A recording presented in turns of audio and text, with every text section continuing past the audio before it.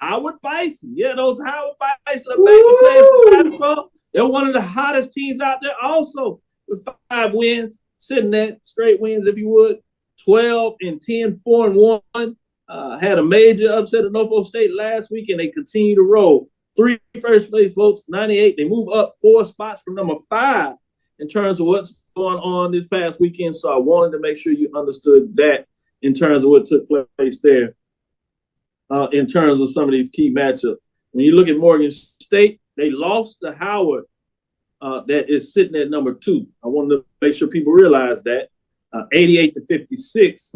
Now, Morgan State did bounce back and defeat Norfolk State in one way. They pretty much dropped Norfolk State outside of the polls, just to give you some indication there. But guess who's number 1?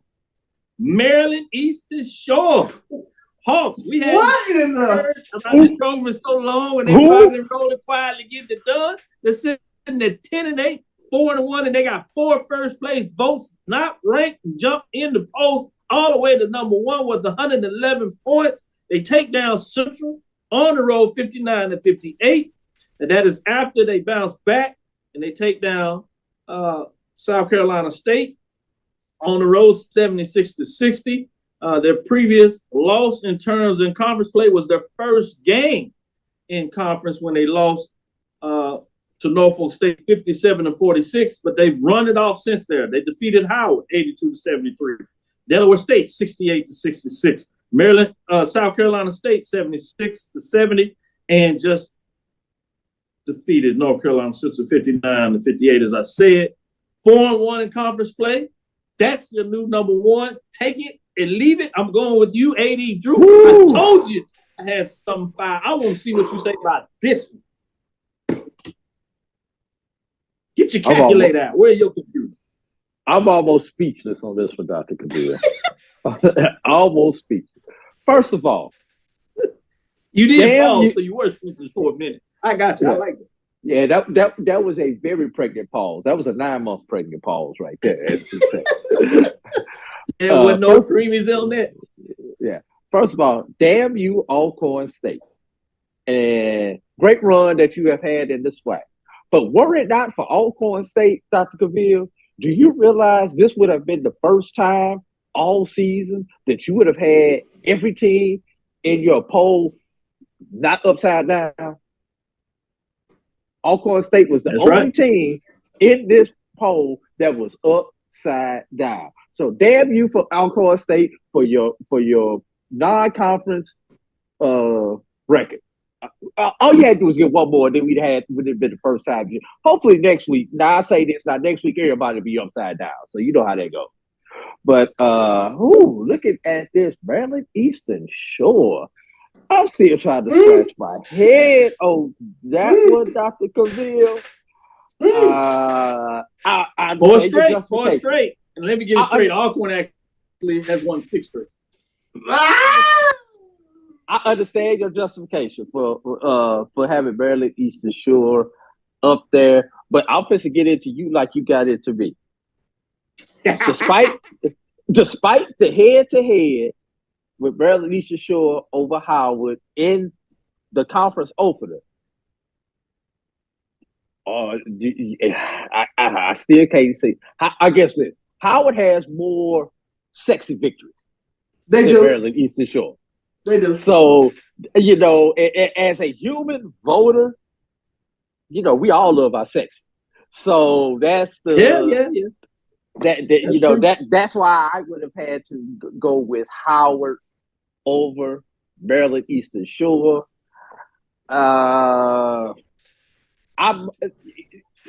Despite Morgan defeated your previous number 1. Correct me if I'm wrong. The number 1 from 2 weeks ago. Norfolk was like number 3 last week, and they now sit. That only got them to number 5, Dr. Cavill.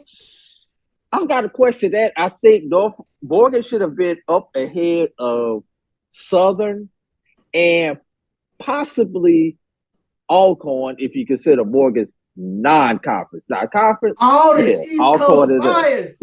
I'm not doing East Coast bias. I'm really not trying to get this East Coast bias. I'm you asked my opinion. I'm giving my opinion. I'm just throwing out things. If I would have put pen to paper or finger to keyboard, Dr. This really Trujillo, has thrown him off.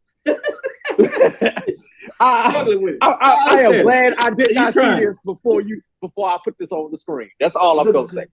Go ahead, y'all. The great Davey Whitney is looking down right now, shaking his head. The Wiz is shaking his head.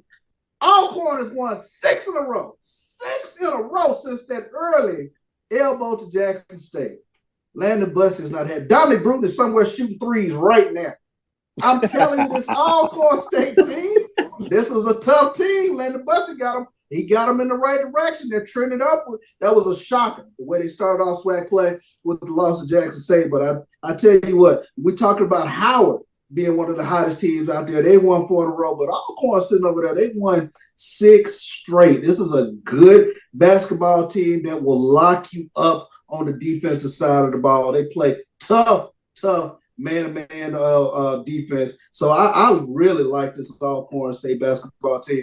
The one that really opened my eye this past weekend, Howard destroying Morgan State.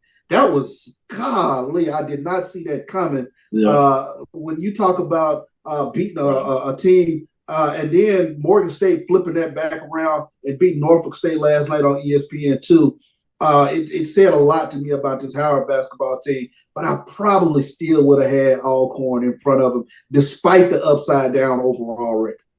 One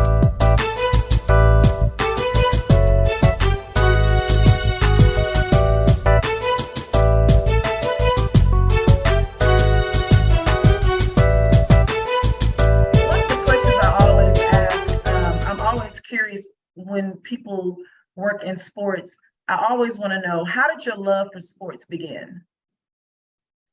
That is a fantastic question. Thank you. I'm not sure how I can pinpoint when the bug bit me, but I always talk about in our house growing up, there was always a black and white picture of my mom's basketball team. And so I grew up knowing that she started as a freshman. She was also part of integrating a predominantly white school. And so she would tell me about some of the struggles that were involved with that. And so I think that always I kind of wanted to make her proud, and I always felt like the bar, she never said that, but I always felt like the bar was going to be starting as a freshman and doing those other things.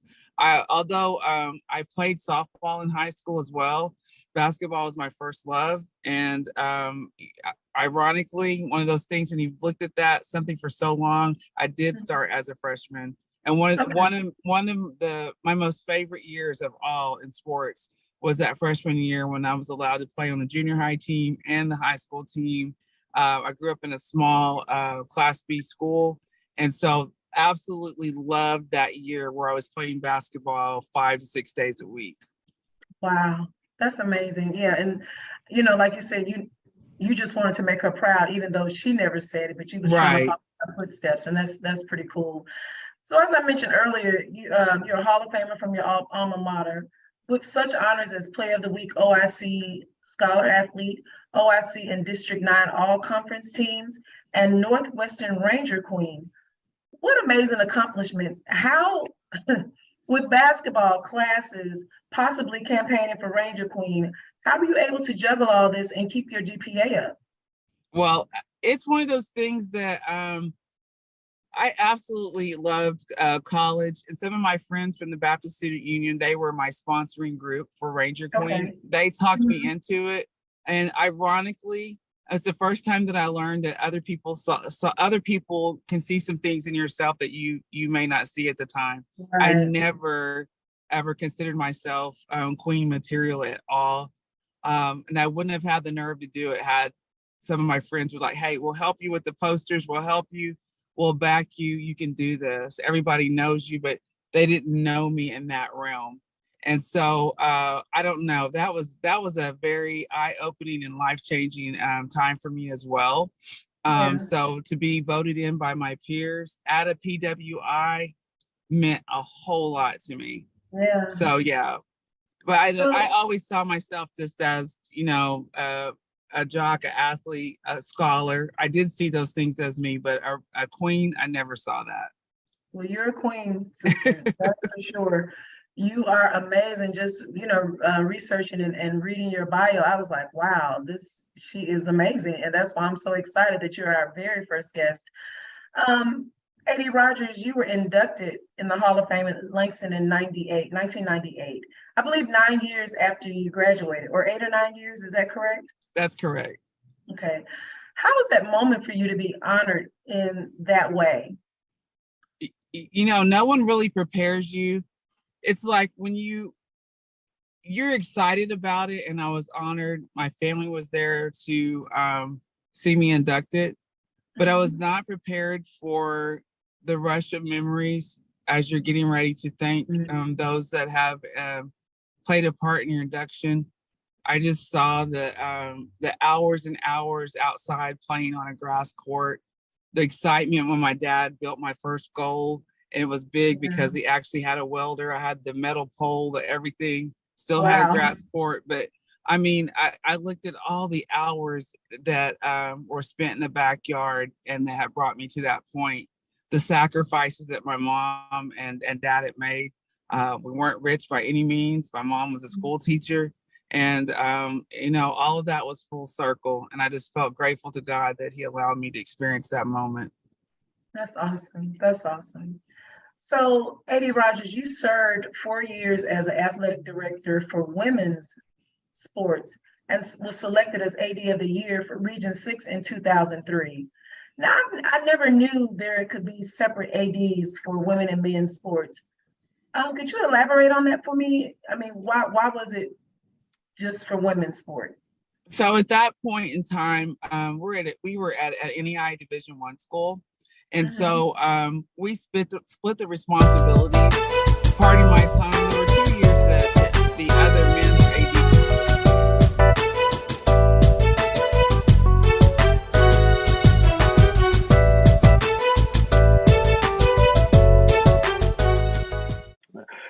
Doc, you mentioned Lincoln and the streak they've been on. They're the winners of 8 consecutive games. So they have not lost in this calendar year. There's only one team that has a consecutive was a streak and it was 8, but I didn't realize they hadn't lost this calendar year. That's a nice touch. Yeah, but there's one team out there who has a streak slightly longer than theirs. I know. Oh, longer? Yes, right now on the D2 level. On the D2 level. HBCU D2. Let me specify. HBCU D2 women. There's one team that has a longer streak. Oh, well, that's easy to. Yeah. I mean, no, Tuskegee's only at 6 in a row. Tuskegee's only at 6 in a row. It's our forgotten HBCU on the D2 level. West Virginia State.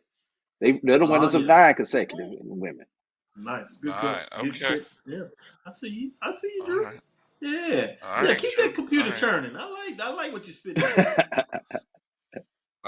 Great observation there, Drew, about the records in Division II. I want to do a breakdown of looking at people's non-conference later, because that's fascinating when you juxtapose it against Division I, which we know that's a different story, but still, I think it is interesting to look at.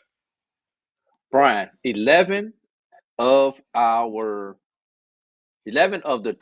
29 women HBCU programs on January 22nd have double-digit wins.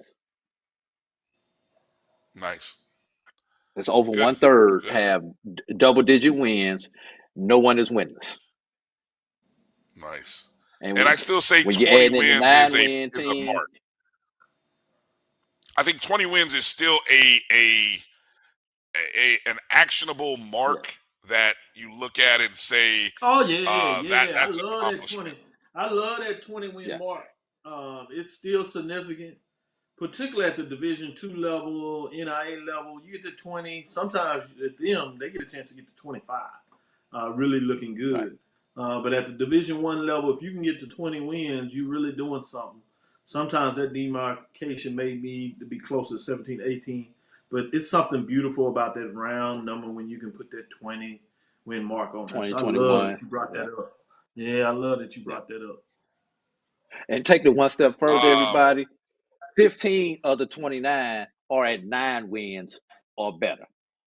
So over half of our women's programs are at 9 wins or better with 5 weeks remaining in the basketball season. They're being at paid least for I'm their getting some money services. for it.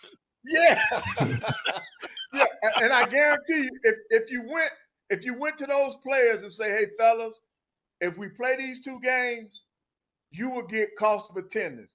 I guarantee you the decision will be unanimous. Coach, let's play them. Let's play them. Right. Because the athletes are actually benefiting from it. But it's a two-edged sword. Even though you're playing those games to help those kids with the cost of attendance, you still put them out there. And AD was right. You still doing it's just doing it another way. You're still doing the exact same thing. Well, I did answer yes to it when he posed that question, but then I think I came with something out of the field remark behind it, because basically I said, hey, $1,000 versus 100, I'm gonna take the 1,000, but yes, I'm still taking one for the team. I believe it is that. But cost of attendance comparable to NIL. It can't. To me, NIL is quick and short term. Cost of attendance is something that could be long term. Wheeler, can you compare and contrast NIL versus cost of attendance, or is cost of attendance something that should be looked at more of doing it? Because Coach Banks, the director of Southern, he came on the show and talked about that's what Southern's trying to do for their student athletes. I think cost of attendance has the ability to affect everyone, whereas NIL is going to affect only those players that are popular, that are marketable themselves, like starting quarterback, starting running back, your star receiver, or something like that. But, cost of attendance has an opportunity to affect everyone. And so, that's why the cost of attendance to me outweighs anything that NIL can bring to the table. Plus the fact that NIL is not, how can I put it, the longevity factor in terms of NIL is not there, as opposed to the longevity factor in terms of the potential of cost of attendance. So, you're able, in my opinion, you're able to cover more ground if you're able to do cost of attendance than you are NIL, which only concerns itself with a certain number, a limited number of players, that sort of thing. Yeah, because that's interesting, because you mentioned quarterbacks and they're getting those deals, their name recognition, but without those big guys up front. Yeah, I mean, what about O linemen, D linemen? And these guys are only human. These guys are only human. And at what point in time does that doubt or whatever, jealousy or whatever it is you want to call it, kind of creep in? Here my jersey's getting dirty, and I'm keeping folk up off this guy, and he ain't even buy me a burger last week. So maybe I need to slip and fall on one to kind of who's in charge, who's actually in charge up here, and maybe he'll start to share the wealth, or what is there in the Godfather, wet my beak. Maybe he'll a little bit, So it's something that kids, kids nowadays, they think about those things. Yeah. So I mean, it's something to be thought about. That's for sure. And we talked about it before, guys, and I will say this: I think it's a tough job, the director of athletics. I mean, they're the CEO of the athletic department. They got to have a good staff put together, and now, guys, with the the mindset that we're in now, and for us, the sports world, it's instant gratification. There's no honeymoon period, and even whether you're in the SIAC, the CIAA, the SWAC, it's kind of different now. It's win and win quickly. How do you combat that? We are going to be playing Who's Most Likely To? Here with the insanely talented cast of 80 for Brady. Most likely, in any case, it would be Rita. To do most anything. Taking this one, he's cute.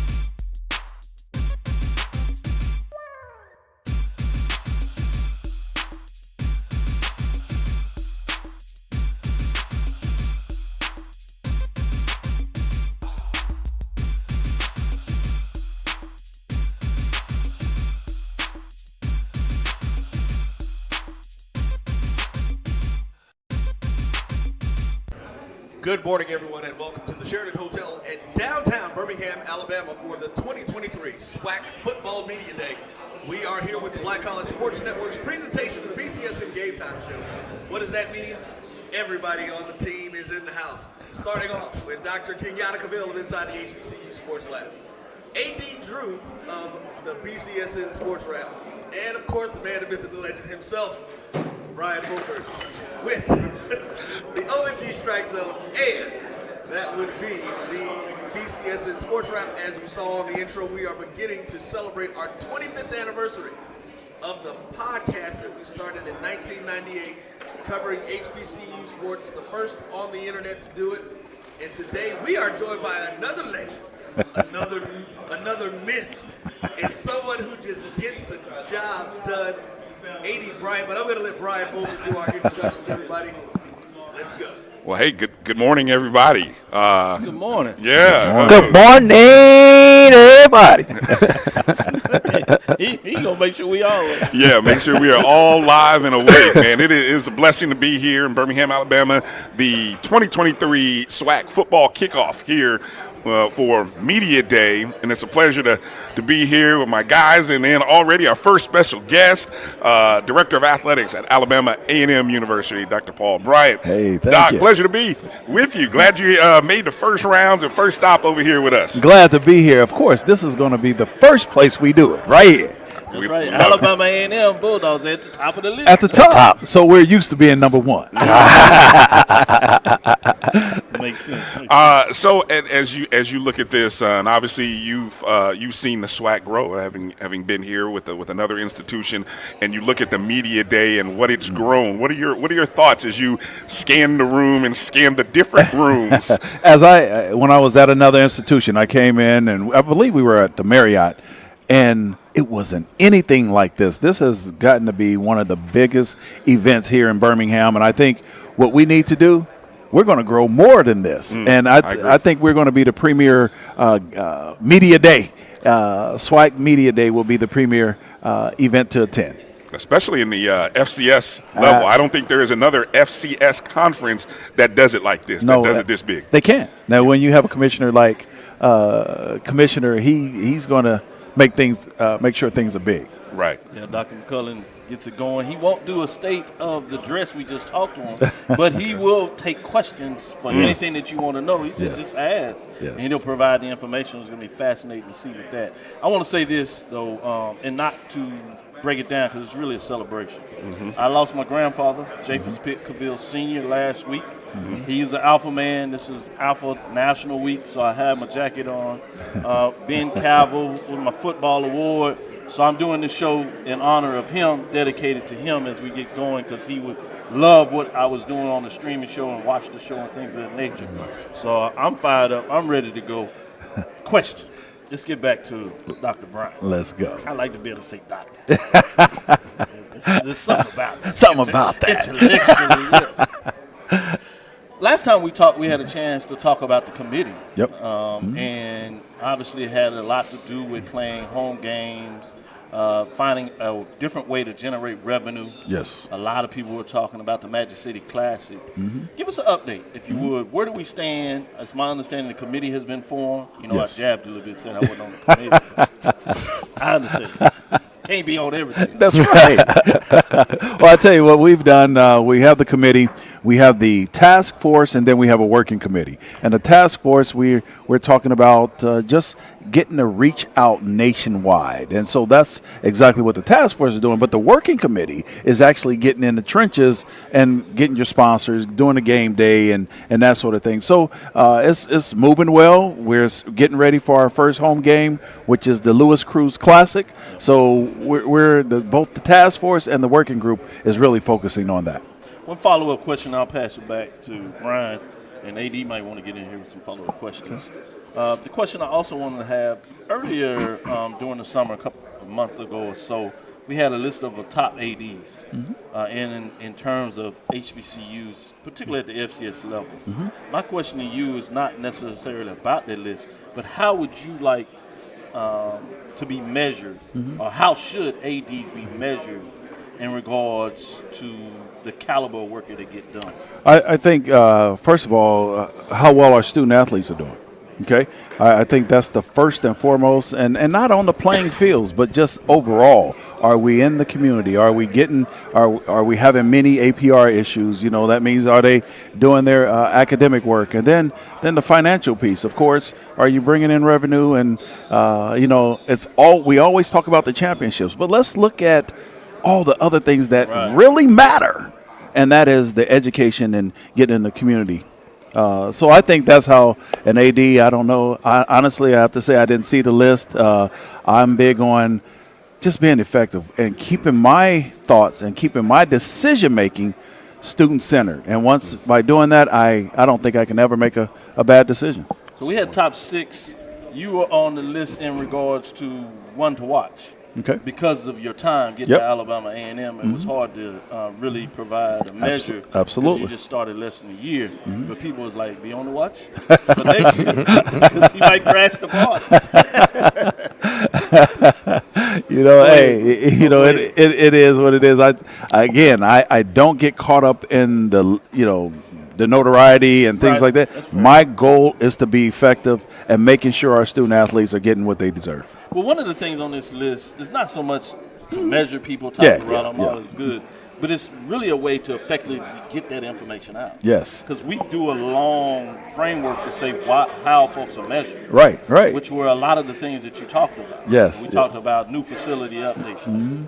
We talked about the revenue in terms of what they're bringing in. Yeah. Championships in regards to that. So it was a quantitative measure Got of it. multiple different things. I like that. Where they finish in the top in terms of the all sports trophy. Right. Where did they finish in terms of the revenue generating sports, if you allow me to use that? Absolutely. Where did they fall in terms of academics? Got it. So all those things were measured. That's good. Those are good You're terms. absolutely right in terms of a lot of it is about how do we get the story out. Right. Effective. Yes, sir. Go ahead, Yes, sir. All right, Drew, I'm going to give you a chance if you want to jump in there. All right, Dr. Bryant. Dr. Kavir kind of broke the ice talking about your committee as far as generate revenue and scheduling and things like that. So I've got to ask a question that hits close to home to me. Okay. You got Tuskegee for homecoming. Now, let me frame this question right before I ask. Tuskegee, Alabama A&M is a game that's going to draw irregardless of homecoming. Correct. But you happen to play Tuskegee for homecoming. What went into that decision of actually designating that game? Was there something was it something that was done by like your student affairs or whatever type of organization that there is on campus? Why choose already a good revenue game and make that homecoming? Because it seems like you're possibly taking a gate away by not having a Tuskegee game as a standalone game, and then your homecoming, which is going to draw also. Right. So what happened was we were playing Tuskegee and Jackson State back to back, right? Correct. Tuskegee game was actually in Mobile.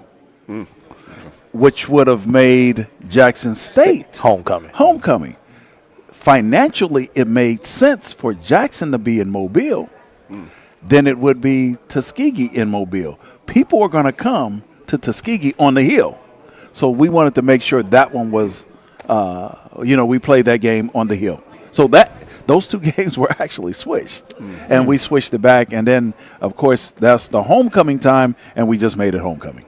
Now, which is going to be even bigger. All the hotels are sold out right now. I got mine. That's right, your wife's along. Yeah, and it's going to be a huge event. But that's not the only event. We want to make all of our games that exact same way. We're trying. That's what the task force and the working committee is working on.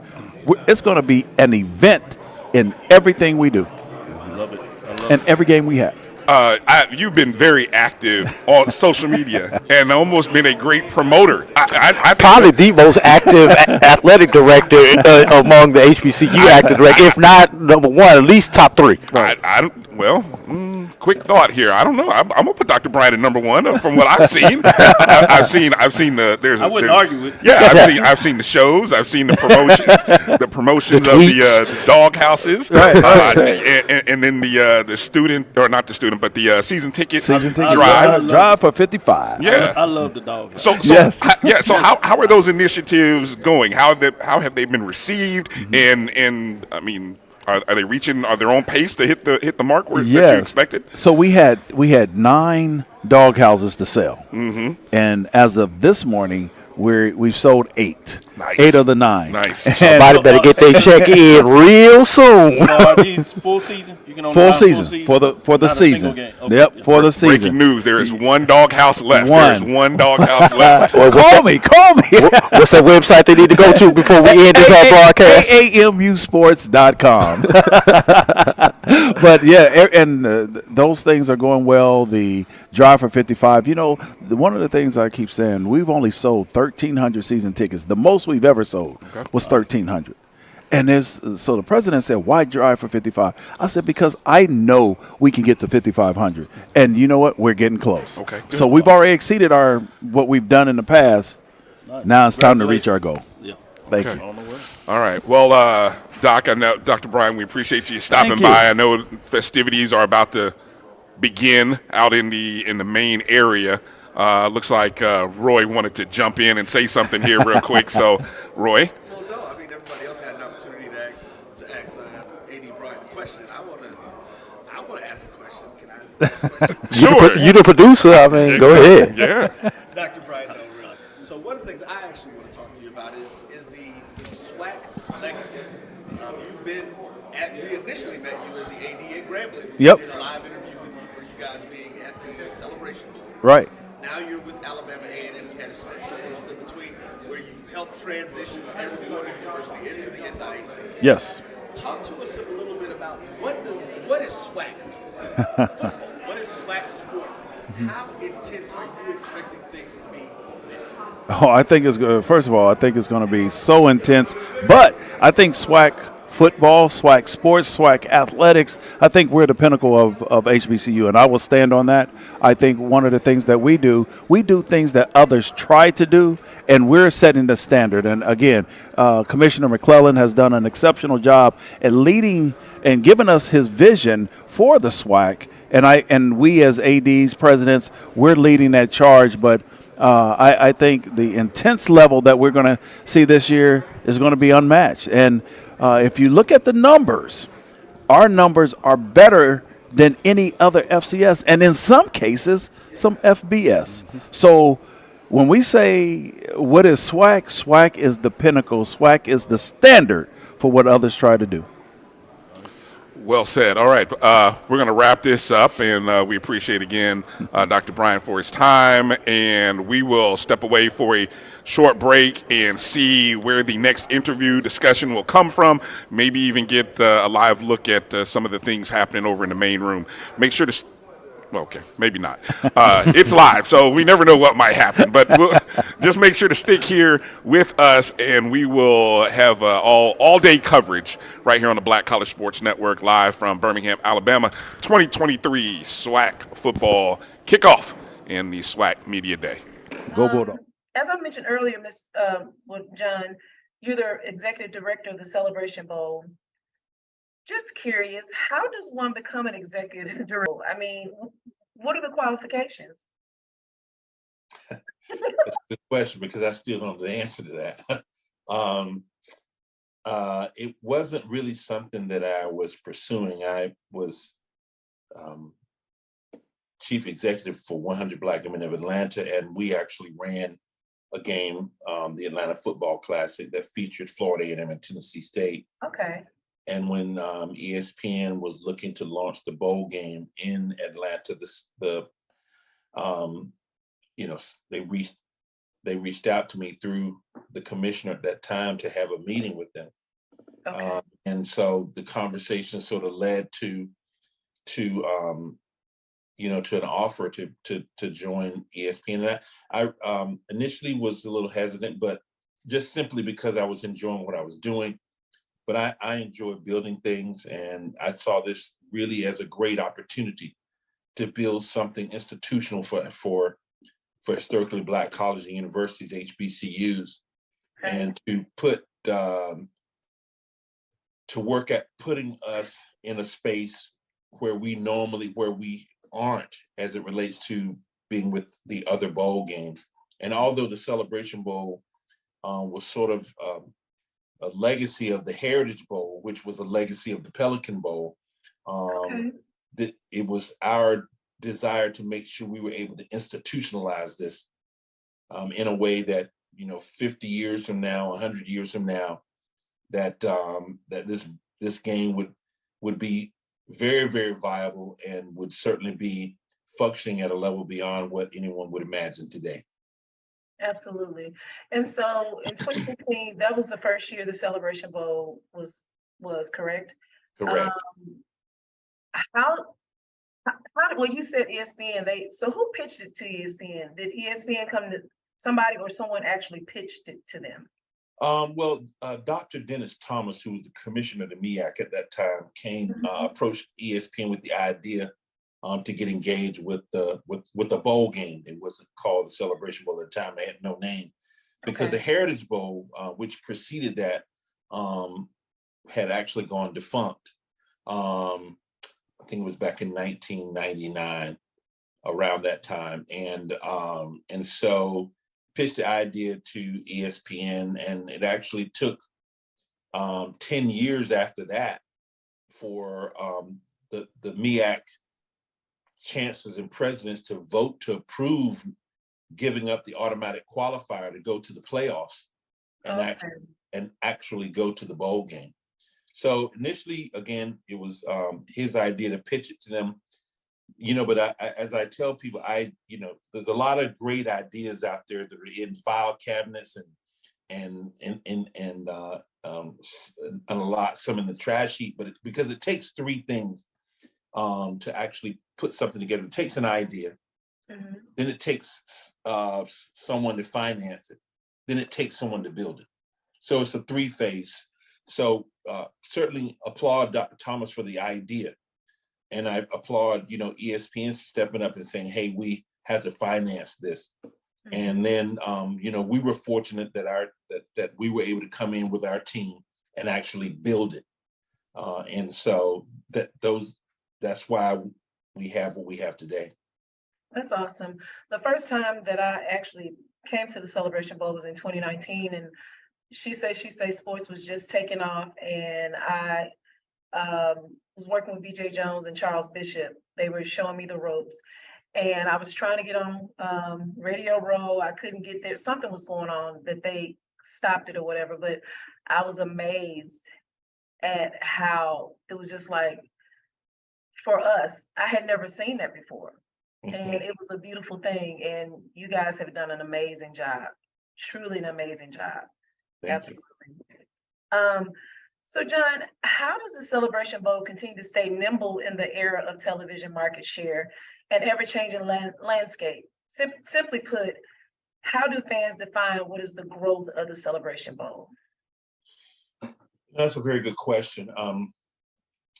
I like to, I always begin with the end in mind when I'm looking at anything. And the ultimate goal for us was to build a Super Bowl, to build our Super Bowl. Hello, everyone, and welcome. This is Roy Evans of the Jericho Broadcast Networks, and I am here with Mr. Darren Reed, who is the Senior Vice President of Stride Professional Development. Darren, how you doing today? I'm doing well, Roy. Glad to be here. All right, well, thanks. So let's start off by telling the folks a little bit about what Stride Professional Development is. Yeah, absolutely. Stride is the nation's leading provider of online education in the K through 12 space. We were formerly known as K-12 Inc. and are over 2 decades in the space of providing free virtual online education across the nation to students, no matter where they are. We've since changed our name to Stride because we've expanded beyond the K-12 space, though that's still very much what we do as a priority. What we've also done with the Stride Professional Development Center is we've leveraged some of our expertise over the past 2+ decades of supporting schools and students and educators, teachers, principals, and we are trying to innovate, the way professional development happens for educators, and that we're doing that through the Stride Professional Development Center. Gone are the days where it's face-to-face only PD. It's episodic professional development. It's professional development that's not necessarily relevant to what teachers and educators need right away. So the Professional Development Center is designed to solve that challenge with some unique and innovative ways of delivering content. All right, man. Well, listen, we are super excited here at the network to be engaged with you all and helping to provide this opportunity for teachers all across the country, and especially those teachers that are coming from our HBCU backgrounds, because we know that education was always one of the stalwarts of most HBCUs in this country. They all had teaching programs, and that's what a lot of them were founded for. So there, let's talk a little bit about those special programs that you guys have for the teacher.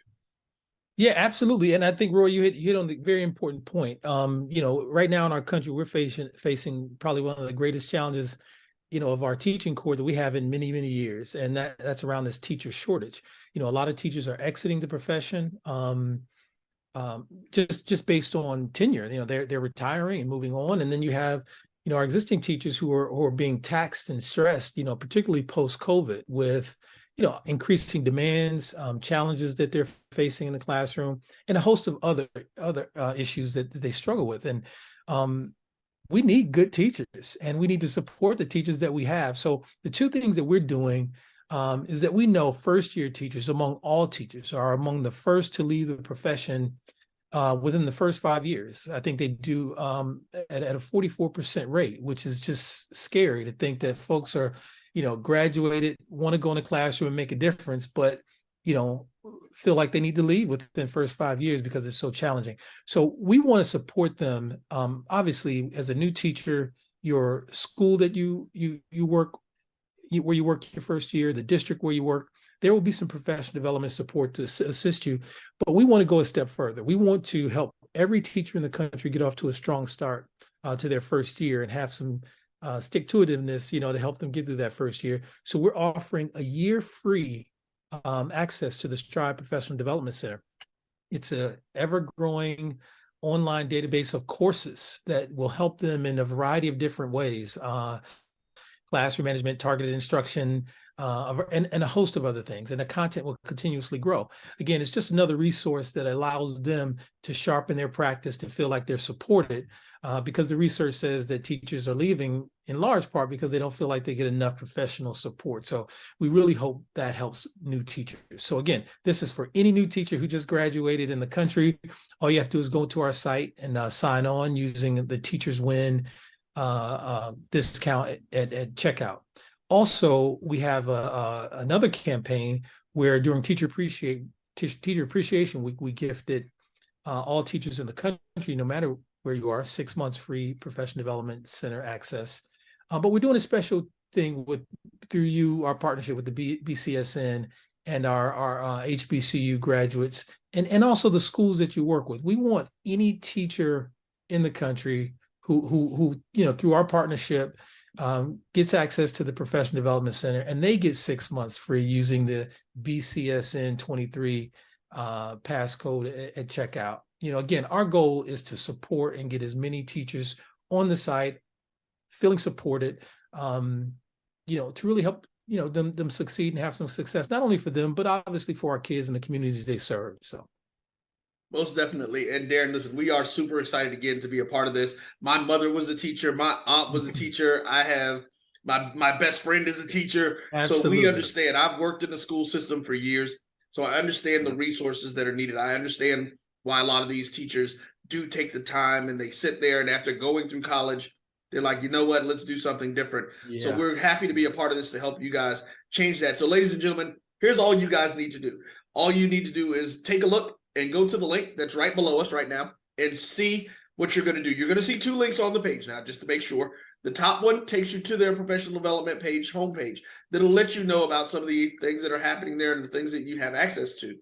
Go to the second link that says Teacher Appreciation. That'll take you directly to the content page where you can sign up and get your free year if you're a new teacher, and your free 6 months if you're an existing teacher. Let's show them how we utilize resources, and we make sure that we take time, those folks who are HBCU alum, and use this. And let's see what Stride has to offer. We're excited about it. We know you will be too.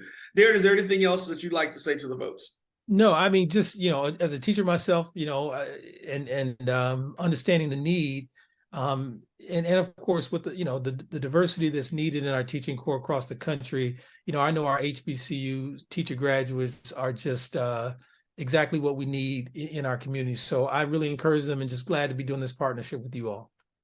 All right. Well, folks, there you go again. Mr. Darren Reed, Senior Vice President of Stride Professional Development Learning. We will be seeing you guys, and trust me, you'll be seeing more from their partnership with us as we move forward, always trying to do our best to make sure that we move forward with the community. Take care. Thank you.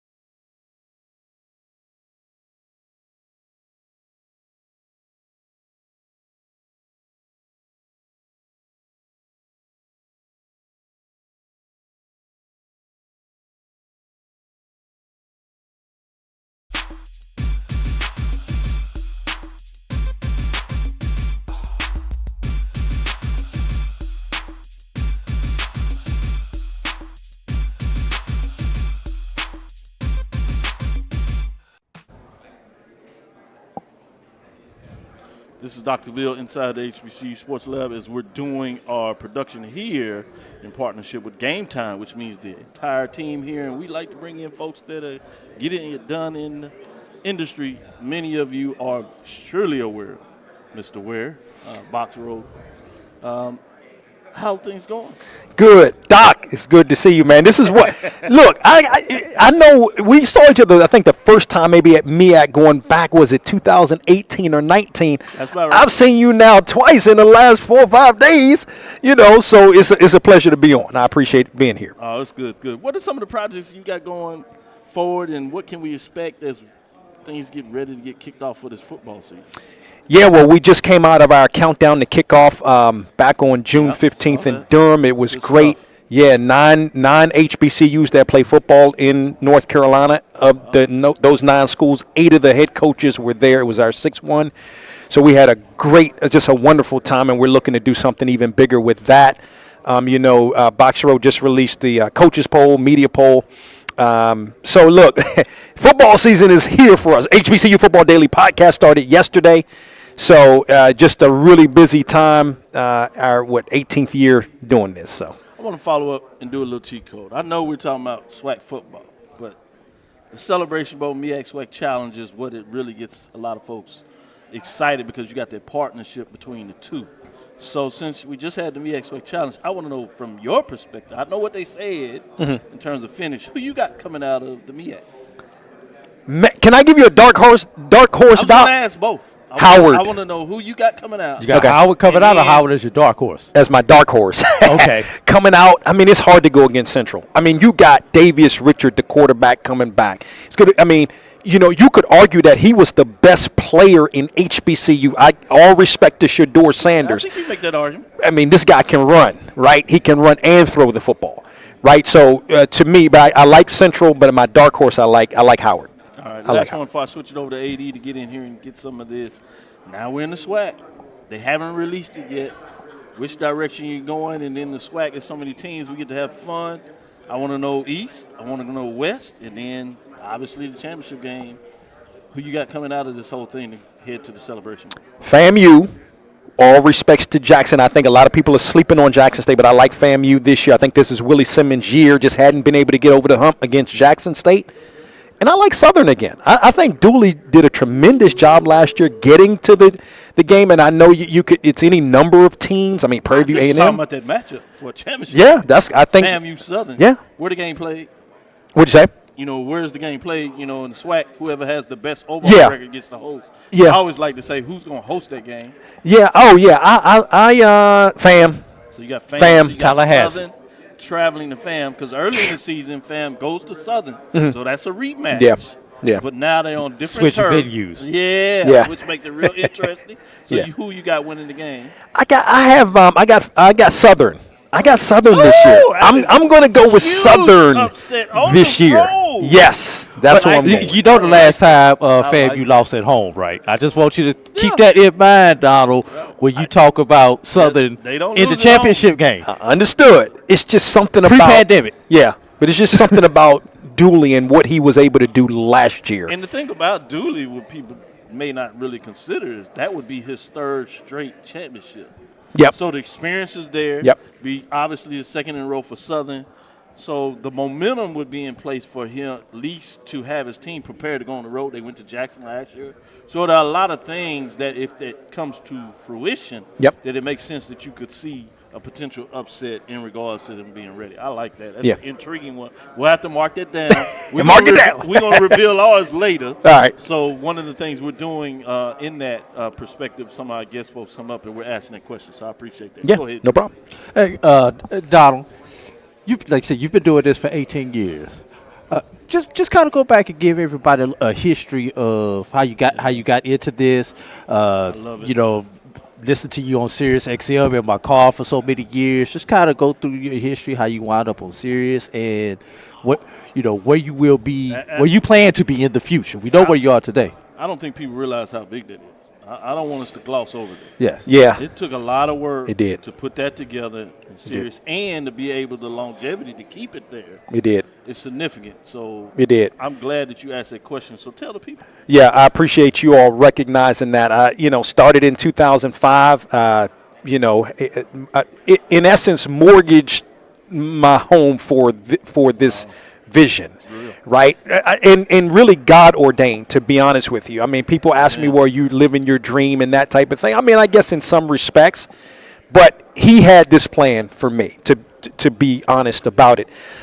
We started off with 5 radio stations, Birmingham, Durham, Raleigh, Greensboro, Winston-Salem. That's a syndicated show. Syndicated show. Okay. Box to Row syndicated. Ran out of money. You guys know how the sponsorship game works. And a lot of times it don't work for us. Ran out of money. Had to come back to the home station, WAUG. Big shouts out to Power 750 WAUG and Hot 97.9 in Raleigh. The only original affiliate that's still carrying the program. That was our only affiliate for about 4 or 5 months. Built it back up.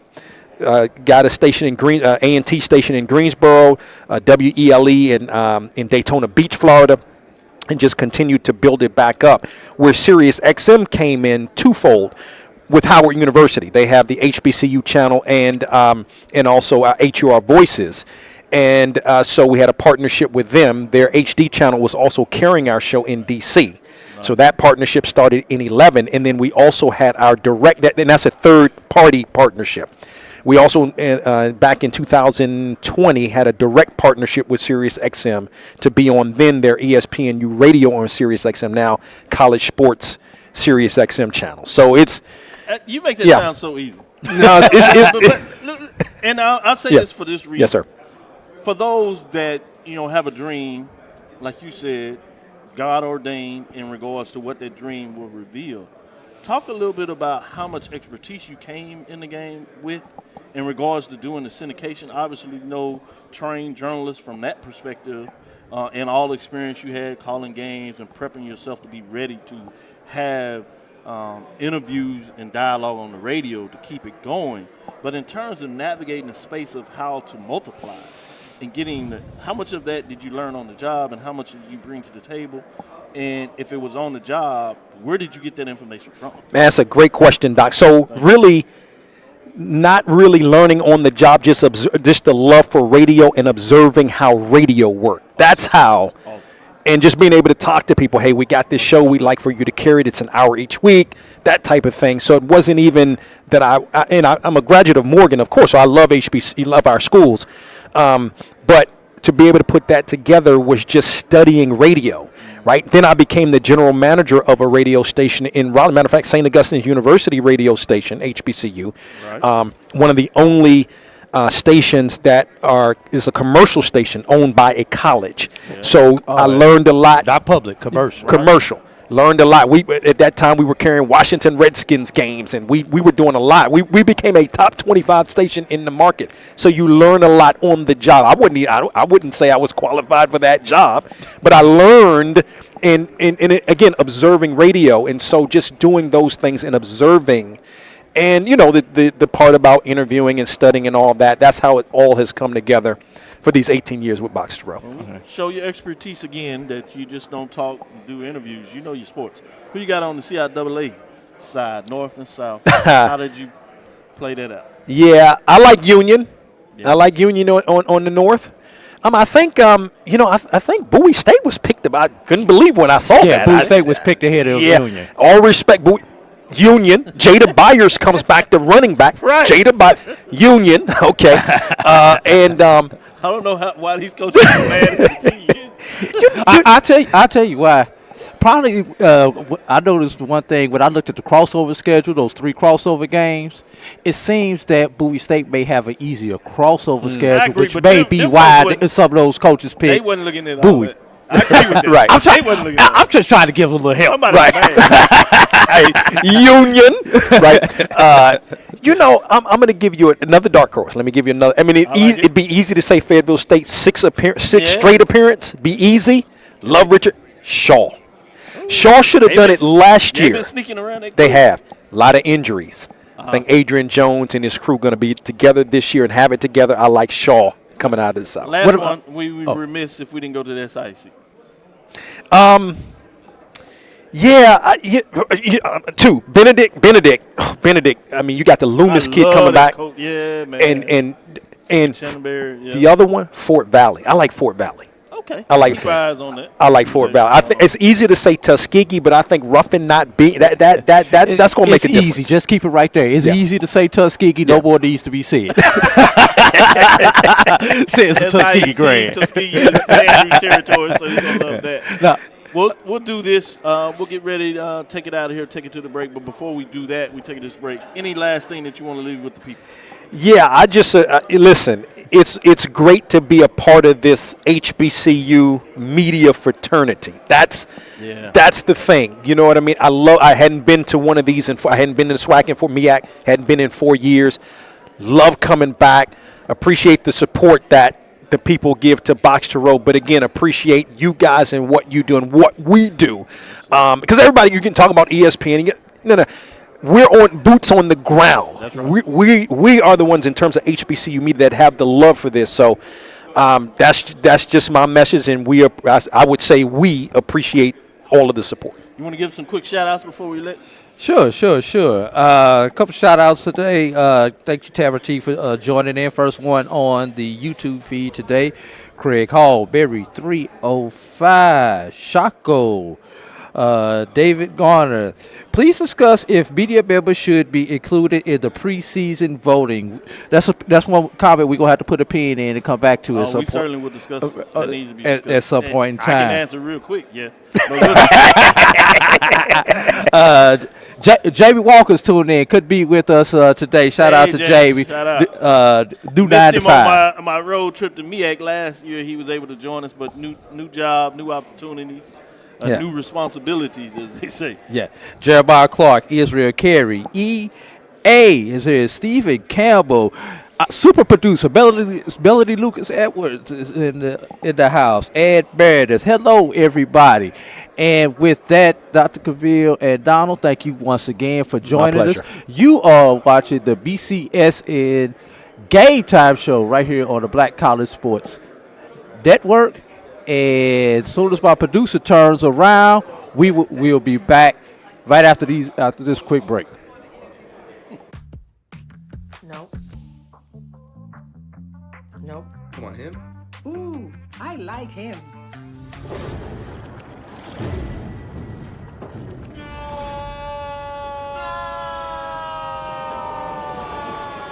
Quick, the quicker picker-upper. Bounty picks up messes quicker, and each sheet is 2 times more absorbent, so you can use less. He's an 8. He's a 9.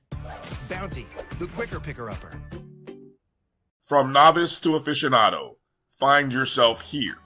High quality cigars plus personal customer service. Slow Burn is Waco's only mobile cigar lounge, featuring a meticulous, curated collection of premium cigars. Visit our website, www.slowburnwaco.com. That's www.slowburnwaco.com. If you think all pads are exactly the same, think again. This is Always Ultra Thins reinvented with the Always Triple Protection System. This pad wicks gushes 90% faster, absorbs even more so you can feel dry, and locks odors in. Rethink your pad for up to 100% leak-free and odor-free comfort with the totally reinvented Always Ultra Thins.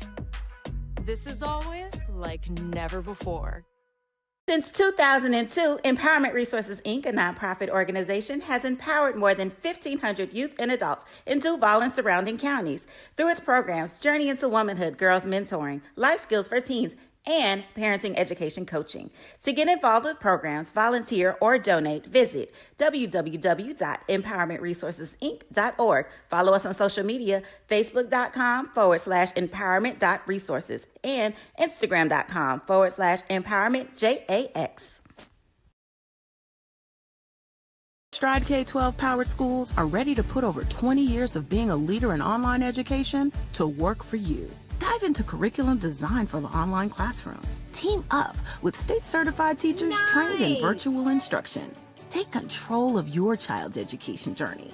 Discover the power of personalized learning with a leader experienced in preparing kids for a future they can be excited about. Take charge. Stride K-12. Enroll now for the fall.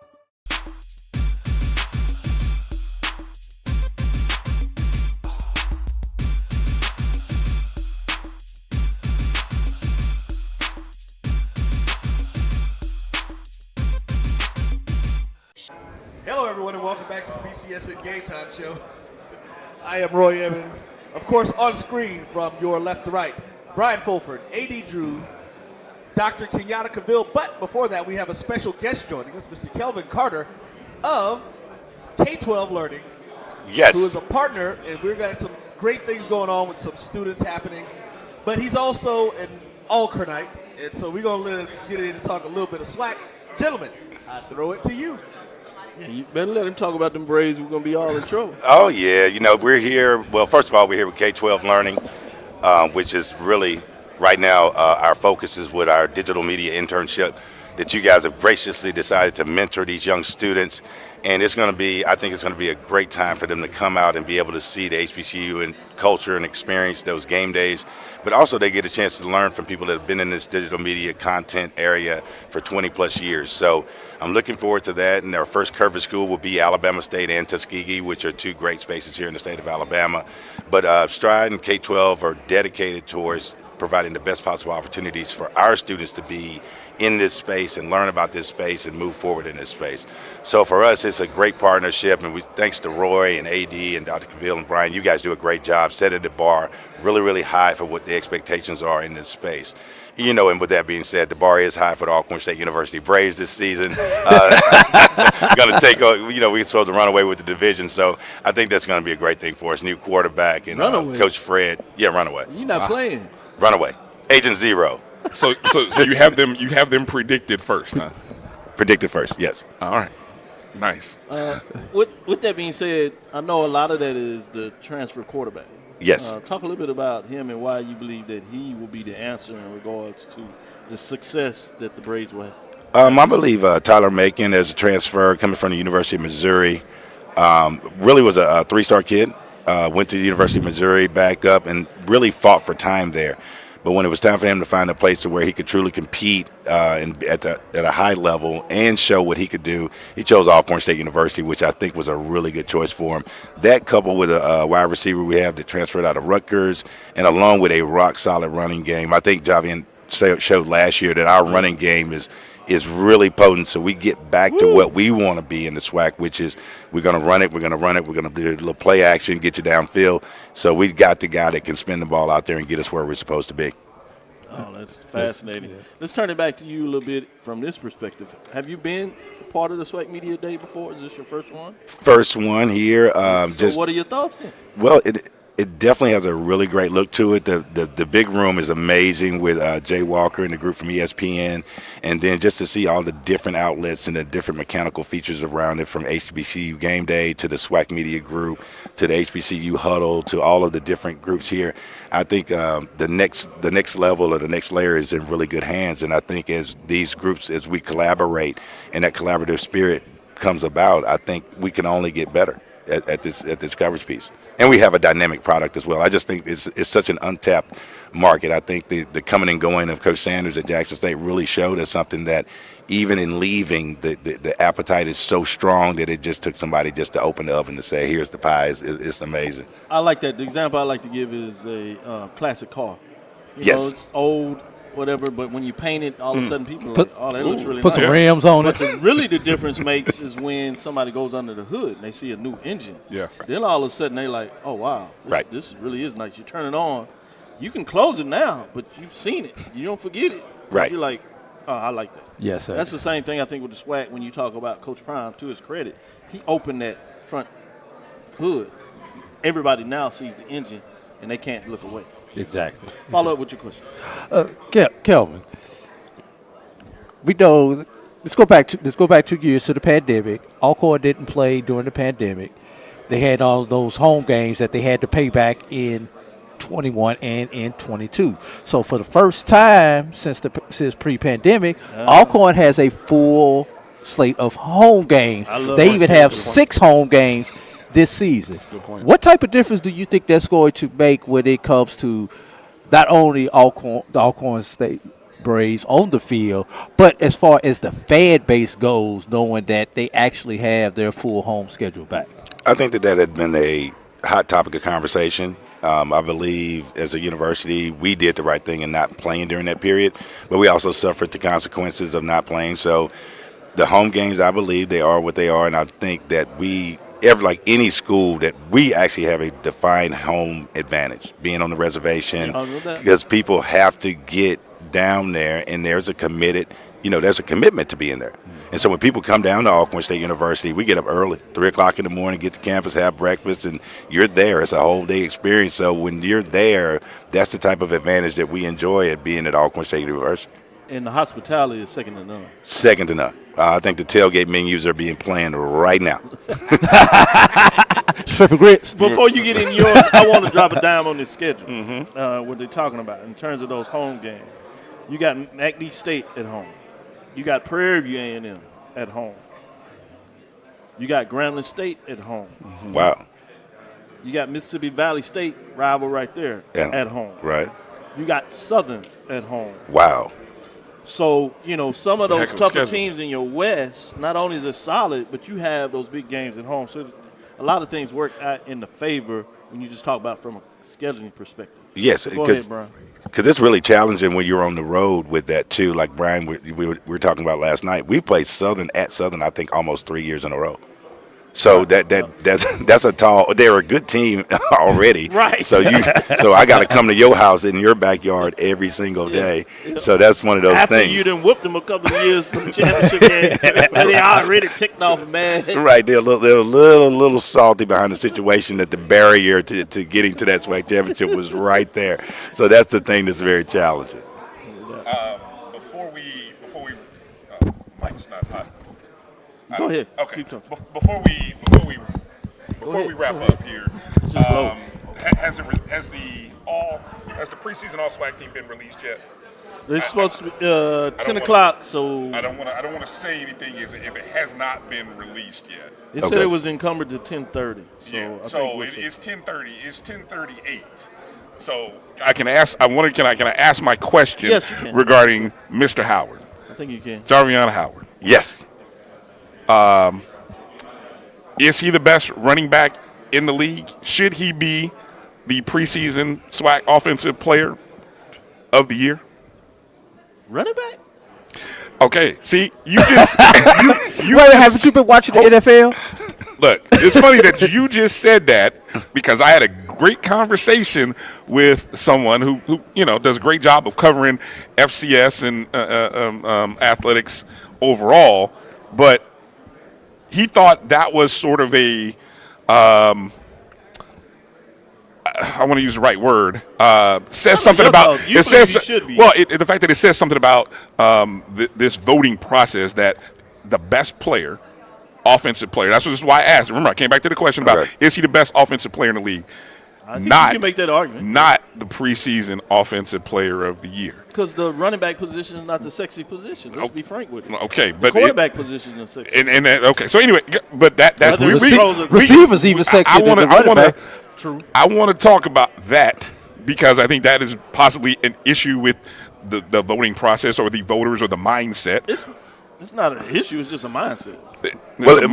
But you can have But if he's the best offensive player, though, Doc, that's still opinionated. Some people may not think he's the best offensive player. What's interesting is I think most of us will. If you talk with the athlete, the running back, he actually said that the guy that transferred back with him, that's now at Jackson State, will probably show us that he's the transfer quarterback at Jackson State, that he'll be the offensive player of the year. He said that came out of the mouth of Howard because he was at Syracuse with him, and he just talked about that process of not coming to Jackson State when Shedeur was there and being in Syracuse, and now he's back in Tiger Nation, and I think he's going to be dynamic. He just dropped the dime. Right He did. So it's going to be dynamic. We got to do SWAC Insider, y'all. We just work just a little bit, just have a few good conversations. If I'm not mistaken, that's the young man. Have you switch hats? You dropping dimes like that? Is that the young man from Jackson State who's here? Correct. I believe. I don't. Back. Okay. All right. Look, we've got to end up breaking and move on to our next interview. But as always, Kelvin, we appreciate you, your support. We appreciate the partnership. We appreciate your support. As I told somebody earlier, I said, look, Kelvin he's a guest co-host of the SportsWrap. So I mean, that's why he's here, among other things that he does. So yes, indeed. And whenever we need to get that Alcorn perspective, and another that Alcorn SWAC West perspective, we go to. Okay, the boss is fussing at me to wrap it up, so I'm going to wrap it up. Kelvin, appreciate you. Yes, I'll be back shortly. Yes, we'll be back shortly. And coming up in just a moment, the executive director of the Orange Blossom Classic, Ms. Kendra Bullock Majors, will be here in just a moment. Take a quick break here with the BCSN Game Time show. Charmin Ultra Soft has so much cushiony softness, it's hard for your family to remember they can use less. Sweet pillows of softness. This is soft. Holy Charmin. Oh, excuse me. Roll it back, everybody. Sorry. Charmin Ultra Soft is so cushiony soft, you'll want more, but it's so absorbent, you can use less, so it's always worth it. Now, what did we learn about using less? You gotta roll it back, everybody. We all go. Why not enjoy the go with Charmin? T. Madden and Associates is a sophisticated and experienced law firm located in your neighborhood. We're turning injury to cash. T. Madden and Associates obtained almost $2 million for my injury. They turned my injury to cash. Now, we can't guarantee how much your injury is worth, but we've recovered millions for our clients. Call T. Madden and Associates at 833-PAID-123. That's 833-PAID-123.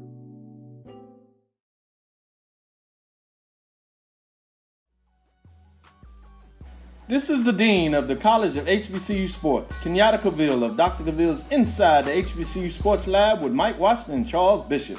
Come mix it up in the lab where the course lecture is in session every Tuesday from 6 o'clock p.m. Central Standard Time on Facebook Live, YouTube Spreaker, or the BCSN app, as we discuss all things about the HBCU sports culture, including exploring the week that was in the sporting HBCU diaspora, as well as the upcoming week of HBCU sports. With me, the Dean, the College of HBCU Sports, on Dr. Cavill's Inside the HBCU Sports Lab with Mike Washington and Charles Bishop. Course lecture dismissed. It's never too early to plant the seed, to share the tradition, and instill a sense of pride in your HBCU with your little ones. HBCU Pride and Joy Children's Boutique helps you share your school spirit with a wide selection of adorable kids' apparel and accessories officially licensed from your favorite HBCU. Visit hbcupridejoy.com and follow us on all social media at HBCU Pride Joy on Facebook and Twitter.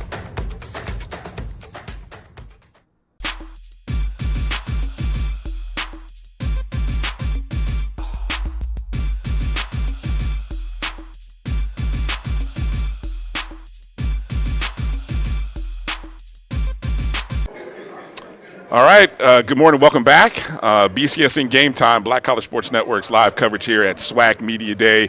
Brian and AD here, and it's a pleasure to be here. Joining us now, the executive director of the Orange Blossom Classic, Ms. Kendra Bullock. Hi. Welcome to SWAC Media Day. How are you doing? I'm doing great. How are you? Great, doing great. Loving this environment. It's a nice SWAC kickoff media day to the start of the season. Excited. Yes, and one of the big games, of course, on the docket for not just Florida A&M and Jackson State is the Orange Blossom Classic. For those who aren't familiar, give a little background about the OBC and your role and how you came to be a part of this historic event in Black college football. So the Orange Blossom Classic originally took place in 1933, ran through 1978. It was a staple in the South Florida community for many, many years. And the game went away, of course, as a lot of our players, a lot of our talent started migrating over to PWIs. And then I'd say around 2012, 2013, had this idea to revive it, to show this current generation what it really means to experience HBCU football in our backyard. And so after a few years, with the right stakeholders at the table, we were able to bring it back in 2021, kicking off with FAMU and Jackson State University. And now they're in their third year of participation. An amazing game that was to bring it back, a 7-6 ball game. Unfortunately, the Rattlers on the wrong side. Good guys ended up on the wrong side of the score ledger. But this game, the historic aspects of this game many times determine the Black College National champion. That's And, right. you know, I will be first to say that game kind of did that last, you know, in It that did, first the year. last 2 years. Yeah, you Yeah. know, from a perspective of Florida A&M, who you know traditionally has been, you know, a part of this. Talk about from the other side, the Jackson State side, and what they have brought to this classic and into this contest over the past couple of seasons. Well, you know, you're right. When you think Orange Blossom Classic, you immediately think Florida A&M. But we had an amazing matchup coming back. We never would have thought that this rivalry would have taken on the way that it has. And a large part of that has to do with the Jackson State fans. Of course, you know, we cannot discount what Deion Sanders did, you know, coming back, what A.D. Robinson did with bringing in someone like Coach Prime, right? So that definitely helped to shine a light on the game. It helped to shine a light on Jackson State, and it got the fan base excited. But one thing I will say about Jackson State, even, you know, when we started having conversations with A.D. Robinson about Jackson State participating in the Orange Blossom Classic, Coach Prime was not in the mix yet. And we always wanted Jackson State because Jackson State had an amazing travel fan base. You know, they've always led the FCS in attendance. Yes, they do. And so when a lot of people were saying, oh, it's the Coach Prime effect, it's the Coach Prime effect, I think Coach Prime helped to get us out there to mainstream. But I think as it relates to Jackson State and their history and what they've brought to the table, their fan base always knew. So, you know, cannot discredit at all what Jackson State has done and what they've continued to do. So, you know, our tagline for the OBC is one big community. So we have welcomed Jackson State into our one big community, South Florida fan base. Nice. Drew, go ahead there. So, Kendra, when you guys decided to come back, you was originally supposed to come back in 2020, but we all know what happened then. So what were some of the toughest challenges restarting this classic up that so many people, because you had probably 2 generations of people who knew nothing about the OBC except for a footnote on a Wikipedia page. So what were some of the toughest challenges getting this thing rekindled? Well, you know, you're right. We know that the older generation definitely were familiar with the Orange Blossom Classic. A lot of the individuals that may have known about it that were, you know, that younger group, they knew because they were legacy rattlers, you know, or had someone who participated some way or somehow. So we had to come up with something that would really excite that newer generation. So a lot of the things that we do around the game, the ancillary events, of course, the Battle of the Bands, engaging high school bands, we had to come up with creative ways to make sure that they were inclusive. Also, you know, in 2020, there was so much going on in the country just between COVID, of course. You know, we brought this game back at the height of the Black Lives Matter movement, you know, so there were so many factors that came into play when you really think about how do we say we're supporting HBCUs, but how do we also speak to that one big community message to make sure that everyone feels included.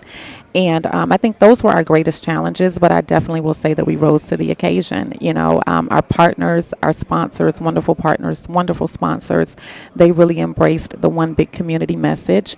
And that's what that message means. I keep repeating it because that's what we're about, you know, so it's all ages, it's all ethnicities. Yes, it's an HBCU classic, and yes, you know, this is what that HBCU culture brings to the table, but here's an opportunity, especially with us being on ESPN and having ESPN as a broadcast partner. Now we get to show that culture in a national, you know, on a national platform. So we didn't just highlight, you know, the game itself, but we highlighted all of the ancillary events around the game. We had partners, you know, such as HBCU Go that did a lot to make sure that, you know, those types of events were showcased. So I think, you know, our greatest challenge, I would say, was definitely keeping within that message, understanding that we were dealing with the pandemic, understanding that the economy was different because of the pandemic, and just making sure that, you know, that one big community message got out there in the wake of Black Lives Matter.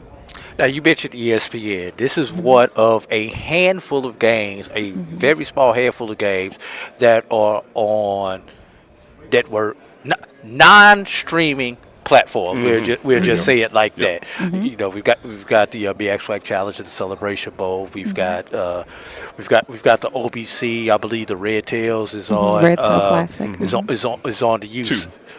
Is it 2? It's either 2 or the U, I U. think. Right. Yeah, Right. no, they're on the U. Okay. Okay. So for the OBC to be one of those few games that are not hidden behind the streaming paywalls and all that stuff, what does that really mean for your organization and the goals of the OBC, because the OBC is more than just a football game. Absolutely.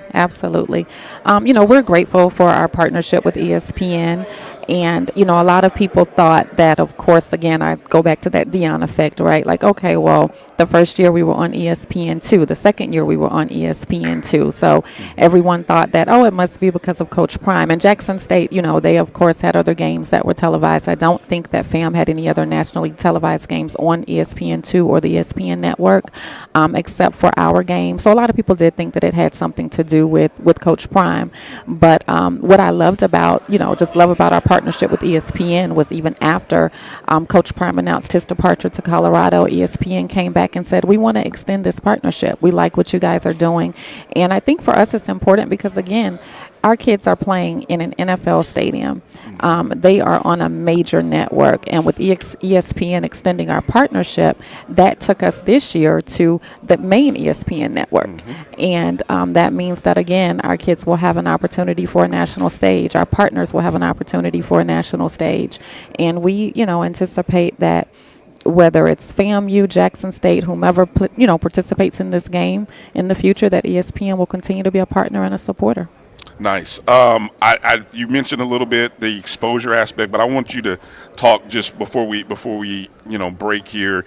What other features or what other for the student athletes?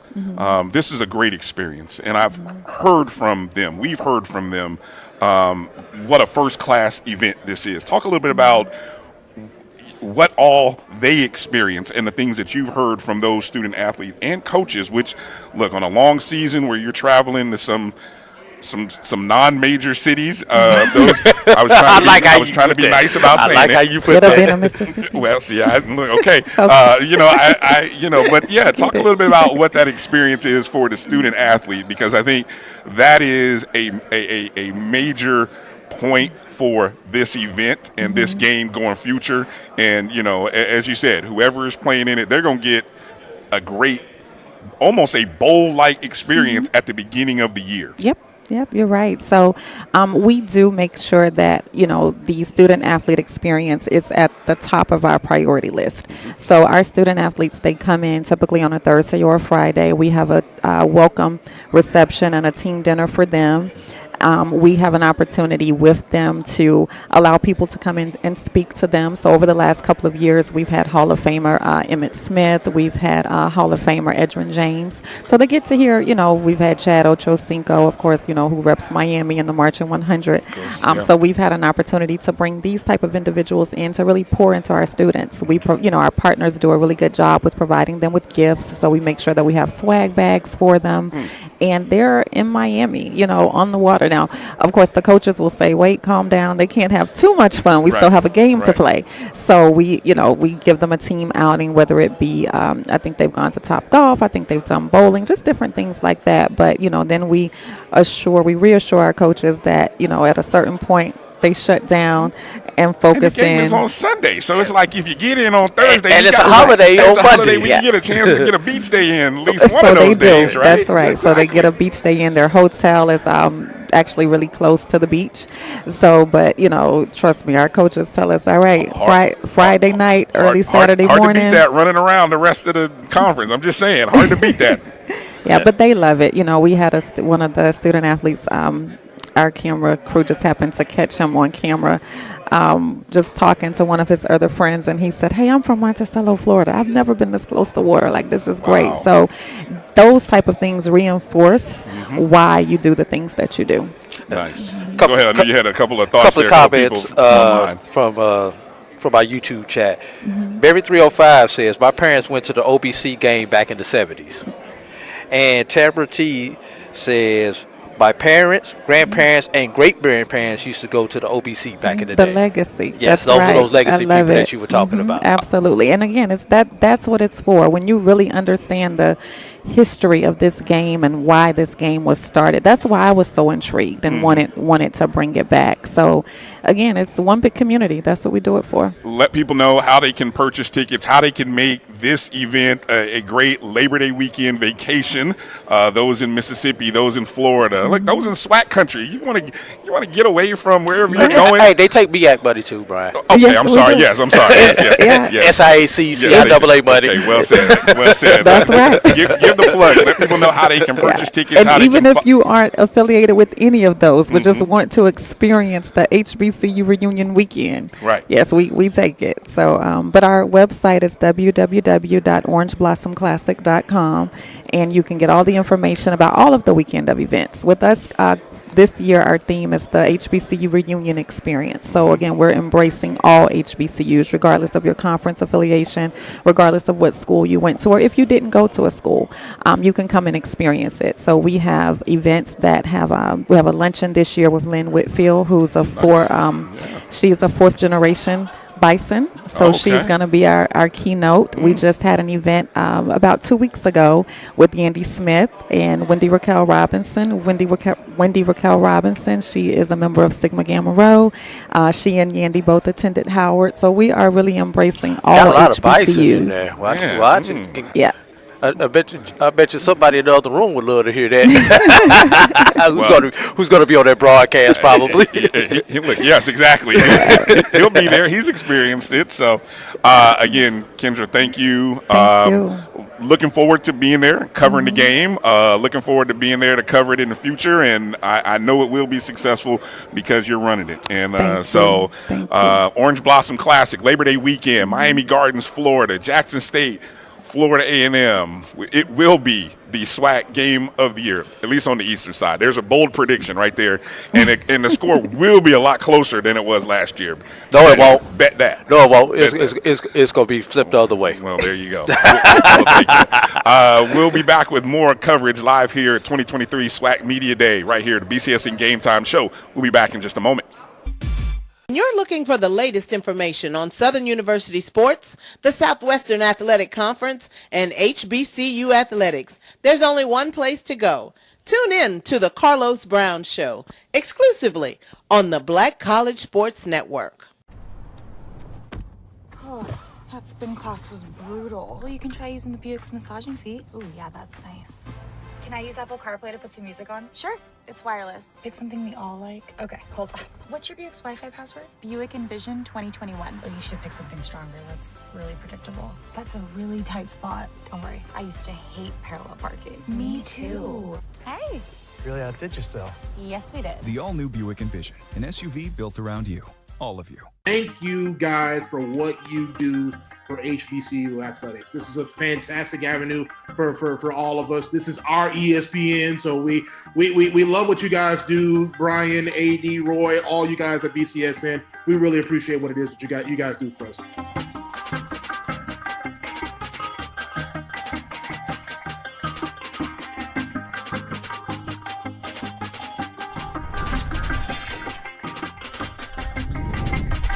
When you work in IT, complaints are part of the job. Bill says the coffee's weak today. But since CDW helped us switch to Mac, everyone's happier. Dan from finance likes getting performance without a big price tag. Phoebe digs the power of the Apple M1 chip. Mac is easy to manage, compatible with all our apps, and came pre-configured by CDW. Now we're even getting compliments. That was Bill again, says he loves his new Mac. He's right about the coffee. This is Brian Fulford. AD Drew and I are co-hosts of the BCSN SportsWrap. We talk about all things related to HBCU athletics. From the games, teams, coaches, and fan interest stories, we cover it all. You can find our shows on Facebook at BCSN SportsWrap, YouTube at MyJBN Online, and everywhere you listen to podcasts like Anchor, Spotify, Google, and Apple Podcasts. You can also find the show on the Jericho Broadcast Network's app. Make sure to download. We look forward to you joining the conversation and being a part of the show.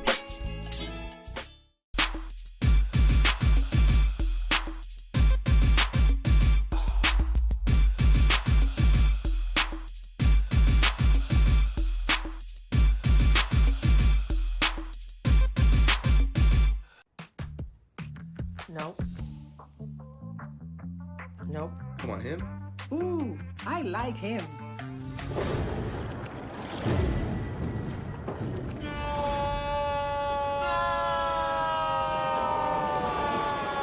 Quick, the quicker picker-upper.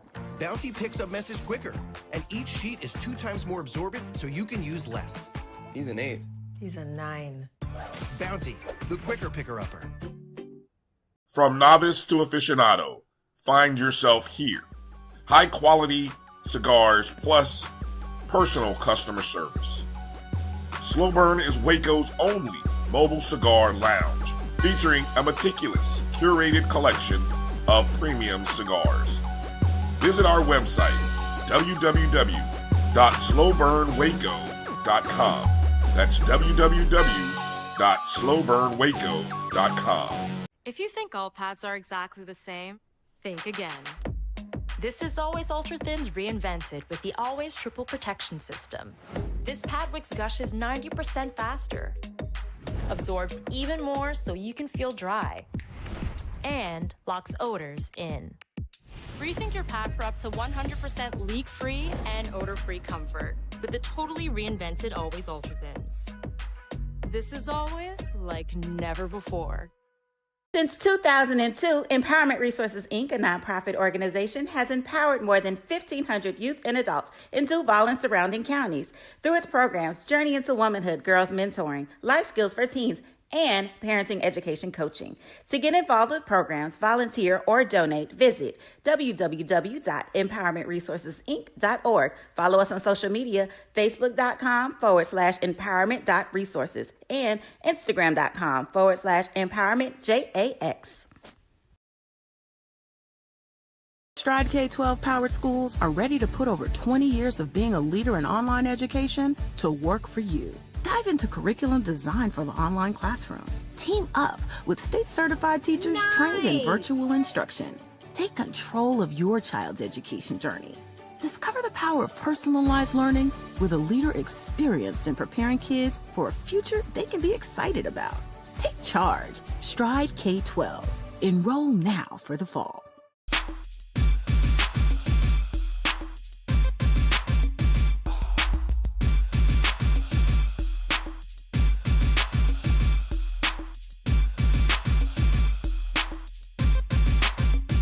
Charmin Ultra Soft.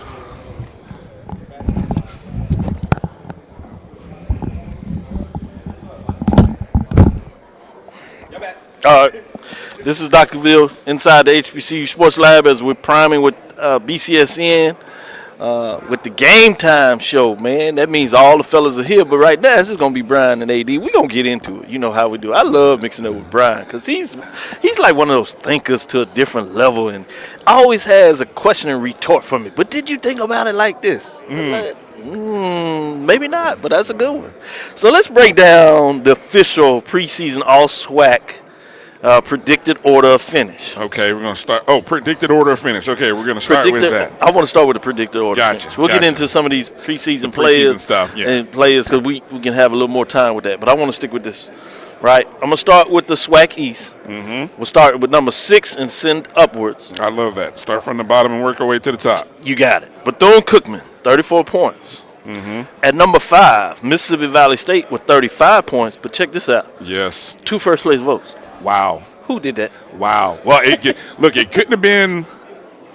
Well, okay. So let me. Who does the voting that we know of? SIDs and coaches. Okay, so that's now. I don't know. And you can't vote for yourself. Are you sure? Yeah, I'm sure. Well, that's amazing then.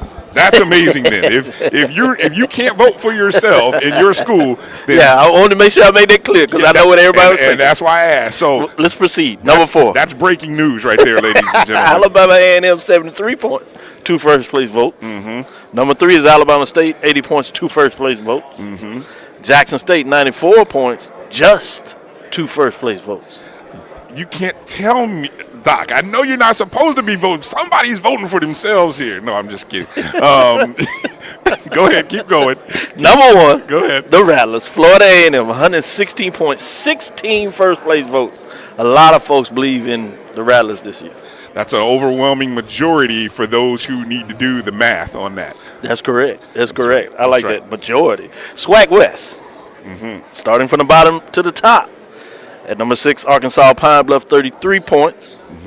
Prairie View A&M, 68 points, 2 first-place votes. 5th place, just ahead of them, Grambling State with 69 points. They also received 2 first-place votes. That's interesting. Texas Southern, 73 points, 1 first-place vote. It's a little low in my opinion.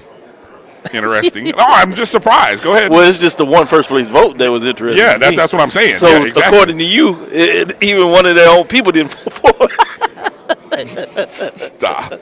Alcorn State, 94 points, 6 first-place votes. Okay. And Southern, 122 points, 13 first-place votes. Yes. What's intriguing to me is they had more points, less first-place votes than FAMU in their first-place votes in total points. So just so people remember, know, FAMU 116 points, 16 first place. The points are based on what you predict. So like if somebody votes this school first, second, third, fourth, fifth, sixth, you get so many points for being selected first, second. So what that tells me is with the high number there, you have people selecting Southern either first or second. Correct. That's and you have some people, FAMU, having them finish lower than second. First or third, probably. Yes. Yeah. First, third, first, fourth. Yep. That's interesting. Very interesting. Again, UAPB, Bethune-Cookman, no first-place votes. That's to be expected. Again, I think the bigger shocker here is Valley with 2 first-place votes. You going to go back to that one? I'm going to go back to that. And I mean, Doc, we're talking about teams that last year were 2-9 and 3-8. Now, new coach, 3-8. Grambling 3-8 last year. Big time running back low. Exactly. I mean that's amazing to me. That's a bit fascinating to see the way that is voted by the pollsters. Have you? I know we were supposed to issue our own predictions. Yeah. How does this line up with yours? We'll see the official, but just for talking points, I like this. Yeah. It aligns on the SWAC East. It aligns exactly what I said in terms of first place. I won't give the whole thing in descending. Right. But first place, I have FAMU. I'll give you top 3. Okay. I had 3. I had Jackson State. 2. I had Alabama A&M. I actually had them tied, so in a lot of ways, they're both 2s. Okay. Number 1, I did have FAMU. Top 3 in the SWAC West, I had number 3. I had Prairie View. Okay. And number 2, I had Southern. And number 1, I had Alcorn. So I have a matchup with Alcorn and FAMU. I have Alcorn traveling to Tallahassee for the SWAC championship. And one of the things that I love that you do, and I'm remiss because I didn't do this year. Where last year I did my matrix and I broke down every game. I know I've heard you talk about this already in terms of schedules, in terms of who goes where. Not so much from a strength of schedule perspective, but I think you got to think about who has those advantageous home games and who has those stretches that are going to be challenging. Like I heard you last night talking about Texas Southern and their 4-game stretch. I think it's in October. Correct. And that's a team that I'm personally looking at the track of where Coach Clarence McKinney, his first season winless. The next season, and I'm not talking the COVID year, so skip the COVID year, but then the 2021 year, 3 wins. 2022 last year, 5 wins. That's the kind of trajectory that you want your program to have. So to see this be a year that I think, I'm curious to see if people think 7 wins or greater is a realistic number for them. I think it'll be a challenge. I don't know how realistic it is. Okay. The expectation is he gets to 7. I think he is in decent position if he gets to 6. And it depends on who those wins are against also, which is why I love the point that you pointed out, that I really think it's important to look at schedules. and look at it even more importantly that you point out is really fascinating to me when you talk about, like, when do you play a group of certain teams? Where do you play them? Are they at home, on the road, or in Classic? Yeah. I go down each schedule and break down in terms of cross-matching it up with when a team plays, who they play, what are the series of games. Again, we go to Texas Southern. That series of Tallahassee, FAMU, Southern, Jackson State, and Alcorn. 2-2 now. 2 at home, 2 on the road. But still, that's back to back. If you're going to be a contender, you got to get it done. You got it. Then you. But I'm saying if they win that, it ain't no question that Texas Southern's been tested. They are for real. They could go anywhere. Well, that's one of those stretches when if you come out of that stretch sitting on 3 and let's say you go 3-1 in that stretch. Let's say you win. You take care of your 2 home games if you do, and then you steal one of those road wins. You're doing it. You're going to go straight up to the top where folks going to be like, hey, we need to relook at this, which is what concerns me, frankly. I think Texas Southern is going to be much better. Yes. But can they get through that daunting of a schedule? And you can go to each schedule and see similar, if not frameworks of games like that. You know, when you talk about Southern, one of the reasons I got Alcorn, they play some of those tougher teams at home. They get Southern at home. Okay. Now, they do go on the road to Jackson, but they also have Prairie View at home. A tough game, physical team that's going to come in there, but you get them on the reservation. You gotta like that if you're Alcorn in terms of the Braves, in terms of what that looks like. So you look at so you kind of led into my next question, what I was thinking about favorable home schedules. Alcorn being one of those schools. Anyone else that you looked at and said Alabama A&M. Okay. Wild reason I have them picked pretty high. Okay. They got FAMU. They got them at home. Yep. They played them really well at home last time. And the other one is they got the benefit. It's not a home game, but they have Jackson State in Mobile. They got the Magic City Classic. Yep. So they have some tough matchups. Their toughest road game is an early game against Southern on the road. But in terms of when those games are played, how they mix up and have some of their tougher games at home, I think benefits Alabama A&M this year in terms of their schedule.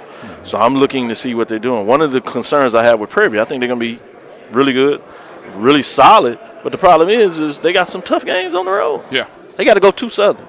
They got to go to Alcorn. They got to play Texas Southern in Houston. Okay. So Prairie View is one of those tough road teams, which is you transition beautifully. That's why I love working with you. Who else has one of those tough road schedules that you look at and say, and maybe from a contenders, like if you look at the contenders, and I don't know with 10 different schools getting a first place vote, but if we were just saying the top 3 from the East and West among those, how about Jackson State? Okay. Ooh. Am I allowed to talk about that first 4 games? Because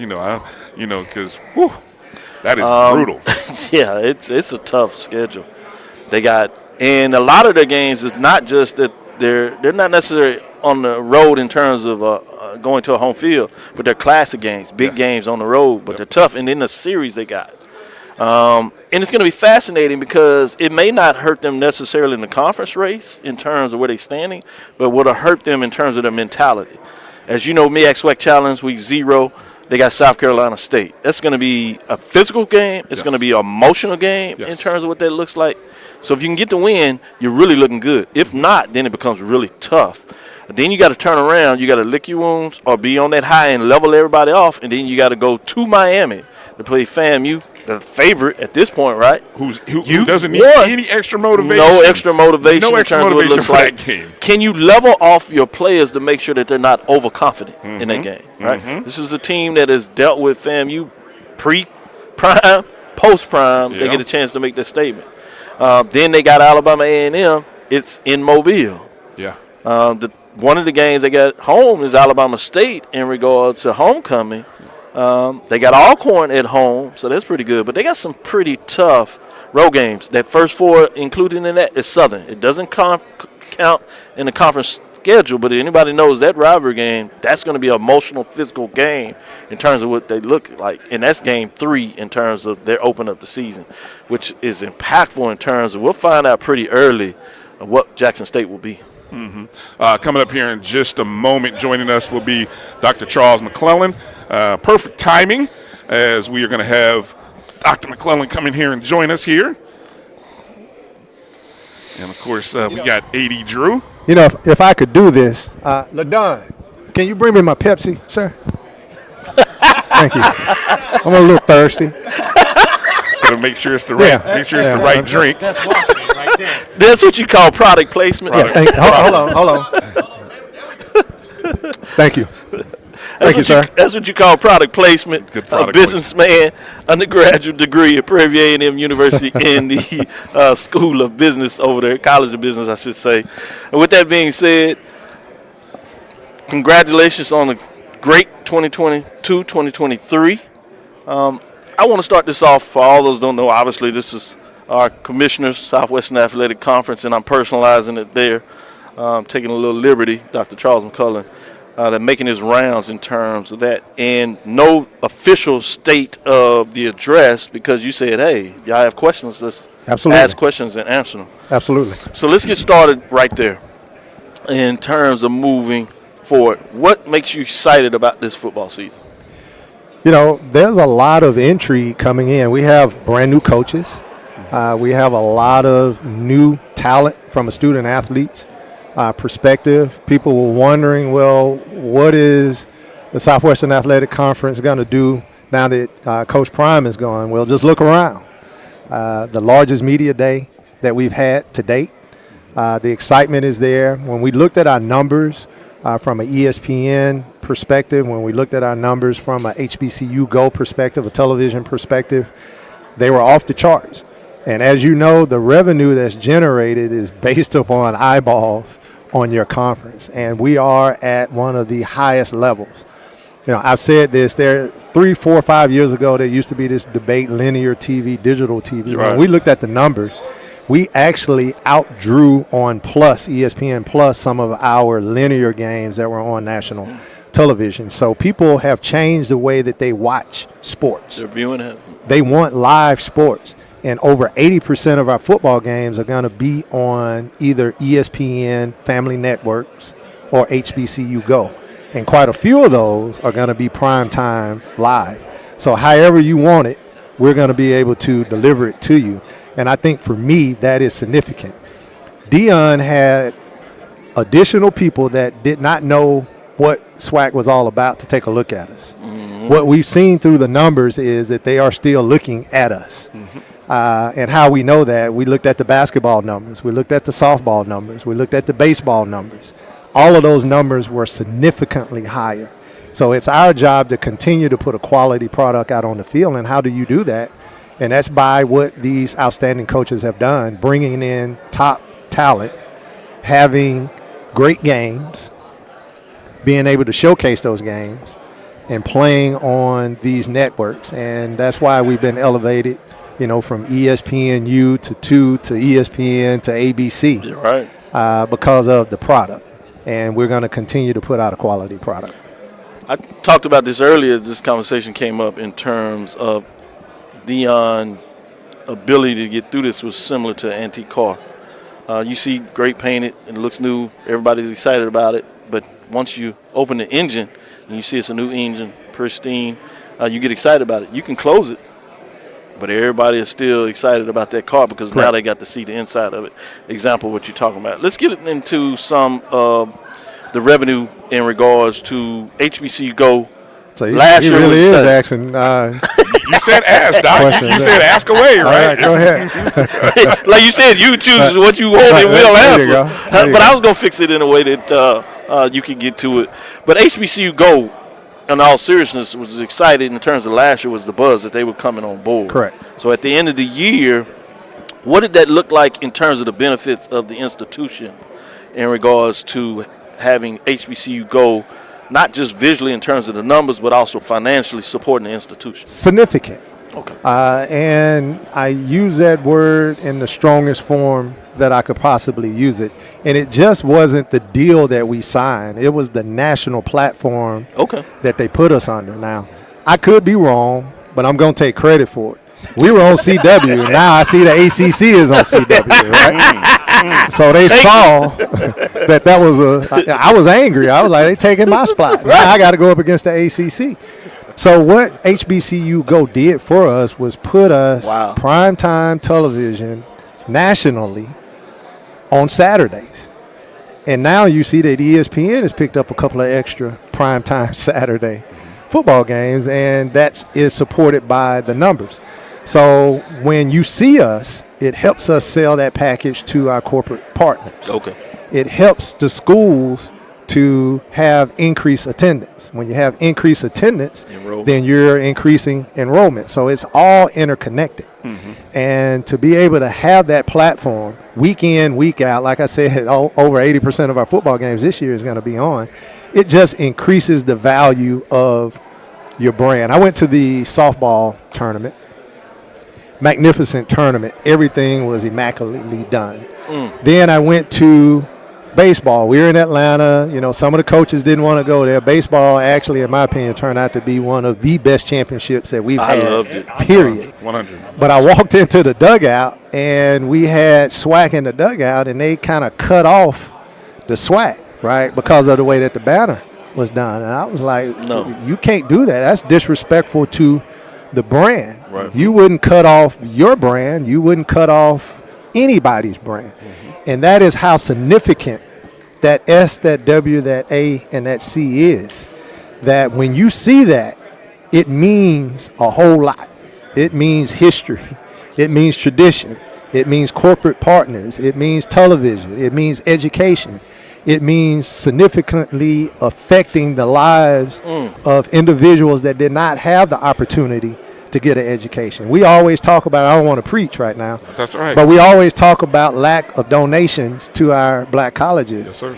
Well, we are only one generation away from even being college educated. We haven't even consumed the generational wealth to be able to give in the manner in which the Power Five gives. Right. But that's the significance of HBCUs. We're now starting to see African American generational wealth grow. It takes 100 years in order for you to generate enough money to give in a significant way. And we're starting to see those. We're starting to see the Byron Allens now invest. We're not starting to see the Robert Smiths, to invest. And what we're doing is a cultural, societal improvement. And when you see SWAC, that's what that means. And that's why we're so keen on protecting our brand. Good to hear. Great point. AD, you want to... Hey, Doc, you keep mentioning the numbers on the streaming platforms. And I'm just curious about this. Go ahead. Keep going. Keep going, Drew. Drew, the engineer and the producer. But that's what he does normally. He normally does that, so he's used to it. A lot of times. Once again, you were talking about the numbers on the streaming platform. But I'm just kind of curious about this. We know for the fans who attend the games, it seems like more of the fans tend to attend 1-2 o'clock game versus a 6 o'clock game. But you keep mentioning the prime time numbers. Is there a difference between those 1-2 o'clock afternoon games and those 5-6 o'clock games as far as the viewership goes with these new streaming deals? From a television perspective, not as much as the time versus who's playing on the other platforms. Okay. And it is the games that will be shown. And not to get too deep into HBCU Go and the differences between HBCU Go and ESPN, HBCU Go is really looking to show that cultural experience. Right. So they're not necessarily looking at the matchup per se. They're looking at the matchup, but they're looking at what you're gonna. They want to show everything. The tailgating, the band. Right. ESPN is primarily wanting to show matchups. Okay. So that's why it was good for us. We were able to get the best of both worlds. Okay. And what we have been telling ESPN, we have some major name brand games, but that's not necessarily the game that we want to show and not necessarily the game you should want to show. For example, who would have thought that the Prairie View Valley game was going to be the game that you needed to watch? And then you flip. It was the Texas Southern Pine Bluff. Texas Southern Alabama A&M game. Yeah. Right? Those were the 2 games in that last week. And then you flip to Jackson State, Alcorn. So when you look, Jackson State, Alcorn, but that wasn't really the game. The game was these other 2. And now we have the ability to show that, and that's what people are watching, not necessarily if it's at 1 or 2 o'clock. You know, in the South, it's hot in September and October, so early on, those games are late at night. 6 o'clock games. Later in the year, October, November, schools have a tendency to move those games up, and I think that's been one of the unique challenges that we've had to face. You didn't ask this question. But one of the unique challenges that we've had to face dealing with the television partners now and trying to get those primetime slots, simply because there's only so many slots available, and working with the schools to move those games, because traditionally we're not accustomed to doing that. Right. But based upon our media rights agreements and the significant amount of resources that we're generating and giving back to the schools, I said this early on, you know, we made the largest distribution to our schools on record of the 103 years. Things are financially stable for the conference, and we are now generating enough money to give back to the schools where it can actually do some good. I'm doing my own. Can you give a framework in terms of I was percentage growth from last year to this year? From a distribution standpoint. Yes. How much usually it increased? Probably 10 times what we distributed last year. Not probably, 10 times more than what we distributed last year. They give some people some indication of how significant it was. Right, correct. A lot of people don't know what that number is, and I'm not asking you to release that number. And I'm gonna tell you when I started, when I gave a hint, man, I got so much. Everybody got mad at me. The other FCS conferences, cats started writing about me. They started pulling EADA reports. So I realized, you know, FBI report. Some of it I need to kind of keep, but I can tell you that it's serious. I can tell you this: the NCAA, when they made the transition to say now for an FCS school to go FBS, it's a $5 million payout and it's a $6 million scholarship requirement. Well, a lot of people don't know the differences between scholarships for FCS and FBS. FCS scholarships must be packaged with any institutional aid. Okay. Some schools do package Pell, some don't. Pell is not required, but if you get for example, in Texas, you get TPEG, a Texas grant. Mm-hmm. You got SEOG. All of that is a part of the scholarship. If you're recruited and you get an architecture scholarship, that's a part of your scholarship, and that goes into the numbers. Mm-hmm. If you're FBS, you can't use this. It's dollar for dollar. So let's say Charles McClellan University did $4 million this year in scholarships. Well, probably $2 million of that $4 million came from package aid. Okay. If you go to FBS, you need all $6 million, right? What that does for our institutions is going to make, and I won't even say our institutions outside of P5. The P5 is going to make it extremely, extremely difficult for you to transition from FCS to FBS. Mm-hmm. In my opinion, that instantaneously made the SWAC the strongest FCS league in America. Wow. Based upon our television, based upon our distribution amounts, based upon our graduation rates, based upon everything that we're doing, we are now the most desirable conference, in my humble opinion. Mm-hmm. And I see us continuing to grow and continuing to get stronger. Okay. Do I have time to ask one final question here, or are we okay? I'm the commissioner. You have much time. There you go. You know, I was going to. You're not going to bump me to bring somebody else in. No. I'm just joking. Please don't send me no emails or tweets. They're Instagram. Showing up. Yeah. No, I was going to say, you're tweeting now? I was like, or Xing now, whatever they call it. Well, I do it all through SWAC. Okay, I got you. I was going to ask you about the SWAC Digital Network, because obviously, HBCU Go, we already have the relationship with ESPN and ESPN Plus. What is, obviously, there's things happening with SWAC Digital Network here. Yes. So what is the growth of the SWAC Digital Network and for this upcoming school year, this academic, whether it be football or beyond? Well, we don't do any football on SWAC Digital Network based upon our television partners and all that we have that. And our expansion has been to bring you championships through our SWAC Digital Network platform. At first, we were bringing championship games. Now we're doing the entire tournaments, and those numbers are significant. Yes. Okay. The overall plan is to have all of our games, whether it's basketball, football, tennis, or golf, on one of the two networks. And again, ESPN have a certain allotment of games. HBCU Go has an allotment of games. But keep in mind, this HBCU Go deal, we're not even 365 days into signing that deal. So what they've done has been remarkable. But the goal and the plan and the vision for HBCU Go is to have multiple channels where you can log on to their platform and you can see all of the SWAC games.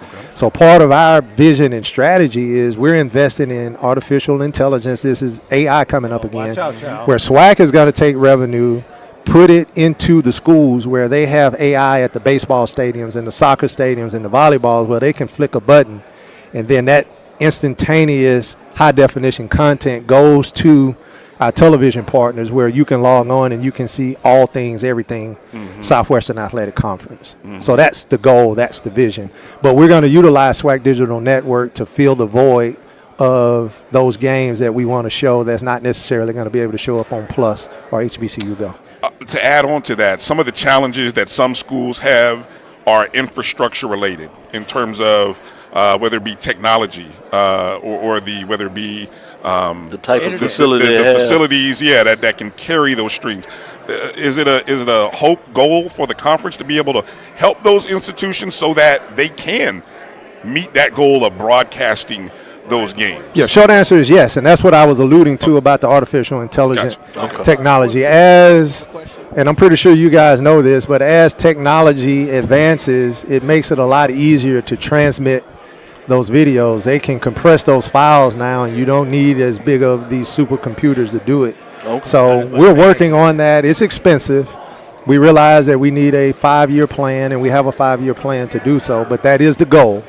So don't ask me 5 years from now and say, you said it was going to be done. That's the goal. That's the plan. And that's what we're working. I won't, but, Kenyatta will. Right?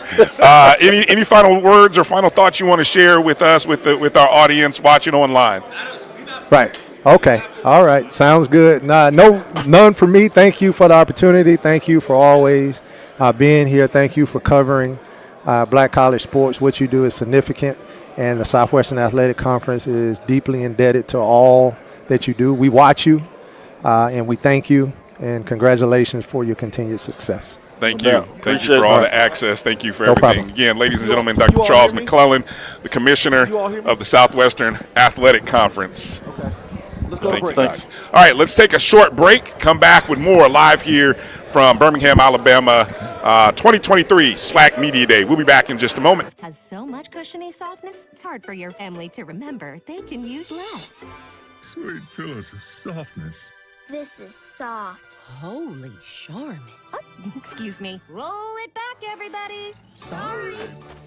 Charmin Ultra Soft is so cushiony soft, you'll want more. But it's so absorbent, you can use less, so it's always worth it. Now, what did we learn about using less? You gotta roll it back, everybody. We all go. Why not enjoy the go with Charmin? T. Madden & Associates is a sophisticated and experienced law firm located in your neighborhood. We're turning injury to cash. T. Madden and Associates obtained almost $2 million for my injury. They turned my injury to cash. Now, we can't guarantee how much your injury is worth, but we've recovered millions for our clients. Call T. Madden & Associates at 833-PAID-123. That's 833-PAID-123.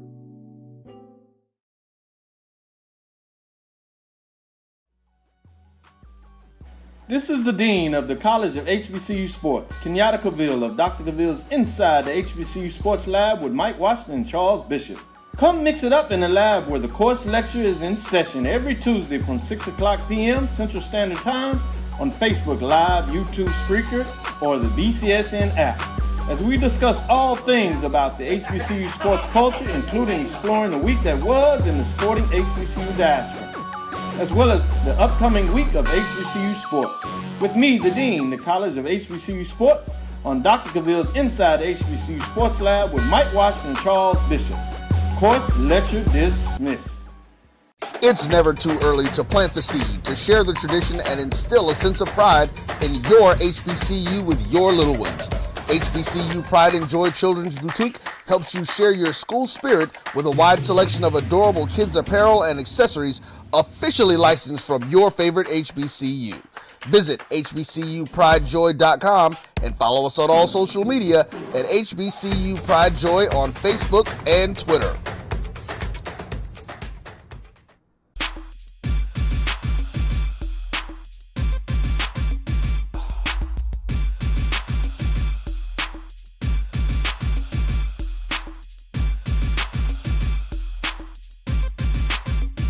You're looking for the late. We're back here on the BCSN Game Time Show. Joining us now is Coach Eddie Robinson Jr. of the Alabama State University. Swarm as one.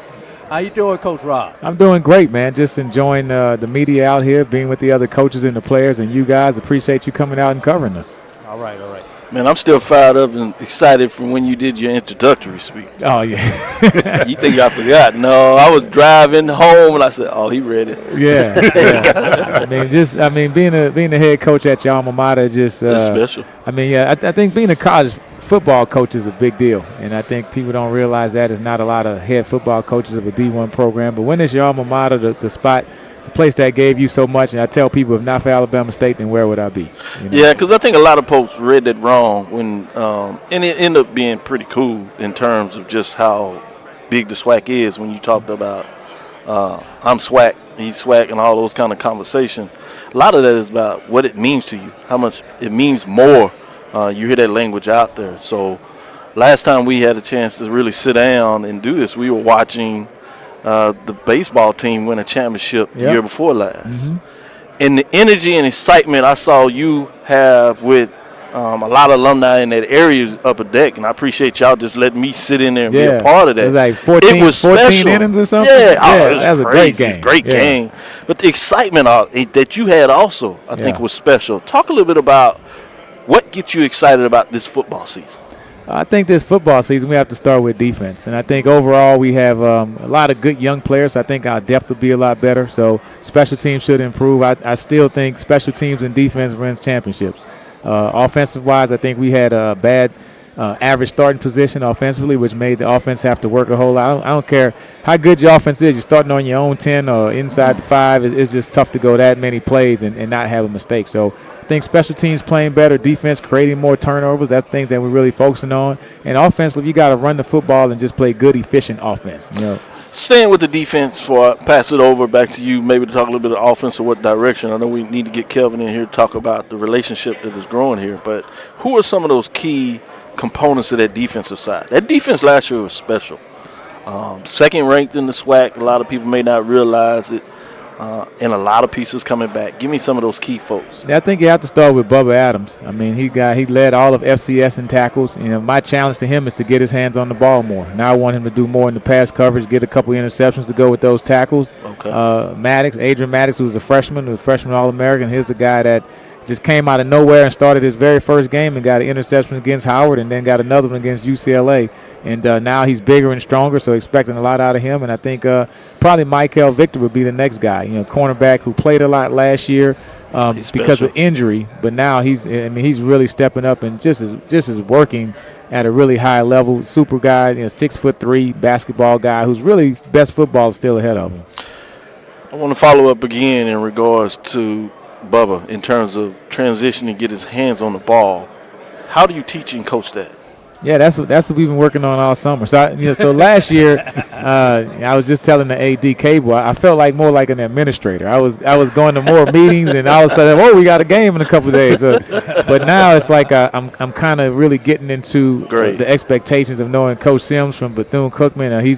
He's my DFO now, so he's kind of helping me out with that transition. So now just from a schedule standpoint, I can spend more time being a football coach. So I love it. I'm able to sit down and talk with Bub and say, hey, this is your footwork. And it's small things. So now it's just and that's what I was doing before I was a head football coach, just helping kids to make those small incremental changes that it doesn't look big, but on game day, it's the difference between you making a tackle or making an interception. So, and that's what we're really focusing on from a defensive standpoint. But him in particular, as good as he played, you can still see he has potential to be better. Yep. Good. Go ahead.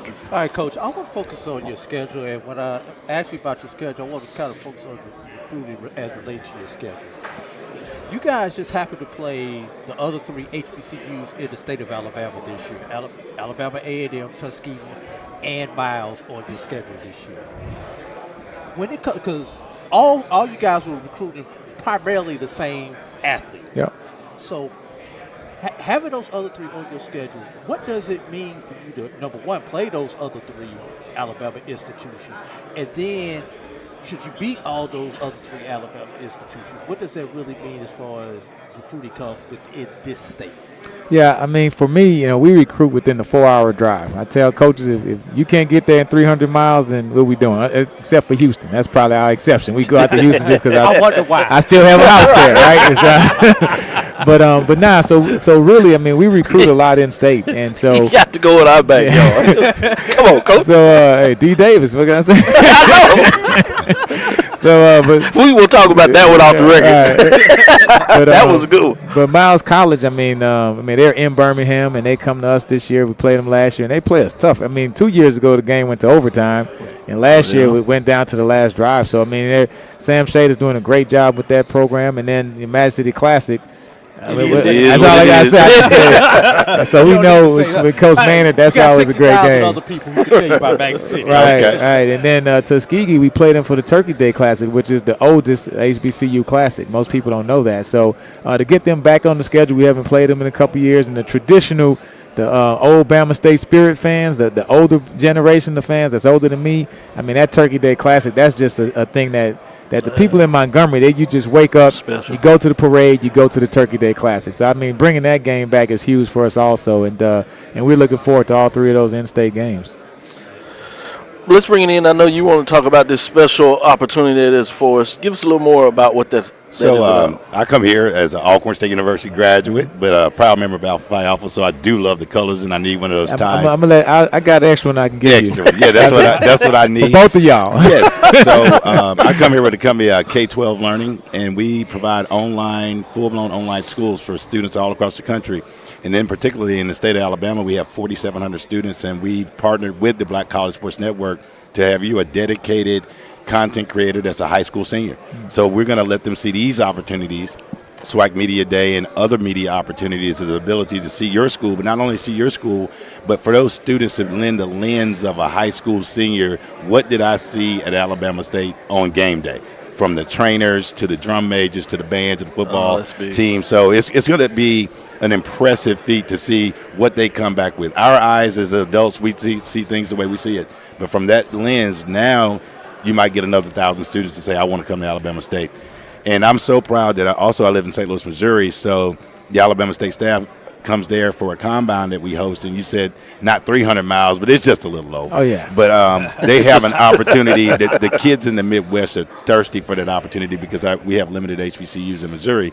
However, when you come to the SWAC, and in particular in Alabama, I believe Alabama has the largest number of HBCUs of any state in the union. Mm-hmm. And that's the reason why we decided, K-12 Learning and our build group decided to partner with BCSN so we could come into the state of Alabama and really put a focus around our institutions. So she'll be covering Alabama State and Tuskegee, so that ought to be interesting. Turkey Day Classic should be epic for us. That's good. I appreciate it. I mean, I think for us, we're always recruiting football players, but to me, I'm always trying to recruit students too. And so we want to just expose, like we have a game down in Mobile, so we'll play Grambling down there. So when we can play at other cities, if you may not make it to a home game, but if we can come to your home, that was my first experience with the SWAC, was going to the Bayou Classic. I had never been on the campus of Grambling and Southern, but I went to the game every year right there in New Orleans, and so that was my introduction to SWAC football. And so I think, whenever you can have that exposure, especially like you said, through the lens, it's just a great thing for universities.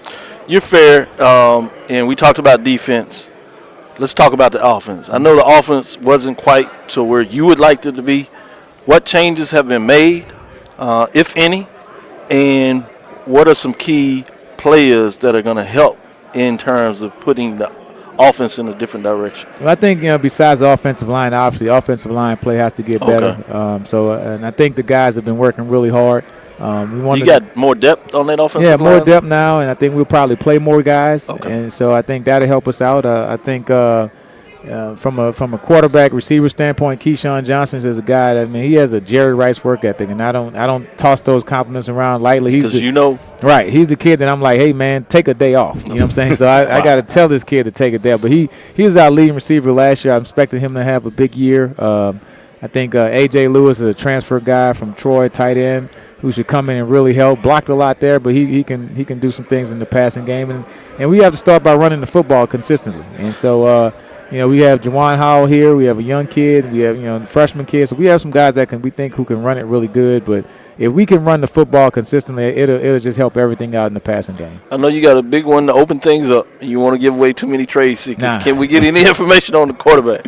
Well, what can you tell us? Yeah, well, I think the biggest thing now is there's a battle.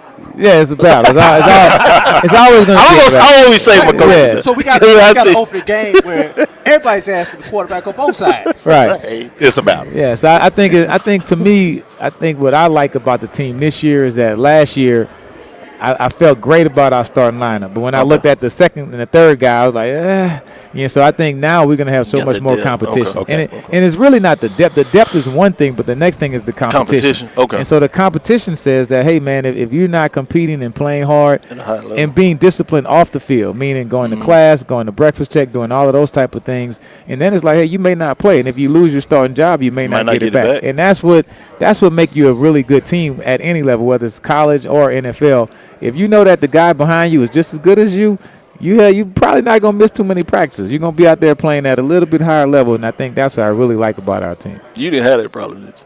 Well, when I was at Alabama State, we had some talent. Like I missed one practice in one game in college because I was scared that if I missed the game, somebody would come behind me. And I took that same attitude in the NFL. It's like, I felt like if the guy behind me was better than me, if I never missed a practice and never missed a game, they would never find out. You know what I'm saying? So I'm always on the field. I know you had your crew, particularly with your fraternity brothers in terms of your bike ride. Are you still doing the bike ride? Oh, absolutely. I did. You look like you are. I did 50 miles Sunday night. Man, you got the show out. So, hey, I always be safe to cyclists because it may be the head coach. Give me 3 feet. Just move out a little bit. It's the state law, so I'm not asking for anything extra. So we're going to go to this break, but any last thing you want to tell your fans? No, I just want everybody to just come out and support SWAC football. I would love for you to come to all of the Alabama State games, but if you can't, I mean, we have so many great matchups in the conference every week. Just find a SWAC game to come out and watch, and I think it's going to be a great season. This is Dr. Cavill with BCSN Game Time. Coach Eddie Robb, we're going to take a break.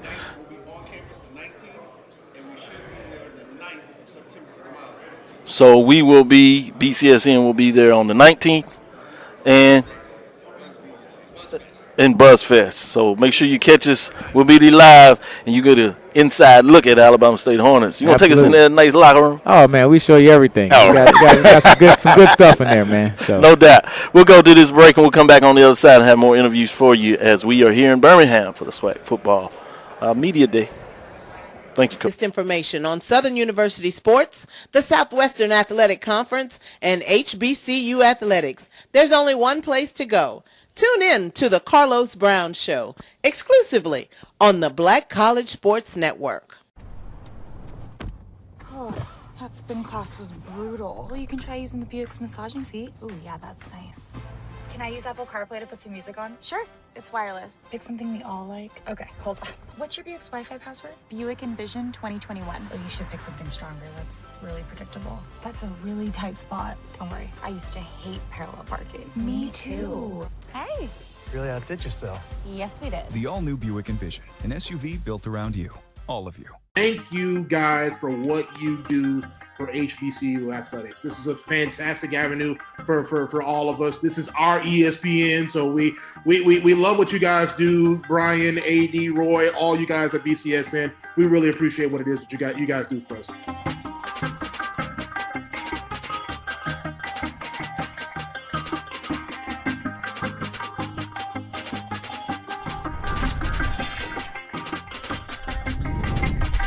When you work in IT, complaints are part of the job. Bill says the coffee's weak today.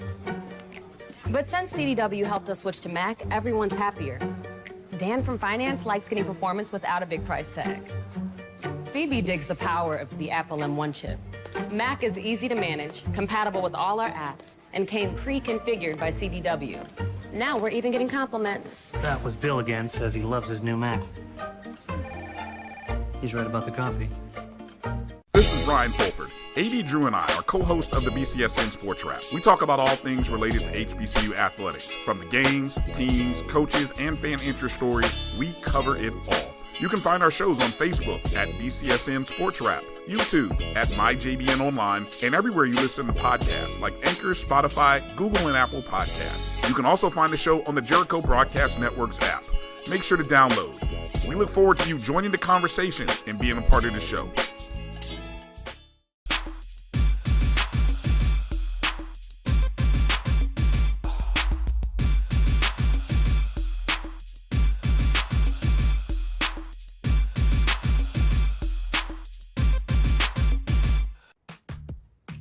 Nope. Nope. Come on, him. Ooh, I like him.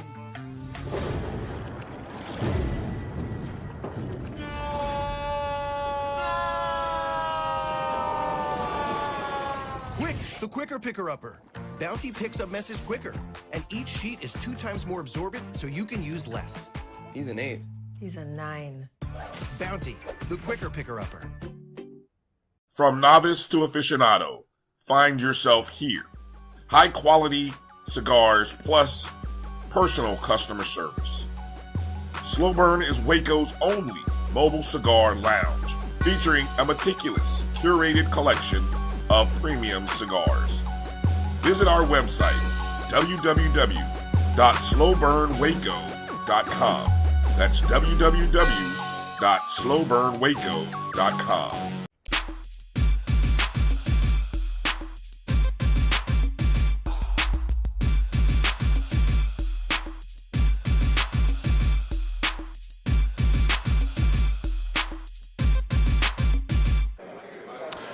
Welcome back to live coverage here at the 2023 SWAC Media Day.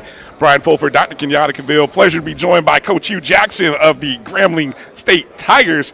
Coach, how you doing? Doing great. What a great day. Great turnout. Amazing coaches, amazing players, and glad to be here.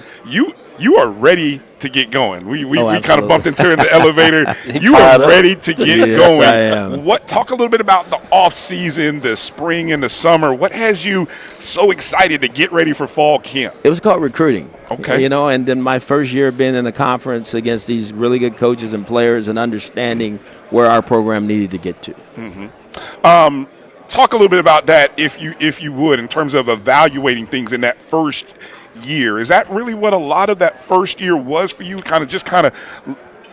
talked about seeing where your program is, and was recruiting the biggest thing, or maybe what were some other things that when you do that self analysis of year one, besides recruiting, what else did you say, okay, we have to make these kind of changes within our program? The first thing was me. I thought I needed to take a step back and not just be the offensive coordinator, the offensive coach. I needed to be the head coach. Okay. I needed to create the culture and the environment for our football team, be able to be involved with the defense, special teams, and offense. Obviously, offense is my strength, but at the same time, it's a little different in college football than it is in the National Football League. So I first had to reevaluate me, and then I had to make sure that I did a great job of creating an environment for recruiting. We wanted to recruit to a profile. We needed to get bigger, stronger, and faster. We've done that, and so those are two things I was able to check off the list as we start to move into the next phases of things we need to do. Go ahead, Doc. Wanted to follow up, jump in there on that part in terms of NFL college differences. I know NFL, you hear the difference. It seems like there's a period where coaches get a break. Not necessarily in college. Right. Do you agree with that analysis? I do, because it's recruiting 24/7, as you guys know. And so, no, it's a lot different from the National Football League to college. There's a lot more hats you do wear in college football than you do in the National Football League, and that's understandable. But at the same time, you have to make sure that you notice these things so you can make these adjustments for the betterment of your program.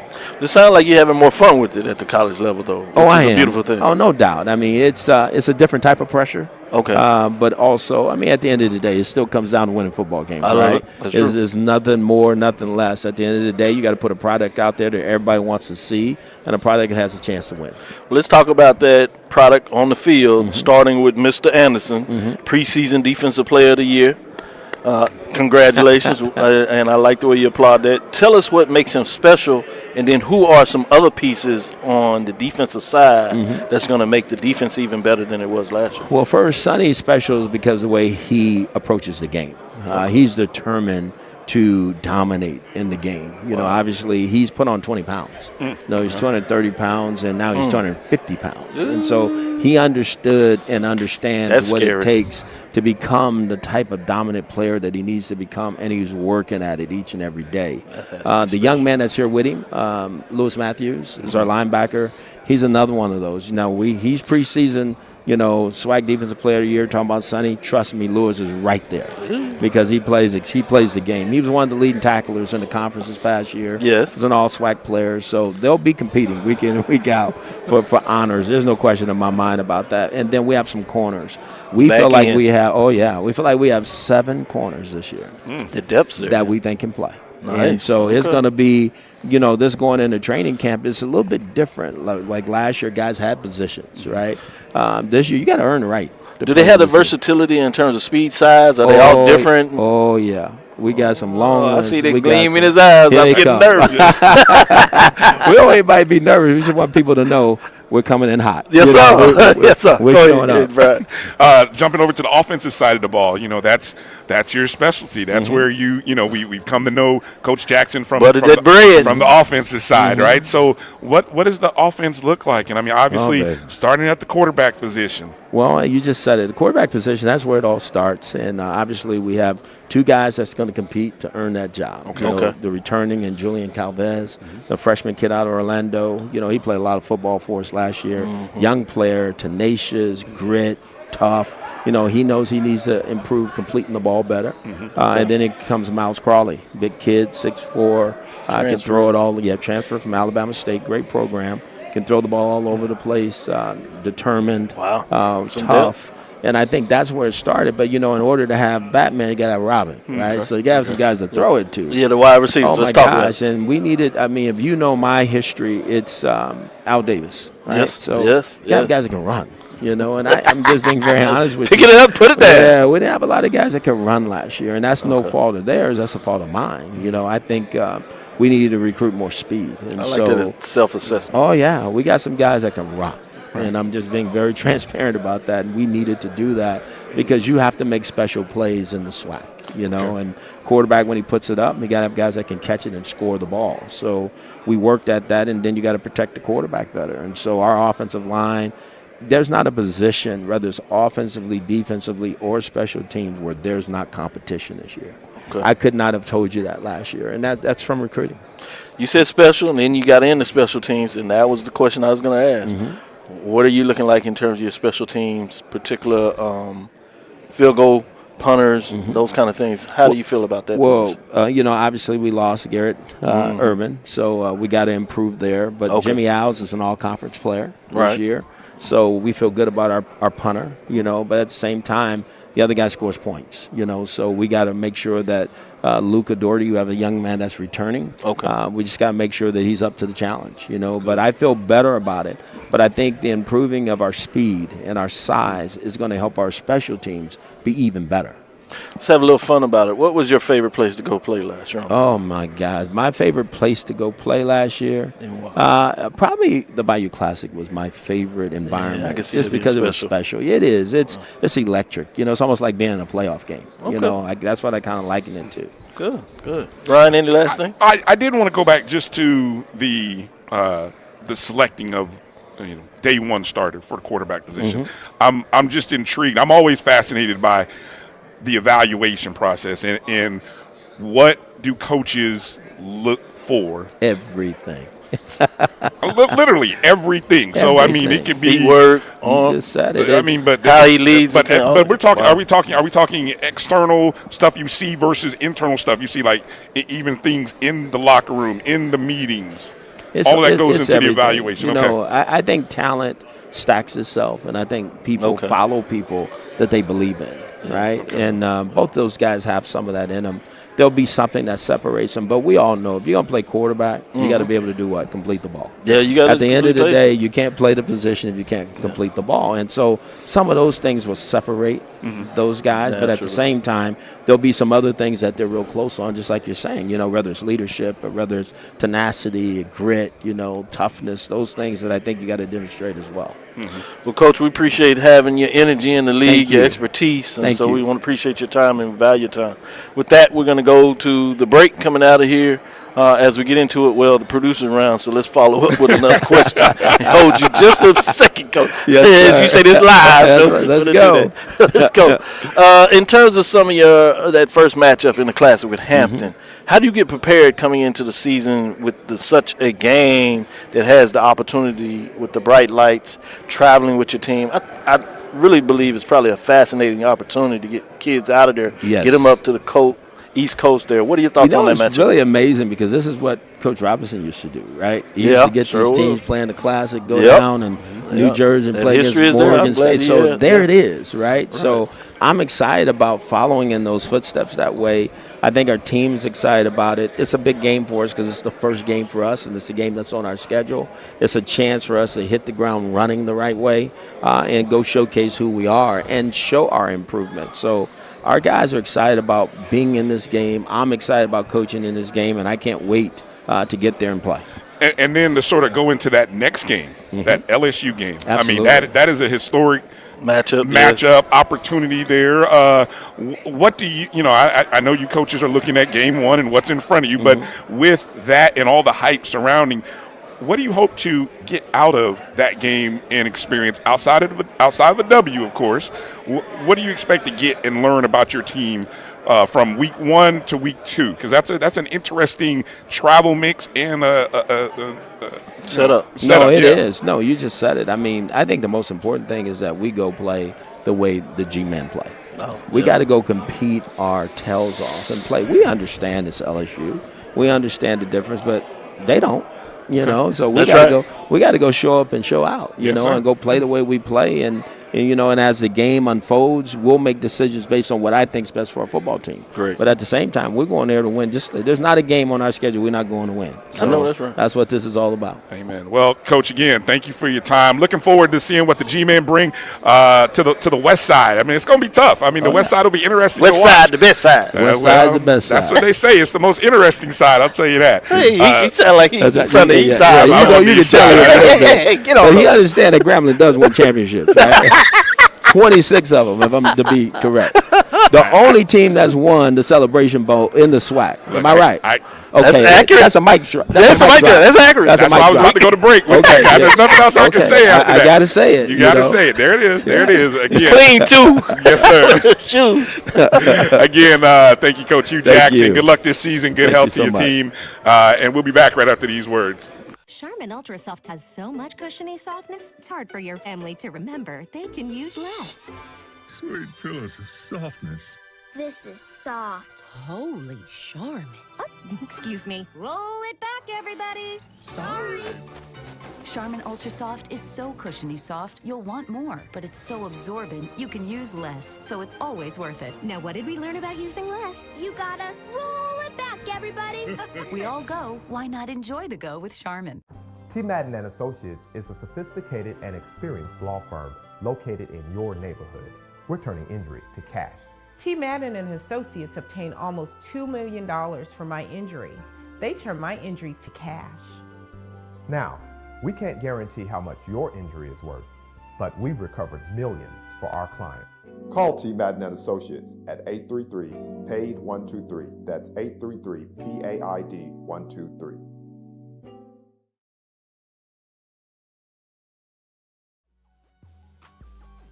This is the Dean of the College of HBCU Sports, Kenyatta Cavill of Dr. Cavill's Inside the HBCU Sports Lab with Mike Washington and Charles Bishop.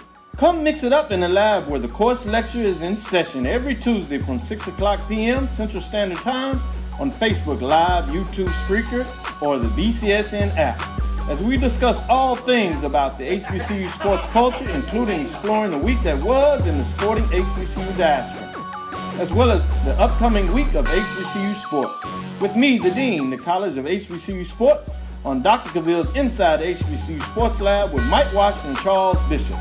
Course lecture dismissed. It's never too early to plant the seed, to share the tradition, and instill a sense of pride in your HBCU with your little ones. HBCU Pride and Joy Children's Boutique helps you share your school spirit with a wide selection of adorable kids' apparel and accessories officially licensed from your favorite HBCU. Visit hbcupridejoy.com and follow us on all social media at HBCU Pride Joy on Facebook and Twitter.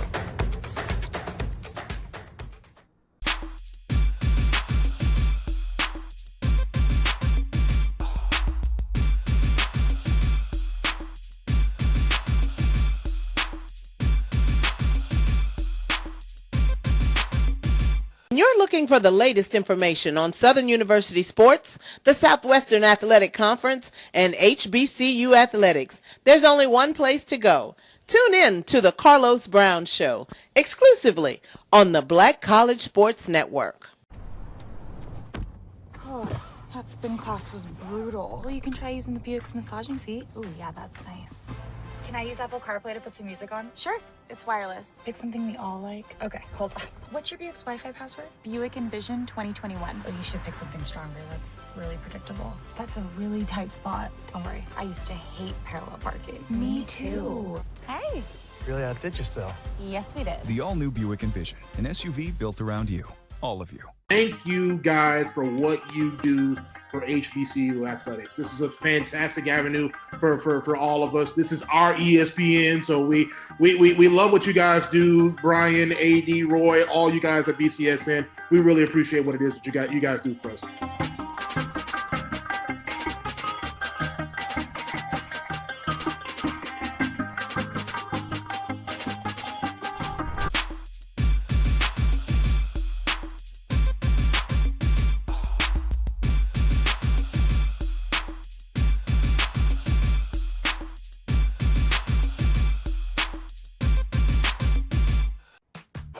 That's good, man. You can stay around, man. These tough guys, they keep bringing in all these new. Welcome back to the BCSN young GameTime show, live here at the 2023 SWAC Media Day. Myself, Dr. Kenyatta Cavill, joining us, the head coach of the Alabama A&M Bulldogs, Coach Connell Maynard. Coach, good to have you on. How you doing? Hey, man. Great to be here, man. I'm doing great. It's media day. I'm excited. It's football season. Okay. You know, talking season for a lot of folks. I know there's always, you know, we'll be looking to see if there's any nuggets that you have dropped. How's the off season been for you? It's been good. It's been good. You know, we had a good spring. Guys got out there and competed, and got some young guys, got some reps, and now we're ready for the fall, man. We're ready to go against some other people and see what we got. Well, I got a comment on your shoes. They're quite clean, looking good. You know, I tried to do my part, but I don't know who you can match up. Oh, mine is, you know how I roll. You know how I roll. Alexander McQueen's, you know what I'm saying? Some people don't know what that means. Yeah, they don't even know what that is. You just dropped the people that know. The people that know. That need to know. Yeah. With that being said, I'm going to ask you this before we get into some of the seriousness about the football. Okay. What is your disposition about excited? What you up here lying about now, man? Hey, bro. What you doing, man? I ain't doing no lying, bro. Huh? You telling the truth? Give them real answers, man. These are my boys right here. Thank you. Don't give them no hold on. Give them the truth. What's the one coach? What's the one coach you know to give all real answers? Are you gonna win the class? Yeah, I'm winning the class. Are we gonna play? They gonna stop playing it? What's wrong with you? Some of us got to go to work, man. I don't question that, man. Boys, man. Tired of that, man. You know them quarterbacks, they got a thing. Hey, man, stay off the weed.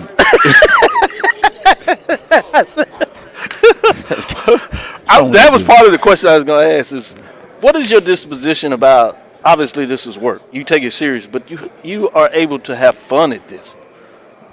Yeah, well, you know, they say if you do what you love, you never work a day in your life. And I love football. I love talking. I love interviews. I love everything about football. I love coaching these guys up. I love making them men. I love making them leaders. I love making them fathers, role models. Everything I do, I know they're watching me. And so, you know, I have my wife around. She go on road trips. My daughter's around. And they see this, you know. And I don't curse. I don't drink. I don't do any of that stuff. And so I want those guys to be able to say, hey, I want to be like Coach Maynard, you know. And so I try to lead by example. And I try to have fun. I tell those guys, we're going to have a lot of fun, but it's going to be a lot of times we're going to be serious too. You got to know when to have fun and when to be serious. And so that's what it's all about. Well, let's get into the serious part. Okay. Defensive side of the ball. Saw a vast improvement in a lot of ways last year. What should we expect in terms of that side of the ball, and in terms of, we know it'll be attacking in a lot of ways, but what are some of the key people that we can look at making plays on that side of the ball? Well, I don't like to name a lot of players, because then you don't name people and they get down or think the coach don't have confidence in them and things of that nature. But we know I brought Zarion Hayes here. He was in top 2 or 3 in tackles for losses last year in FCS football. He's a first-team all-conference player. So of course Zarion is going to be the leader of that defense. But we think we got some players over there on the defensive line where we're going to have some depth.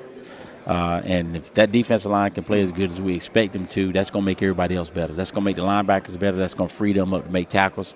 That's going to make the secondary guys better if they can get pressure on the quarterback. That ball got to come out quicker.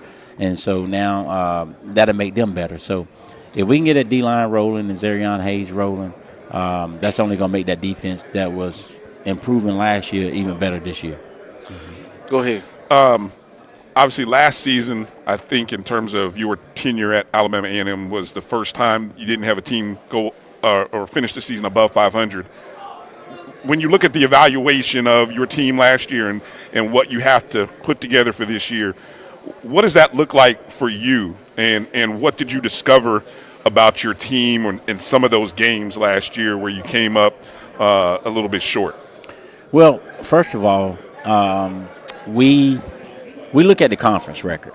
We was 4-4 in the conference. Okay. Because we played money games last year and we played up last year. Gotcha. We start off 0-4. Well, really 0-3. FAMU was the 0-4 game, but we start off 0-3 because we played up. Mm-hmm. And if we would have played down and played NIA teams and D2 teams, we'd have started off 3-0. So we start off 3-0, we 7-4, and we still got a winning season. Gotcha. So I don't look at it that way. Okay. Because we got a new turf from playing those money games. Okay. We got a new locker room from playing those money games, and we got some other stuff going on that we can afford now from playing those money games. So yeah, I took the beating, I took the whacking across the head, and I took the hit on my record. But what I do is I do make decisions what's best for our program, for the kids. And so everything I do is going to benefit them. It's going to benefit us being able to recruit better because we got a brand new turf and we got a new locker room. And so we can recruit better. We got better players. We're going to be a better football team. So, yeah, everybody says, oh, man on the hot seat. He had a losing season, this and that. Man, you don't know what you're talking about. Get out of here. I talked to my AD and my president. We're on the same page. People don't know contract extension and all that. Correct. And this ain't my first barbecue, man. I do everything I do for a reason. Yes, sir. Okay, and I do it for the players. Mm-hmm. Okay, great point. I like that. Yeah. I like that in regards to just being up front in regards to what people are saying out there. Let's get in on the offensive side of the ball. Okay. You're a legend, let's be frank with it, in terms of what you're able to do offensively. And I know we've had these conversations before, and you said it's a simple game. And to your point, I've looked at it a lot differently since then. But give us some ideas of where you think this offense can be from spring ball to the summer. Do you see the improvement that can translate into this season? Well, offensively, like I always say, our philosophy is play to our strengths, defense, weaknesses. So, we got Donovan Eagling. We're going to hand him the ball, and they got to stop him. Okay. We think we got a good offensive line. We got four starters returning. So we think we're going to be able to run the ball, and we're going to try to run the ball, and then they got to stop us. Now, if they got to put 7 and 8 in the box to stop us, then we're going to throw the ball. And that's going to give us one-on-one outside, so we're going to still have advantage. Right. So, again, it's not rocket science. It's play to your strengths, defense weaknesses, and we think our strength right now is going to be our offensive line in the running game, and we're going to try to run the ball, and they got to stop us. If they don't stop us, we're going to keep running the ball. Everybody say, well, mainly going to throw the ball around. Okay. Let's see if he had 300 yards rushing, how many you have passing. Nice. I bet you we won't have that much passing. It's true. That's true. Let's talk about just personally. What is your favorite place to play in the conference since you've been in there, and why? Well, it got to be right here in Birmingham in the Classic. Okay. You know, that's my favorite place. I mean, it's the Classic. I mean, it don't get any better than that. You know, on Wednesdays, the parking lot is sold out. It's packed, and smoke is up in the air. They're cooking, and they're here all week. It's just unbelievable. And then the properties around the stadium on game day, 3 blocks away, it's got something in every yard, either a cookout or they selling something or they partying. It's just an unbelievable scene, man. And that media session you do is. Do you get a chance to go through? I'm just curious. Do you get a chance to, you know, I know you're focused on the game, but do you get a chance to actually kind of wander through that and maybe, you know, with a hat on and some sunglasses or whatever? I normally don't until after the game. Okay. You know, one time I went to Jay Walker has a little RV, and I went and got a steak from Jay on a Friday. Nice. The walkthrough. But other than that, not until after the game. After the game, I might, you know, as long as we win, I go out and maybe see a couple people and things. But that probably has to be my favorite place. But we got a lot of great venues. You know, we go to Southern this year. That's a great atmosphere to play up there. We go to Grambling. It's going to be their homecoming. They got a nice stadium sitting down in there. That's a nice place to go play. We've been to Houston, Southern. Texas Southern. They play in the soccer stadium. Right. But Fred McNair. Okay. They got a nice little atmosphere and it's tough. It's tough to win there, man. Reservation, right? It The reservation. is tough. You know, it's tough to win there, and you know, like I say, we've learned that as they slid over to the West Division. Yeah. But see, I never been to Prairie View or those teams. A lot of them other places. That may be a there. good thing. Right. Yeah, it is. It probably is. If I could ask you, Coach, you are, you know, I mentioned it a little when you first sitting down. Outside of Coach McNair, you are now one of the tenured or the most, you know, years under your belt at Alabama A&M, and you're coming up on 100 career wins too. You know, assuming that you have a good season. I mean, you know, but I don't want you to maybe think about, you know, down. How many I got? 94 by my count career. Okay. So yeah, I mean, I got you going. Gonna get there this look, I got you going to getting 100 this year. I know that's at the least, goal. At least. Bigger than that. We're gonna get 6 wins. Okay. There you go. You heard it first right here. Well, I mean, talk about your time here and how you've seen the conference grow over the 6 seasons now that you've been here at Alabama A&M. Yeah, I mean, it's grown tremendously. Not only from the head coaches are continuing to get better and better. The products that we put on the field and they put on the field are better and better. And it all starts up top with Commissioner McCollum. He's doing a tremendous job with this conference and pushing this conference, getting TV deals, getting sponsorships, and giving money back to the programs to where before he got here, pretty sure the SWAC wasn't doing as well. They was probably in the red, and now we're out of it. I was here, black, and that is the case. And I mean, we're doing our part as coaches and players and putting good products, but he's doing his part of promoting this and getting us to where we need to be. And he's doing a tremendous job. And he's the main reason that this conference has grew and grown the way it has and continuing to move up to the top and be the best conference in FCS football. I know you tell your fans all the time, last anything we didn't ask you that you want to share with your fans or just HBCU football fans in general?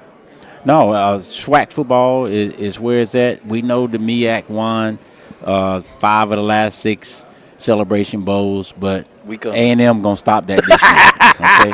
We're going to put a stop to that. We're going to put a stop to that. Did you say A&M? I said Alabama. Oh, okay. I just wanted to clarify.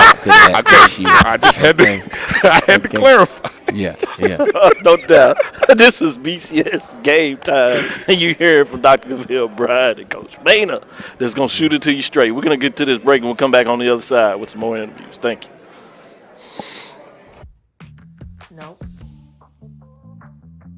Nope. Come on, him. Ooh, I like him.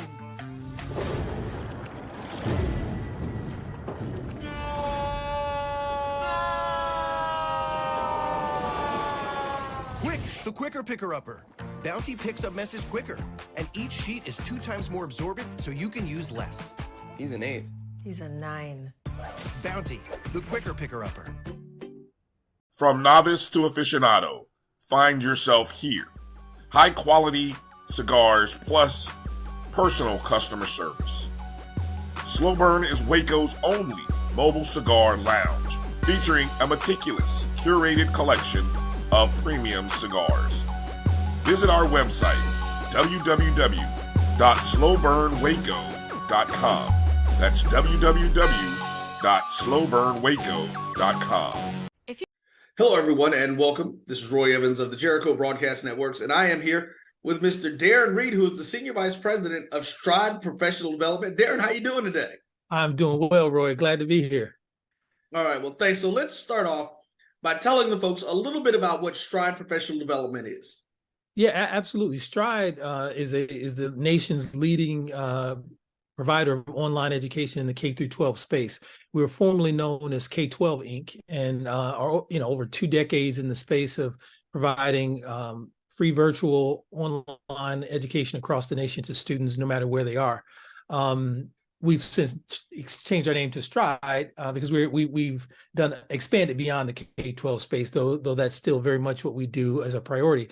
What we've also done with the Stride Professional Development Center is we've leveraged some of our expertise over the past 2+ decades of supporting schools and students and educators, teachers, principals, and we are trying to innovate, the way professional development happens for educators, and that we're doing that through the Stride Professional Development Center. Gone are the days where it's face-to-face only PD. It's episodic professional development. It's professional development that's not necessarily relevant to what teachers and educators need right away. So the Professional Development Center is designed to solve that challenge with some unique and innovative ways of delivering content. All right, man. Well, listen, we are super excited here at the network to be engaged with you all and helping to provide this opportunity for teachers all across the country, and especially those teachers that are coming from our HBCU backgrounds, because we know that education was always one of the stalwarts of most HBCUs in this country. They all had teaching programs, and that's what a lot of them were founded for. So Darren, let's talk a little bit about those special programs that you guys have for the teacher. Yeah, absolutely. And I think, Roy, you hit on the very important point. Right now in our country, we're facing probably one of the greatest challenges, of our teaching corps that we have in many, many years. And that's around this teacher shortage. A lot of teachers are exiting the profession. Just based on tenure, they're retiring and moving on, and then you have, our existing teachers who are being taxed and stressed, particularly post-COVID with, increasing demands, challenges that they're facing in the classroom, and a host of other issues that they struggle with. And we need good teachers, and we need to support the teachers that we have. So the two things that we're doing is that we know first-year teachers, among all teachers, are among the first to leave the profession within the first 5 years. I think they do at a 44% rate, which is just scary to think that folks are, graduated, want to go in the classroom and make a difference, but, feel like they need to leave within the first 5 years because it's so challenging. So we want to support them. Obviously, as a new teacher, your school that you work, where you work your first year, the district where you work, there will be some professional development support to assist you, but we want to go a step further. We want to help every teacher in the country get off to a strong start to their first year and have some stick-to-itiveness, to help them get through that first year. So we're offering a year free access to the Stride Professional Development Center. It's a ever-growing online database of courses that will help them in a variety of different ways. Classroom management, targeted instruction, and a host of other things. And the content will continuously grow. Again, it's just another resource that allows them to sharpen their practice, to feel like they're supported, because the research says that teachers are leaving in large part because they don't feel like they get enough professional support. So we really hope that helps new teachers. So again, this is for any new teacher who just graduated in the country. All you have to do is go to our site and sign on using the Teachers Win discount at checkout. Also, we have another campaign where during Teacher Appreciation Week, we gifted all teachers in the country, no matter where you are, 6 months free Professional Development Center access. But we're doing a special thing through our partnership with the BCSN and our HBCU graduates, and also the schools that you work with. We want any teacher in the country who through our partnership gets access to the Professional Development Center, and they get 6 months free using the BCSN 23 passcode at checkout. Again, our goal is to support and get as many teachers on the site feeling supported, to really help them succeed and have some success, not only for them, but obviously for our kids and the communities they serve. So. Most definitely. And Darren, listen, we are super excited again to be a part of this. My mother was a teacher. My aunt was a teacher. I have my best friend is a teacher. Absolutely. So we understand. I've worked in the school system for years. So I understand the resources that are needed. I understand why a lot of these teachers do take the time and they sit there, and after going through college, they're like, you know what, let's do something different. Yeah. So we're happy to be a part of this to help you guys change that. So ladies and gentlemen, here's all you guys need to do. All you need to do is take a look and go to the link that's right below us right now and see what you're going to do. You're going to see 2 links on the page now, just to make sure. The top one takes you to their professional development page, homepage, that'll let you know about some of the things that are happening there and the things that you have access to. Go to the second link that says Teacher Appreciation. That'll take you directly to the content page where you can sign up and get your free year if you're a new teacher, and your free 6 months if you're an existing teacher. Let's show them how we utilize resources, and we make sure that we take time, those folks who are HBCU alum, and use this. And let's see what Stride has to offer. We're excited about it. We know you will be too. Darren, is there anything else that you'd like to say to the folks? No, I mean, just, as a teacher myself, and understanding the need, and of course with the diversity that's needed in our teaching corps across the country, I know our HBCU teacher graduates are just exactly what we need in our community. So I really encourage them, and just glad to be doing this partnership with you all. All right. Well, folks, there you go again. Mr. Darren Reed, Senior Vice President of Stride Professional Development Learning. We will be seeing you guys, and trust me, you'll be seeing more from their partnership with us as we move forward, always trying to do our best to make sure that we move forward with the community. Take care. Thank you. Let's move on to number 2, Howard Bison. Yeah, those Howard Bison are back to play for basketball. They're one of the hottest teams out there also, with 5 wins, sitting at straight wins, if you would, 12-10, 4-1. Had a major upset at Norfolk State last week, and they continue to roll. 3 first place votes, 98. They move up 4 spots from number 5 in terms of what's going on this past weekend. So I wanted to make sure you understood that in terms of what took place there. In terms of some of these key matchups. When you look at Morgan State, they lost to Howard, that is sitting at number 2. I wanted to make sure people realize that. 88-56. Now, Morgan State did bounce back and defeat Norfolk State. Hello, I'm Kelvin Carter with K-12 Stride Career Prep, and I'm here today with the leader of the Alabama Destinations Career Academy.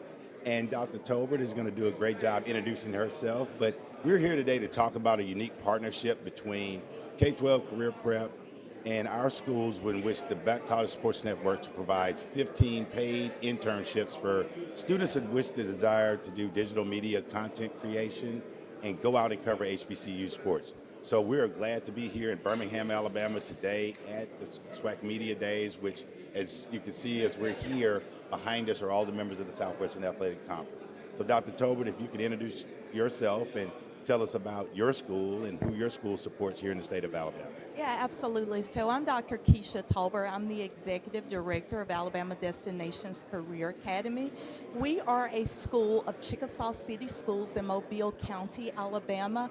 We offer public virtual education to students across the state of Alabama. Our main focuses are to provide career awareness, exploration, and preparation for students from K through 12. We currently offer 3 pathways that our students can show interest in. Our pathways are health science, manufacturing, as well as information technology, or as some may know it as IT. And so we're just really excited to be here and to partner with you all for this internship opportunity. And this could not have happened without, Roy Evans and the staff here, Brian, both Brians, and AD Drew. and they're committed to helping our intern. Kaylin is our intern that'll be here from Alabama DCA, and we'll be bringing on about 7 other ones, and they'll all go through a great curriculum created by Roy that encourages students to explore their writing ability. I know your intern expressed direct interest in covering the HBCU band segments, so she'll be at Alabama State and Tuskegee, and it'll just be a wonderful time for her to go out on the weekends and explore multiple things. And also, while you're there, maybe you find an interest in attending one of our historically black colleges. So with all that being said, we're just super excited to be in partnership with the Black College Sports Network, and Build, which is our group here inside of the K-12 Stride Company, is here to support our students in any way possible for their success. So Dr. Tolbert, is there anything else you want to let us know about Alabama Destinations Career Academy? Yeah, I just think this is an awesome opportunity. Like I mentioned, we have our 3 pathways, which are health science, manufacturing, as well as IT. But the unique thing about Kaylin's experience is Kaylin is one of our health science students, right? But we have found a way through partnership with you all and how we can match media along with her health science interests, right? And so when you think about all of the sideline health science types of things that happen from having those trainers on the field to really understanding that there's a media presence even within that connection of her interests. And so I just thank you all for really partnering with us and helping us to kind of bring Kaylin's vision alive. Well, yes, and like I said before, the partnership with the Black College Sports Network is amazing. And moving forward, what we're going to do is we're going to shift back into the gears of what Kaylin will be focusing on, which, like you said, she's a member of HOSA, she's a health sciences kid, but she saw fit and she said, I want to explore even more. And so this will give us an opportunity to do that. Well, with that being said, thanks so much for, coming out today and meeting with us and talking with us. And we're going to turn it back over to Brian and AD, and have a great day.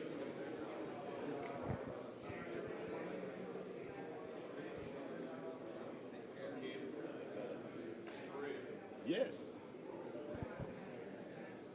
In one way, they pretty much dropped Norfolk State outside of the polls, just to give you some indication there. But guess who's number 1?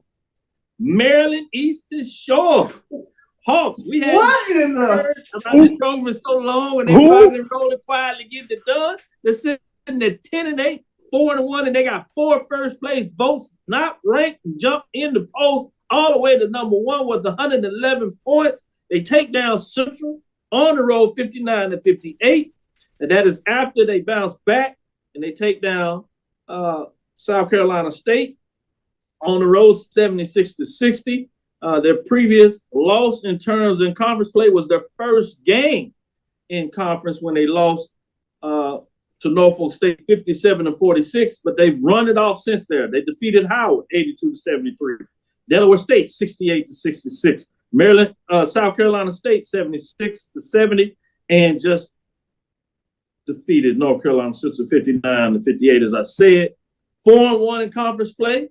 That's your new number 1. Take it and leave it. I'm going with you, AD Drew. Woo! I told you I had something fire. I want to see what you say about this one. Get your calculator out. Where's your computer? I'm almost speechless on this one, Dr. Kabir. Almost speechless. First of all, you did pause, so you were speechless for a minute. I got you. Yeah. I like it. Yeah, that was a very pregnant pause. That was a 9-month pregnant pause right there. There was no creamies on that. Yeah. First of all, damn you, Alcorn State. And great run that you have had in this SWAC. But were it not for Alcorn State, Dr. Cavill, do you realize this would have been the first time all season that you would have had every team in your poll not upside down? Alcorn State was the only team in this poll that was upside down. So damn you for Alcorn State for your non-conference record. All you had to do was get one more, and then would have been the first time. Hopefully next week. Now I say this, now next week everybody will be upside down. So you know how that goes. But looking at this Maryland Eastern Shore, I'm still trying to scratch my head on that one, Dr. Cavill. Four straight. And let me get it straight. Alcorn actually has won 6 straight. I understand your justification for having Maryland Eastern Shore up there, but I'm supposed to get into you like you got into me. Despite the head-to-head with Maryland Eastern Shore over Howard in the conference opener. Well, hey, we're here back right now with a wonderful head coach, University of Arkansas Pine Bluff, Coach Alonzo Hampton. How you doing, Coach? Doing great. How you doing today? Pretty good, and I'm just really, we're really excited to have you here. And can you talk a little bit about your team on the offensive side and the defensive side? The mantra of today has been we are work in progress on offense, but we're going to play defense. So what do you have for us? Oh, it ain't no different. I mean, obviously, we're starting training camp tomorrow. Our kids are reporting. We got a August 31st game against Tulsa ESPNU, but obviously I took the job in January, and we went through spring ball. Didn't have a lot of players out, but we've got a lot of guys coming in, 107. So we'll figure out moving forward what we need to do. Obviously, we finished second in the league last year in rushing, so we're going to be able to run the football. And obviously on defense, man, we got a good group of guys coming back on the D-line. So we want everything to start up front with our O-line, D-line. And then on special teams, we just want to be able to make game-changing plays to get the fans excited. And so we're excited about the direction that we're headed in. And, again, right now everybody's excited. Everybody's 0-0. Everybody's the conference champion today. And then we'll turn around in December and see who was the ones that were really working.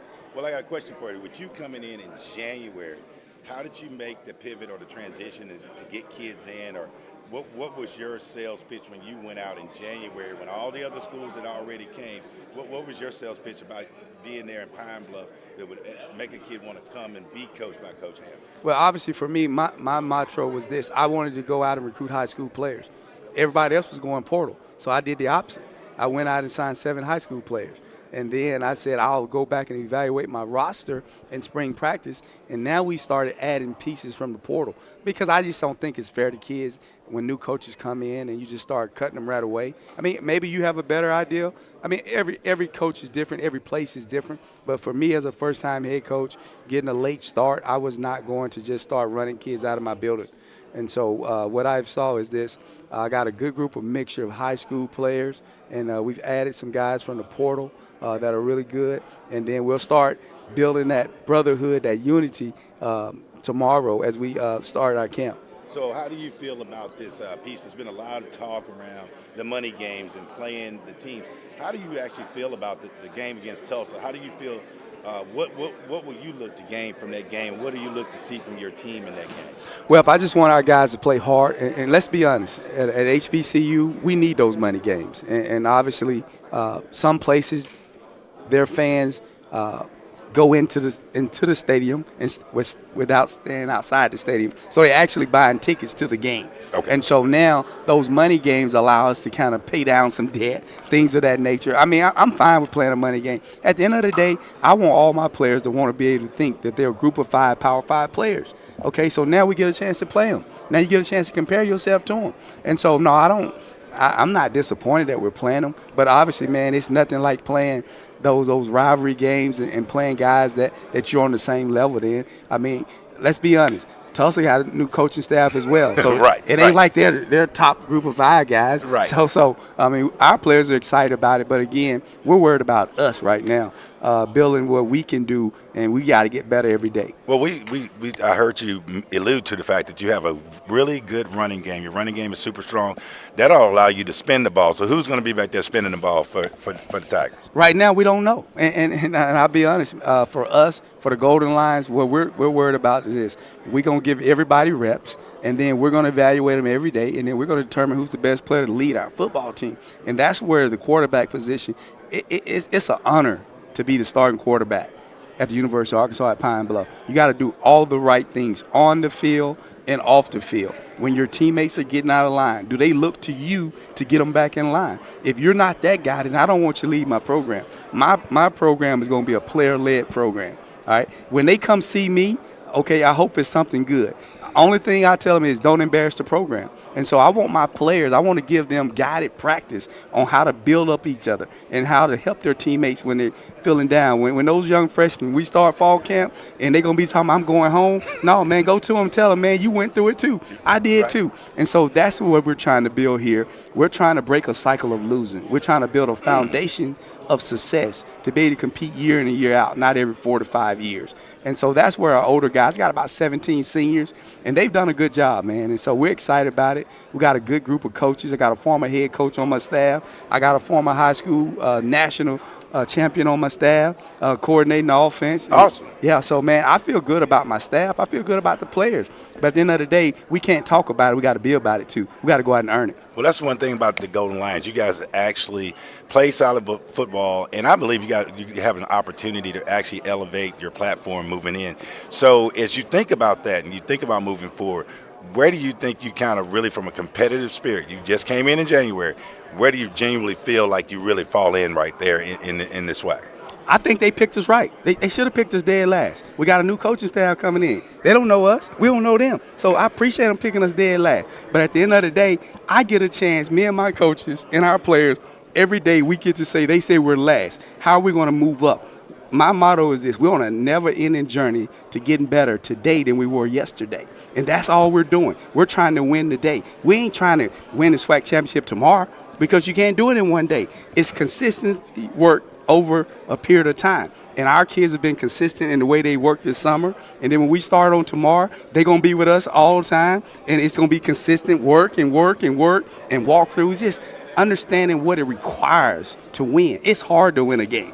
And so those guys need to understand, okay, Southern's picked to win it. FAMU's predicted to win it. You got Jackson State, what they've done over the past. Man, they should be considered the top teams in the program. I mean, in the SWAC. It don't bother me. I'm excited. I'm just, we'll play them when we play them. Hey, look, well, as we transition out of this, I'll tell you one place you got to go, Butt Up. So that's Kelvin Carter, Black College Sports Network, here with Coach Hampton of the Golden Lions, and we look forward to watching you this season along with all your other SWAC competitors. Thanks for coming by, Coach. Appreciate it, Coach. Yes, sir. Yep. You think all pads are exactly the same? Think again. This is Always Ultra Thins reinvented with the Always Triple Protection System. This pad wicks gushes 90% faster, absorbs even more so you can feel dry, and locks odors in. Rethink your pad for up to 100% leak-free and odor-free comfort with the totally reinvented Always Ultra Thins. This is always like never before. Since 2002, Empowerment Resources, Inc., a nonprofit organization, has empowered more than 1,500 youth and adults in Duval and surrounding counties through its programs Journey into Womanhood, Girls Mentoring, Life Skills for Teens, and parenting education coaching. To get involved with programs, volunteer, or donate, visit www.empowermentresourcesinc.org. Follow us on social media, facebook.com/empowerment.resources and instagram.com/empowermentJAX. Stride K-12 powered schools are ready to put over 20 years of being a leader in online education to work for you. Dive into curriculum design for the online classroom. Team up with state-certified teachers trained in virtual instruction. Take control of your child's education journey. Discover the power of personalized learning with a leader experienced in preparing kids for a future they can be excited about. Take charge. Stride K-12. Enroll now for the fall.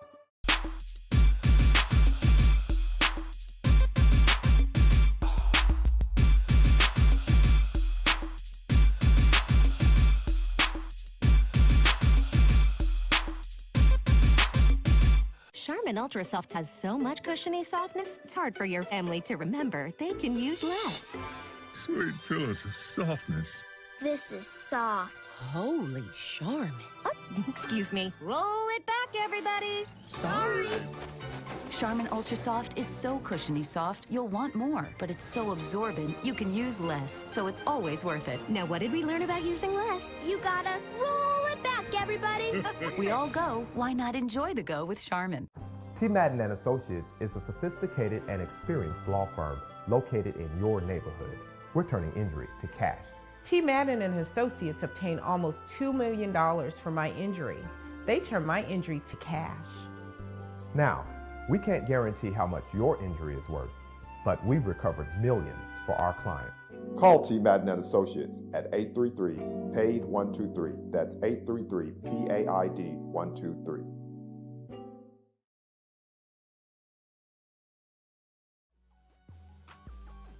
This is the Dean of the College of HBCU Sports, Kenyatta Cavill of Dr. Cavill's Inside the HBCU Sports Lab with Mike Washington and Charles Bishop.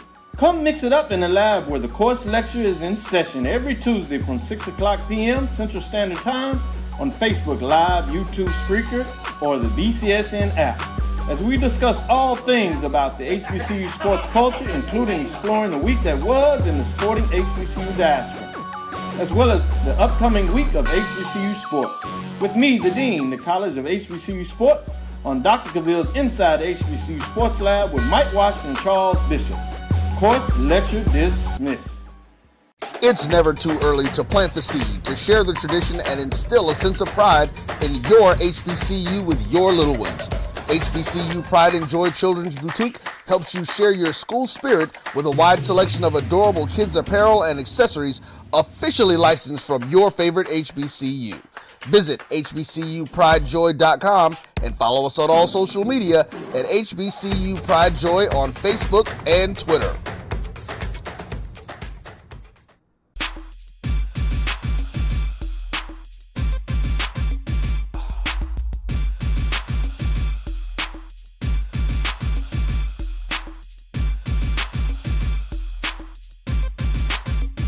You're looking for the latest information on Southern University sports, the Southwestern Athletic Conference, and HBCU athletics. There's only one place to go. Tune in to the Carlos Brown Show, exclusively on the Black College Sports Network. Oh, that spin class was brutal. Well, you can try using the Buick's massaging seat. Ooh, yeah, that's nice. Can I use Apple CarPlay to put some music on? Sure, it's wireless. Pick something we all like. Okay, hold on. What's your Buick's Wi-Fi password? Buick Envision 2021. Oh, you should pick something stronger. That's really predictable. That's a really tight spot. Don't worry, I used to hate parallel parking. Me too. Hey.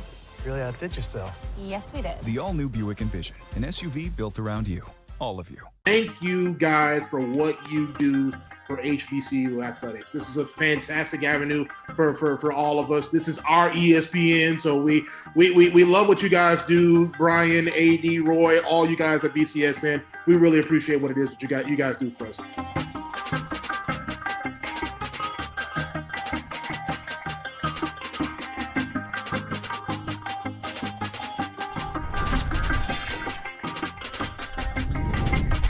When you work in IT, complaints are part of the job. Bill says the coffee's weak today.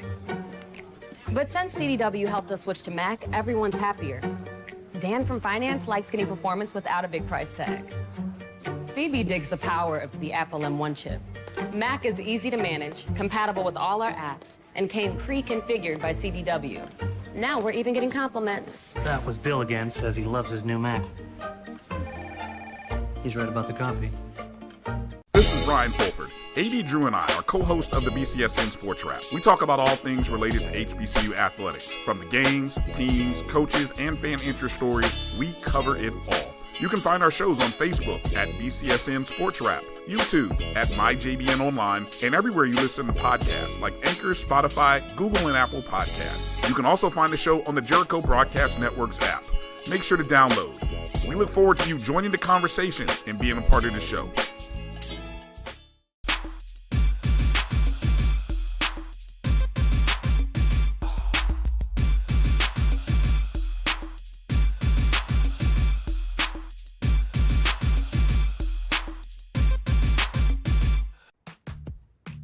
Nope. Nope. Come on, him. Ooh, I like him.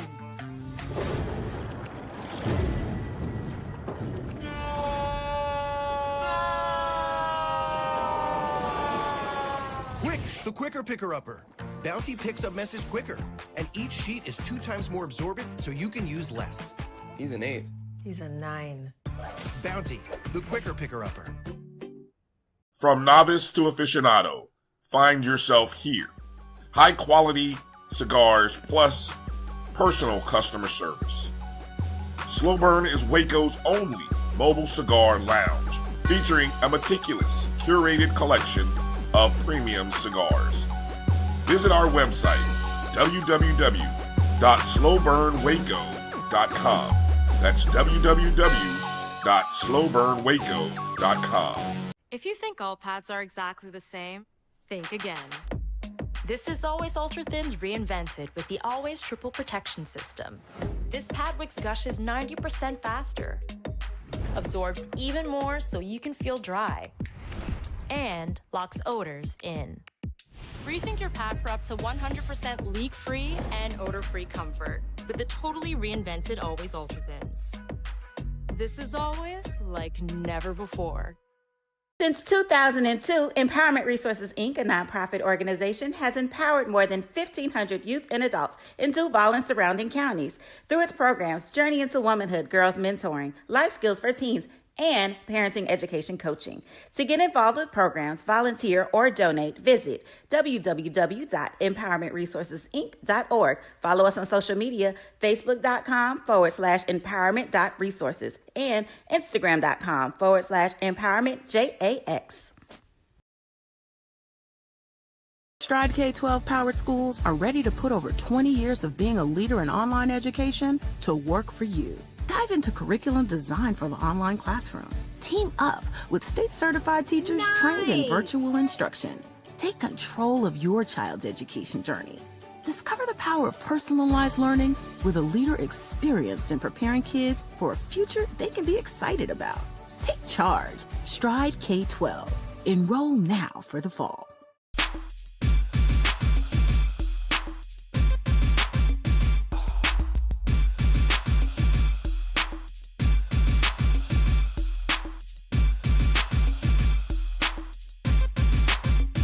Charmin Ultra Soft has so much cushiony softness, it's hard for your family to remember they can use less.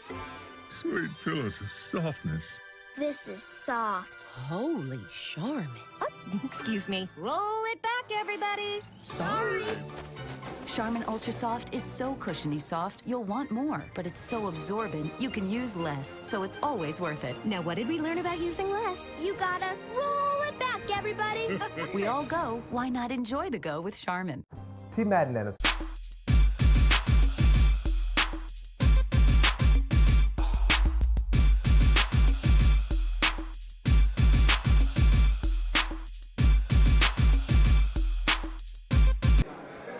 All right, welcome back to live coverage from the 2023 SWAC Media Day. Brian Fulford here, and it's a pleasure to be joined by my fellow Rattlers. First, to my left, the 2023 preseason SWAC Offensive Player of the Year, Jeremy Musa, and first team preseason All-SWAC defensive back, Javen Morgan. Gentlemen, Rattlers, how we doing? Good. All right. How's the experience of coming up to Birmingham been so far for you guys? It's been good. It's been a lot of fun. Great opportunity to highlight how great of a team we have, and just enjoy the moment, enjoy the environment. Totally, I agree. What's been maybe something that was surprising? I mean, obviously, Coach gives you. Whether it be Coach or maybe Coach Johnson or maybe even Mr. Padilla, they give you the pointers, the talking points and things. But what's maybe been something that they shared with you that you kind of seen this and that maybe caught you by surprise? And you see this media and all the media guys who are here. I think just like, you have your scheduled times to do things, but I think just like walking down the room and how many people just try to pull you, a lot of people want to talk to us because – that's for good reason. There's a lot of excitement, for our team this year, and we're excited to get into camp and start working towards our goals. Mm-hmm. Same thing? Yeah, definitely same thing. What's been I could talk to you guys all day, but maybe I'm sure people want to hear your experience here. What's maybe been a question or two that you've been asked or maybe kind of repeatedly asked that that you can share, or maybe that now you've got a working, like, okay, here's the answer now? Well, about the rap video, and then just about Rock Out, Kamari. You gotten that a lot. Yeah, for me it's been what have I improved on from last year, and then what Xavier's gone, so who's kind of going to fill that role, and how are we looking in the receiver room? Who you tossing the ball to this year? Yeah, I imagine that. Javen, let me start down here with you. You finished the season, I believe, first team All SWAC last year, if I'm not mistaken. Yeah, it was second team. First or second. I know there were a couple magazines that also had you, like national magazines that had you in there last year. And so when you think about your performance and just overall the defensive performance last year, we all believe from our standpoint, Rattler Nation, that this is going to be a better defense, which is hard to say. Yes, sir. What's your perspective when you compare even the last two? Let's go to the last 2 years, which you've been a part of. How does this stack up? Where do you see? And I hate to ask you the comparison question, but just share with your thoughts going into this year from the defensive side of the ball. Well, in the previous years, we always had some like good players, but this year I just feel like we're way more deeper. Like it's a lot more depth, and that's like the big difference. I feel like. You think that's a product of maybe some of the transfers that have come in, or it's a part of the transfers, everybody working hard, and the coaches, just everything really. Jeremy, obviously, people are going to look. I think you actually have so many weapons to choose from this year. I mean, obviously, everyone wants to find who's going to replace Xavier, and I kind of think, well, that's kind of a good thing is nobody's going to replace Xavier, but you've got a plethora of guys, running backs and receivers. What kind of things are you doing to just instill, not that those guys don't have confidence, but just to continue to work on those relationships with so many different guys? Yeah, I think with the veterans, K-Dot, Manigo, the guys I've worked with, Nick Dixon, Day-Day, Oxendine, just, continuing to get better and building off the things that we've already talked about, with the new guys that come in, Jamari Gassett, Chris Reed, Marcus Riley, just establishing what I expect of them, how we operate as an offense, and the level of detail that comes with that, because that level of detail is going to allow us to perform how we want on Saturdays, and it's going to help us reach our ultimate goal of a Celebration Bowl victory at the end of the season. So it's constant work day in, day out, because that's what it takes, whether it's throwing routes on air on the field, 7-on-7 against the defense, film room study, or just developing a personal relationship, just like friends, because ultimately our relationship is based on trust, and they have to trust that I'm going to do the right thing, and I have to do the same with them. Javen, what's the iron sharpens iron? What's it like going up against these receivers? I saw you guys in orange and green, so look, I know, but for people who aren't familiar, talk a little bit about those daily one-on-ones that you and the receivers are going up against. It's something to talk about. It's a lot, but I feel like it just makes everybody better, because then when it comes for game day, you're not going to, well, no offense, but you're not going to see receivers like that on every other team. I agree. Yes, sir. No one's watching. No one's watching but Rattler Nation. So, we get it. Yes, sir. I ain't want to offend nobody. That's all right. That's all right. Leave it to me. I'll offend a few people. Yes, I'll keep you guys safe. I'm going to give you a chance, Jeremy, to talk about the guys up front. We were talking with we were spotlighting this the other day. You got 17, I think the number is, and I got to check with my guy Mental here. Kelvin, my co-host of the O&G Strike Zone, was telling me we've got 17 returners on the offensive line. Talk a little bit about those guys, because everybody's talking about receivers and running backs, but they're missing out on where the strength of this team, the guys who are going to protect you and open up big holes for the running game. Talk about the guys in front of you, the offensive line guys. Exactly. As to be expected, right? Offensive line always gets the short end of the stick, but no, I try to highlight them because they have one of the toughest jobs on the field. It's mean, it's nasty in the trenches. Led by, Jalen Goss at left tackle, Cam Coven at right tackle, TJ Lee at center. Those are great guys that have played a lot of snaps for, FAMU over the last couple years. But, we've brought in some big-time transfers as well. Ashton Grable is going to be a great addition for us. Cardell Jones is going to be a great addition for us. And Yannick from Buffalo is going to be a great addition for us as well, too. So just to be able to have the depth of so many guys, so many great talented guys, is going to promote a lot of competition in that room, and it's going to give coach the the good feeling to know that, you know, if something does happen, unfortunately, that we'll be okay. And they're going to allow me to do my job and distribute the ball to all those great playmakers that we talked about. But I think the biggest thing that's going to allow us is to open up our run game and just be a physical and imposing offense, because if they can't stop the run, they're not going to be able to stop the pass. So it just pick your poison at that point. I love it. Javen, I know you DBs kind of live on an island sometimes, but you guys, you need those guys in front of you, those 7 guys. Talk about the 7. Let me see. Are we running? What are we running? 5. We're running 4-2. So you got 6 guys in front of you. So talk about the 6 guys in front of you and how they help you do your job. Well, if they get after the quarterback, it makes our life a lot easier. So that's what they normally do. So we can't really complain about that. I just hope and pray that they do the same thing every time. Right. They make me look good. There you go. Yes, right. Sir. Every time they do decide to throw you away, well, okay, at your own risk. Throw it up to J-Mo. Yes, throw it up to J-Mo. at your own risk. Let's kind of talk both sides. I want to give you guys maybe the spotlight. Somebody that is not getting talked about. Somebody that you've seen just putting in work during the offseason. I remember I came here a couple years ago, and that's when I forgot who came here. It wasn't Ashley, but one of the guys who came a couple years ago was telling me, hey, watch out for McLeod. Watch out for Jalen McLeod. This was 2 years ago. And I was like, oh, okay, yeah. And hey, sure enough. Give me somebody on the defensive side, or somebody's, Javen, on the defensive side that we should be paying attention to that maybe is not getting the kind of press that they should be. The linebackers, like, I can't pick one. It's just like the whole group. That's really. what I heard. Yeah, the linebackers kind of crazy. That whole core. Yeah, we were talking to Coach Smitty Rock on the show the other day. I couldn't pick one name. I just have to say the whole group. That really. core. Yeah. There's now what that your secondary group? What kind of nickname or name are you guys riding with this year? What are you guys known? How should we refer to our secondary group as? Well, let me.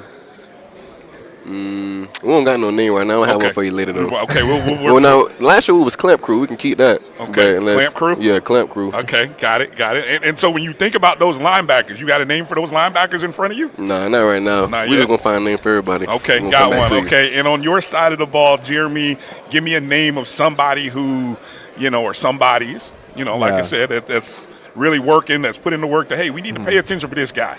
Yeah, I think, the receivers get a lot of attention, running backs rightfully so, but I think we have a great tight end group as well. Okay. Kamari Young, Jeremiah Pruitt. Yeah. But I think really the one who, not a lot of people talk about and is going to have a big impact this year is Kobe Gross. He's a great route runner, very physical at the point of attack. So he's going to be a big asset for us this year. Okay, nice. Javen, give a shout out. Anybody you want to shout out here, because we are live, Black College Sports Network. Everybody, any social media plugs? I know Rattler Nation is watching as well. Nah, shout out to my mom. That's really it. Just take care of mom. Give me what's your social media handle so that way people can make sure you're following. At Hands Almighty. Hands Almighty. Yes, sir. I love that, man. Good. You guys are so original. Go ahead, Jeremy. We've already talked to your mom before, so yeah. But give some shout outs to anybody or and make sure you give your social media handles as well. Yeah, shout out my mom as well. My dad, my sister, grandparents, my girlfriend, all my friends back home. They probably don't watch this, but still. Thanks for always supporting. Your mom forwarded. I know they watch. Your mom, she sent a retweet. They'll watch. Yeah, thanks for supporting me, for all these years. My Instagram handle is _Moose with 4 O's. Okay. _ Twitter, I believe, is Jeremy _Musa. Okay. Yeah. All right, you guys taking care of business, man. It's a pleasure to talk to you. I look forward to talking to you guys throughout the course of the season. God bless. Stay healthy, and let's get ready to go, man. August 2nd, right? Mm-hmm. Yeah, that's when we report. Yeah. Can't wait for y'all to get to it, man. Yes, exactly. Rattler Nation, we coming from Miami. Just letting y'all know. Again, Jeremy Musa, Javen Morgan. We're going to take a short break. I'm Brian Fulford. We'll be back in just a moment. You're looking for the latest information on Southern University sports, the Southwestern Athletic Conference, and HBCU athletics. There's only one place to go. Tune in to the Carlos Brown Show, exclusively on the Black College Sports Network. That spin class was brutal. Well, you can try using the Buick's massaging seat. Ooh, yeah, that's nice. Can I use Apple CarPlay to put some music on? Sure, it's wireless. Pick something we all like. Okay, hold on. What's your Buick's Wi-Fi password? Buick Envision 2021. Oh, you should pick something stronger. That's really predictable. That's a really tight spot. Don't worry, I used to hate parallel parking. Me too. Hey. Really outdid yourself. Yes, we did. The all-new Buick Envision, an SUV built around you, all of you. Thank you guys for what you do for HBCU athletics. This is a fantastic avenue for all of us. This is our ESPN, so we love what you guys do. Brian, AD, Roy, all you guys at BCSN. We really appreciate what it is that you guys do for us.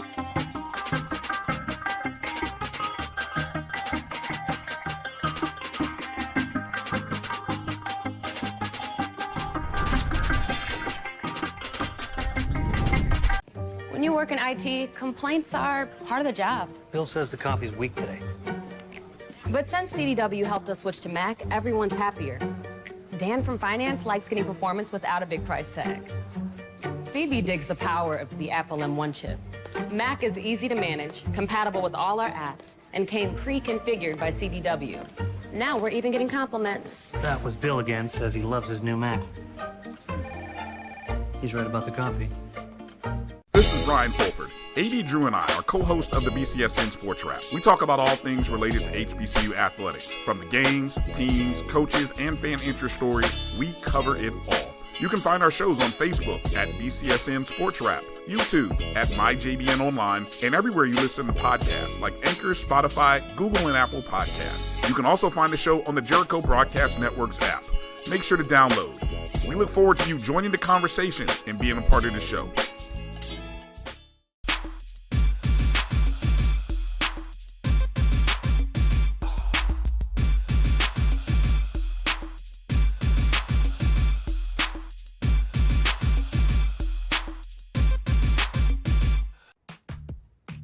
Nope.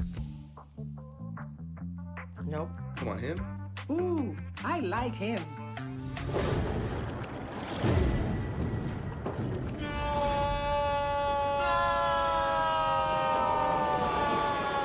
Quick, the quicker picker-upper. Bounty picks up messes quicker, and each sheet is 2 times more absorbent, so you can use less. He's an 8. He's a 9. Bounty, the quicker picker-upper. From novice to aficionado, find yourself here.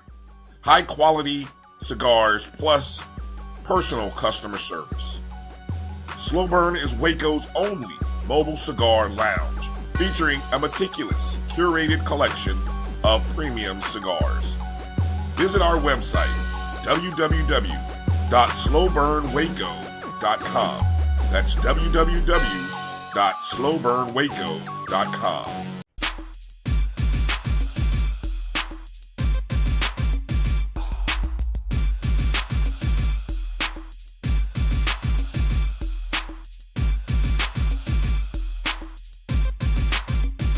Charmin Ultra. Boy, what goes on out off the mic, I tell you. It's Dr. Fields. It's a secret. BCSN Game Time. Kind of like the coaches' war rooms. Man, all them halftime adjustments. All of them. When they go That's up. right. We got Brian and AD here with Coach McNair, Alcorn State University with the Braves. Welcome. Yes, sir, and I appreciate you guys having me, man. I'm going to get straight to it. I heard you working on some magic down there. I wish I knew something Secret about what? it. Oh. Y'all need to tell me something about it. Y'all know here I'm working on some magic. It's something. I don't know nothing about it. I'll say I started off. Heard you got a quarterback down there now. We got 5. Got 5? Yeah. Well, I know one of them for my whole time, and he's supposed to, there's been a lot of. Wait a minute, where are you from again? Just so Coach knows, unless he doesn't know. Go ahead. St. Louis, Missouri. From Missouri? Yeah. Yeah, we got a quarterback from Missouri. Yeah, we got a quarterback from Missouri. So that's a starting point. That's a starting point. It's a good room, though. It's a good room. And Tyler Mako, he's coming in and got a chance to come in January and go through the spring with us. And that was an easy transition for us because now, we don't have to wait till August to get in the playbook and all that kind of stuff. So Aaron Allen, Trey Lawrence, and we got a freshman that's coming in out of Texas. Hartfield. Last time you had a kid out of Texas, it went pretty well. Yeah, we always recruit Texas pretty good. Now we ain't gonna leave Texas out. It's one of our biggest states that we recruit in. So I know some folks in that area want to put up a fence in Dakota.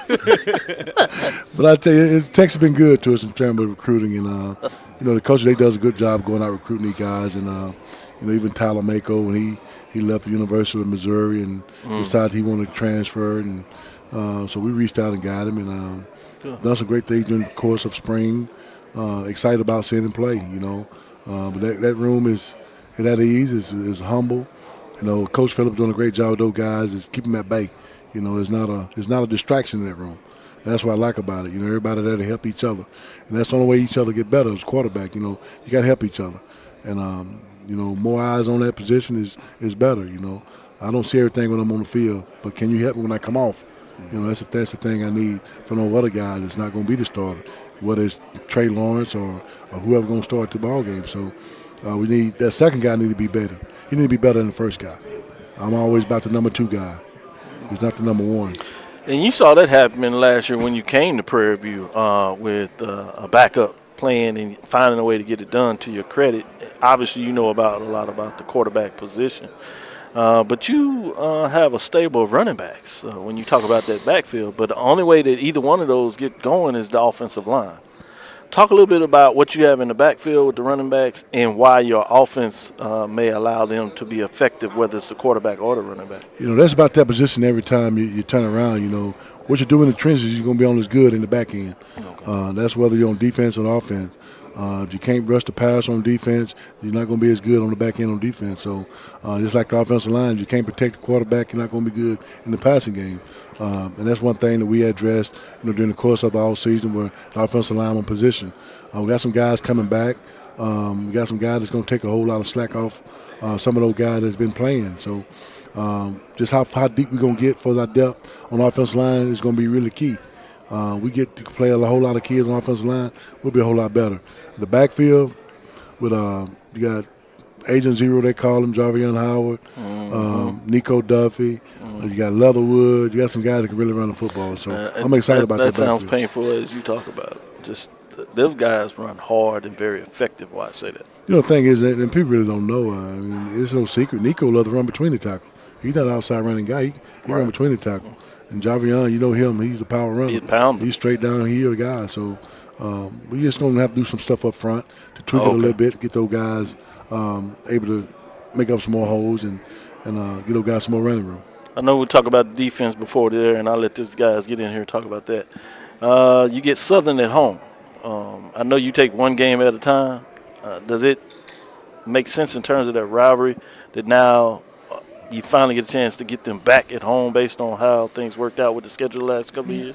Yeah, but, the biggest thing is, it is what it is when it comes down to schedules, and it really shouldn't have been in that way. But I tried. Coach Big Boy. Coach will get straight to the vet.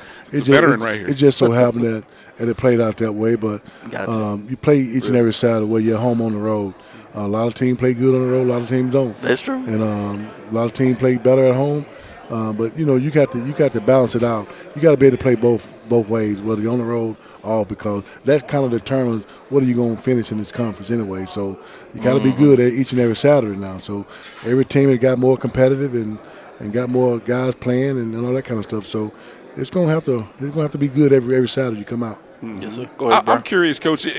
You're going into season number 8. You're the longest tenured coach in the conference, the dean of the conference, and that just means you got gray like B. That is exactly right. I'm curious about the enthusiasm. No, let me go back. Let's go with the tough one, the pressure of the success of being repeat division champs, and that those first half of your tenure, and let's go with these last few years. Which is tougher? Trying to match the success from the previous year, or when you have what some fans may call a down season, trying to get back to the top. Well, the biggest thing is, and I tell people this all the time, it's about how committed the university is to the programs. Okay. If you make a commitment, this is what you want to do. Not an expectation of me is easy. It's just about a commitment, And I tell people this all the time, you're as only good as your commitment is. If you got people committed to making your program better in terms of going out, getting some of the best players to fit the program, the facelift of the university, of the athletic department, it helps. When old kids come in and see stuff like that, it helps. It helps the program, all of them. But we just got to build off that. And, tradition-wise, yes, we've been winning. In the past 2 years, it's been a letdown. Not only for me, but for the student athletes there too. So we just got to make sure we're doing the right things for those student athletes to be successful in terms of getting what they need, giving the coaching staff what they need to be successful on and off the court. No matter whether it's football, basketball, baseball, it don't matter. But they need a commitment from a university to make those commitments and live up to them to make each and every program better. That's so true when you talk about the commitment, because what people forget while you are getting all that done and being at the top of the hill, there are other folks chasing you.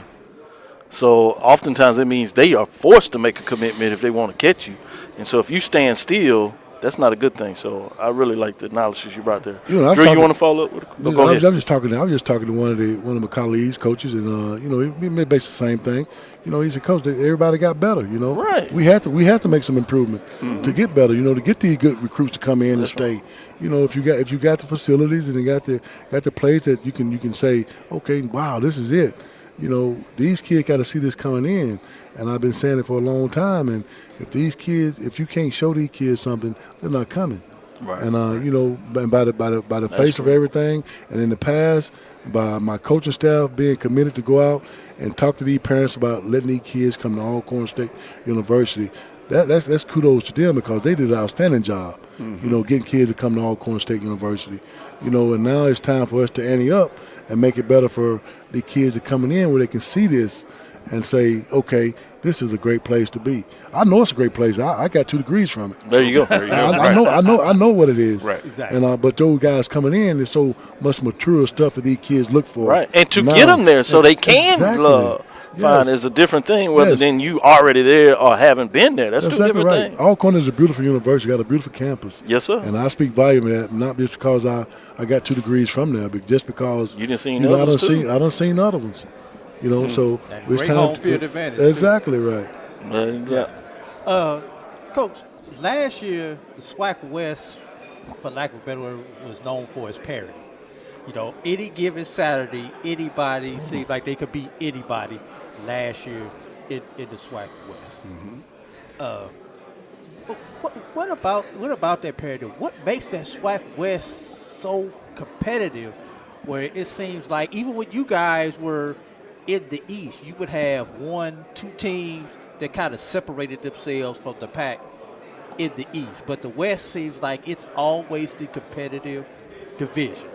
Well, you take a look at the platform of where the West, you got Grambling Southern playing in the Bayou Classic. You got Prairie View and Grambling playing in the State Fair Classic. Now you look at that and say, wow, they playing in all the big classic games, and you take a look, wow, are they better than the team in the East?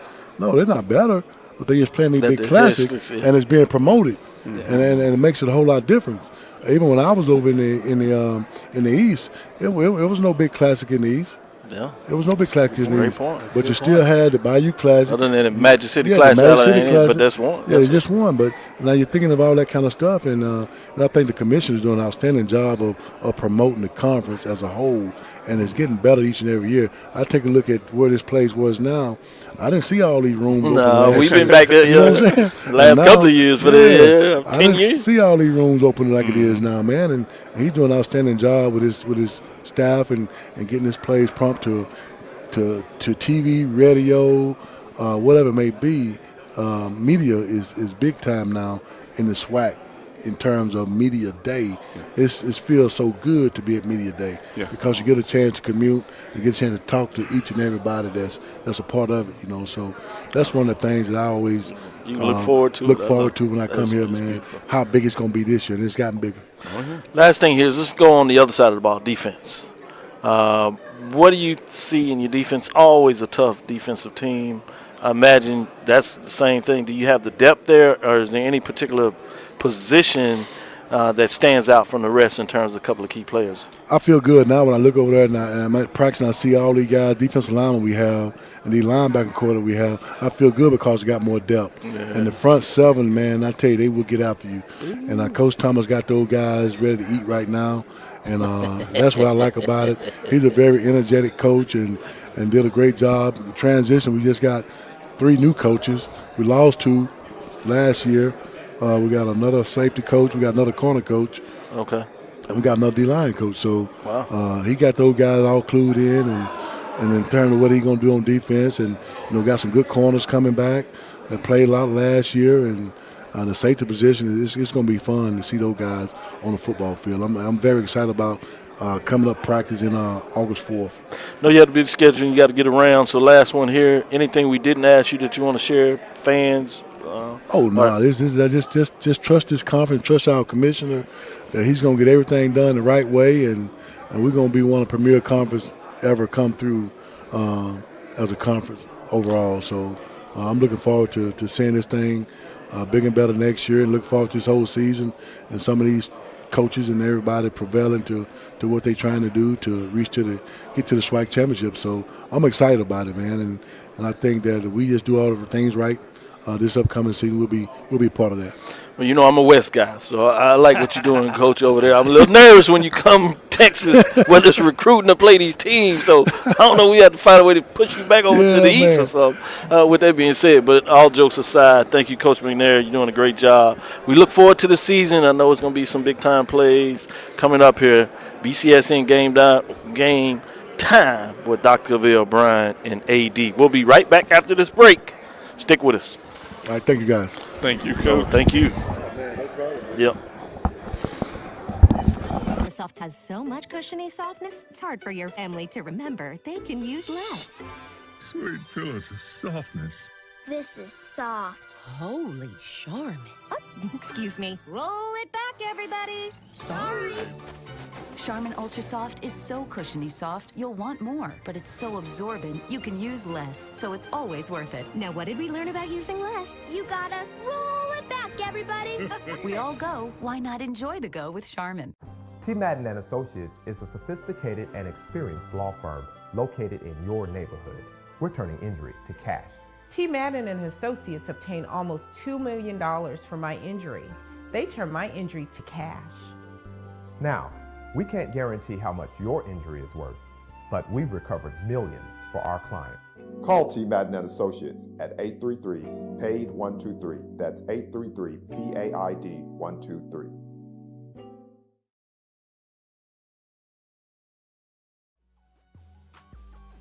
This is the Dean of the College of HBCU Sports, Kenyatta Cavell of Dr. Cavell's Inside the HBCU Sports Lab with Mike Washington and Charles Bishop. Come mix it up in the lab where the course lecture is in session every Tuesday from 6 o'clock p.m. Central Standard Time on Facebook Live, YouTube Spreaker, or the BCSN app, as we discuss all things about the HBCU sports culture, including exploring the week that was in the sporting HBCU diaspora, as well as the upcoming week of HBCU sports. With me, the Dean, the College of HBCU Sports, on Dr. Cavell's Inside the HBCU Sports Lab with Mike Washington and Charles Bishop. Course lecture dismissed. It's never too early to plant the seed, to share the tradition, and instill a sense of pride in your HBCU with your little ones. HBCU Pride and Joy Children's Boutique helps you share your school spirit with a wide selection of adorable kids' apparel and accessories officially licensed from your favorite HBCU. Visit hbcupridejoy.com and follow us on all social media at HBCU Pride Joy on Facebook and Twitter.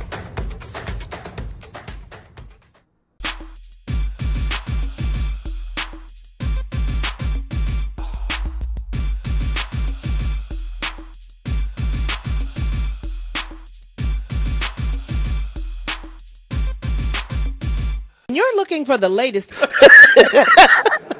Hello, everyone, and welcome back to the BCSN Game Time Show. As we are live from Birmingham, Alabama at the Sheridan for the 2023 SWAC Media Day. You heard my voice today. You've seen me none until the man has shown up. Head coach Willie Simmons of the Florida Agricultural and Mechanical University Rattlers is in the building, so I had to get down. Coach, how you feeling? Man, I appreciate it, man. I appreciate to bring the stars out when I come sit down. And that's There always. it is. There it is. There it is. We got look, another Rattler, guy from the West. It's my old buddy here, man. It's my guy. Exactly. It's my guy. That's why we're messing around with it. But Coach, that was pretty good. Pretty good. Coach, let's do this. Let's just jump right into it. You got preseason offensive player of the year, Jeremy Musa. I know Jeremy Musa, and then the Javen Morgan, Javen Morgan, defense, yeah. who's second team or first team for the SWAC. Coach, it's a lot of talk been going around. We've had rough last 2 years. This first game coming in, a lot of expectations this year. What are your expectations? We don't even get you warmed up. Drop them in the grease. Talking about chicken. They leaving half-team chicken over here. How was your offseason, Drop Coach? it right in the grease. Right in the grease. Summer's been going How was well. y'all Aren't you season? from North Florida? Put up there in the country. Come on now. Let's get it right. Summer's been going well. Wife on vacation, so we're going to ease right on into it, Kavil. But nah, man. The funny thing is, I told the team back in 2018, you don't come to Florida A&M to play football if you're not prepared to handle the expectation. That's just a part of it. Right. And so, whether it's picked to be first, second, whatever the case may be, you got to be prepared to get everyone's best. Rattler Nation, I tell them all the time, they write a lot of checks that we got to go out there and cash, because we're active on the sites. We're talking our trash, and rightfully so. We say we brag different. So for our guys, it's just about making sure that we understand the assignment, that we know that talent is there. We're not going to mince words on that. We have a talented football team. When you have the preseason offensive player of the year who's a quarterback, when you have, I think, the most number of all-conference preseason performers, a dominant defense, it's the makings of a championship football team. So it's for us taking those pieces, make sure that we keep a level head, not reading the press clippings, not getting too high, not letting adversity get us too low, but just being able to stay within ourselves. I think we'll be able to accomplish our ultimate goals. All right. Well, since we asked some tough questions, let me get in here and ask this one. Get it out the way. Get it out the way. In all seriousness, what can you tell us? First, let me say, I like the fact that you put the statement out there. Early on, clip it, let's go, this is what it is. And I know there's the investigation, so there's only so much you can talk about. But can you give us an update at least of where things are now based on what came out? Well, the only update that we can share is that we're back to normal football activity. Yeah, so we suspended activity. We for were nervous you weren't going to be able to come here. Well, yeah. Was that purposeful? Hey, man, I talked to Coach Prime this morning. I told him, I said, Prime, you know what? You're not here this year, man. So we had to find a reason to bring the media, because we know if you weren't here, they weren't coming. So we just wanted to do something to get you guys here. To have something to talk about. But no, in all seriousness, our guys are back to work. Business as usual. We've had a phenomenal summer. We had an amazing summer. We've had about 90% attendance there. The guys who haven't attended have been doing internships and things of that nature. So, again, I tip my hat to the Vice President and Director of Athletics, Tiffany Don Sykes, and Rattler Nation for making the commitment to allow our guys to be here for summer school. We know how important that 2-month span is. And to be a championship team, you got to be ready to go. Getting in shape, bonding as a football team, all of those little things, and that's what we've been able to do this summer. So, again, just excited to be able to hit the field next week. It's been a long time coming. Seems like the spring game was forever ago. The last game last season was even longer than that. So just that itch to get on the football field and play is within us all, and SWAC Media Day is the official start of that. Other thing in terms of getting students on campus, what are your thoughts in terms of the food nutritional program that I know that you talked about, you implemented? How is that coming along? Yeah, it's been great. Again, I tip my hat to members of the 220 Quarterback Club. After my first season in 2018, we dropped our last 3, and they asked, well, Coach, what do you need? I said, we need nutrition. Our guys' bodies kind of broke down at the end of that first season, and it was because we didn't have the nutrition to sustain ourselves to practice the way we needed to practice. And so, again, we started the initiative back then, and it's grown ever since. And so, again, our guys get to walk in the weight room every day and be able to have the nutrition that they need to replenish all of the work they put in. And I tell people all the time, we put the same 20 hours of work in as any school in America. Power 5 schools don't lift any more than we do. They don't train any more than we do. And I'm not just talking about FAMU. Every school in the SWAC, we utilize our 20 hours just like everyone else does. But when you put in that much work and you tear your bodies down, you got to be able to build it back up. And the nutrition that we have allows us to do that. So I'm thankful to everyone who supported that initiative. It's an ongoing one that'll never end. That ask will never stop. Summer school and nutrition. If anyone asks, Coach, what do you need? I need summer school money. I need nutritional money. Other stuff we can get. We'll get money for uniforms and all those type of things. We can build those in the budget. But it's really, really difficult to be able to sustain the nutritional program the way we need to and to be able to fully fund summer school the way we need to give our team the best chance to be successful. One more before I pass it back to them to jump in here and get on this. In terms of your offense, well, I'm going to go back to this in terms of nutrition. I want to know about the depth. We've seen a lot of transfer players come in. I don't know if that's because you all do such a great job on the social media platform that it seems like it's a lot more, or is it actual a lot more? And if it is, how does it work with the depth, both on offensive, defensive side of the ball? No, we just named the same guy over and over again, just different platforms. Everybody think we so loaded with our I wanted it with me. I was like, damn, this show seems like a lot of. No, we have. Well, we've added a lot of new players to this football team.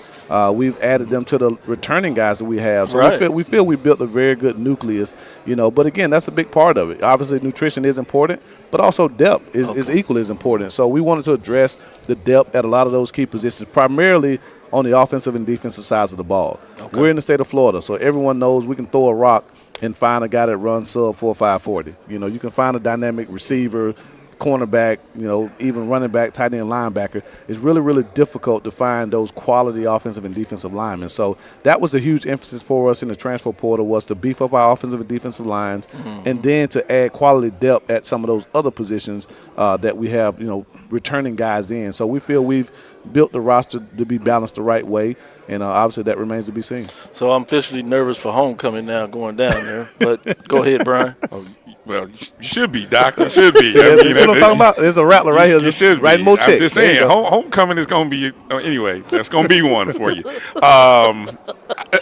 Let me go to the. I'm sorry, Doc. To be honest, let me go to the depth question, because with so many new guys, I think it's 17 FBS transfers, 30-something plus new guys. Do you feel like you've gotten what you needed from the returners to help maintain the culture and standard, or to, because you can't be there, you and the coaching staff can't be there for everybody at the same time, but you rely on your veterans and your leaders, guys like Javen and Jeremy. Well, no, you can't babysit everybody. I mean, but the guys like who were here, Javen, Jeremy, do you feel like you have gotten what you needed from the veterans so that the new guys understand what the expectation and the culture and environment is, or are we still working on that? Well, it's an ongoing process. Okay. It's funny, and I joke around about Prime and my relationship, but I actually talked to Dion about that, because obviously he's done that everywhere he's gone. Jackson State, he brought in a lot of transfers. Colorado, he's brought in a ton of transfers. And so I talked to him about, how do you infuse that culture? How do you work on bringing that culture together as quickly as possible? Right. Returners have a lot to do with that. Yeah. And I tell our players all the time, when we get to late December and early January before we really get heavy in recruiting, bringing guys on campus and signing, I say, look, a newcomer is going to walk into a locker room for a first time. What type of locker room is going to walk into? Is going to walk into a locker room of guys who are accountable, who are committed to each other, or is he going to walk into a locker room of individuals who are trying to get it how they live? Right. And so how they acclimate will be based on what they walk into. Because if you walk into a locker room with a strong culture and you're a me guy, you're going to stick out like a sore thumb. Immediately you're going to realize that, okay, I'm not like the rest of these guys, or the rest of the guys are going to see, okay, he's not like us. He's trying to do his own thing. But if you walk into a locker room of guys just kind of doing their own thing, how do you tell who's about the team? And so that's the challenge for Jeremy, for Javen, for Isaiah Major, and those guys, because we have brought in a lot of players from Power 5, G5 programs, even players from other institutions, and how fast they integrate themselves into the FAMU culture and how we do things will ultimately determine our success, because we're talented, like I said, and I've told the team time and time again, I think the only thing that can stop us is something from within, right? Not external factors, but internal factors can slow this football team down. And the sooner we embody ourselves in this family culture that we built over the last 5 years will determine our ultimate success. I know you're celebrating 50 years on hip-hop, but you might want to slow down with some of them hip-hop references and go to jazz. Coach, See, That's from the West. From the West side. I left PV to See how they get you in the West side? See? Coach, I'm actually going to steal one of Brian's questions. So we know about Jeremy. We know about Jamin. Talk to us about some of the players that we want to look out for, that you want Rattler Nation to be like, hey, this kid is going to be something special. You know, watch out. We don't want to give too many names away because we want everybody else in the SWAC to be surprised. But no, give out the name. Give us one or two for Rattler Nation. Well, you know, again, we joked about that on the way up here. I actually asked Moose and Javen, who they thought would be our kind of surprise players. Nice. On the offensive side of the ball, I don't know if it's a name that people don't know because, again, he's made a ton of plays in the conference. But Marcus Riley is a guy that we're really excited about. He transferred to us. He's from Tallahassee. He's a local guy. We tried to get him the first time. He came out of Louisville 4 years ago, but I think he wanted to get away from Tallahassee. Right. And he went to – I don't know why. He went to a school down south that, I don't know if they have a football team or not. But somewhere on the coast. Somewhere on the coast down there, Daytona. But, again, he transferred back to us. He's an all-conference caliber player and very, very dynamic. And so – I don't want to say he's Xavier Smith. Don't want to say he can, emulate that type of statistical prowess, but he's a very, very special talent. So he'll be a guy that Rattler Nation will see a lot of early and often. And then on the defensive side, I think you saw a glimpse of it in the Florida Classic, but Anthony Dunn.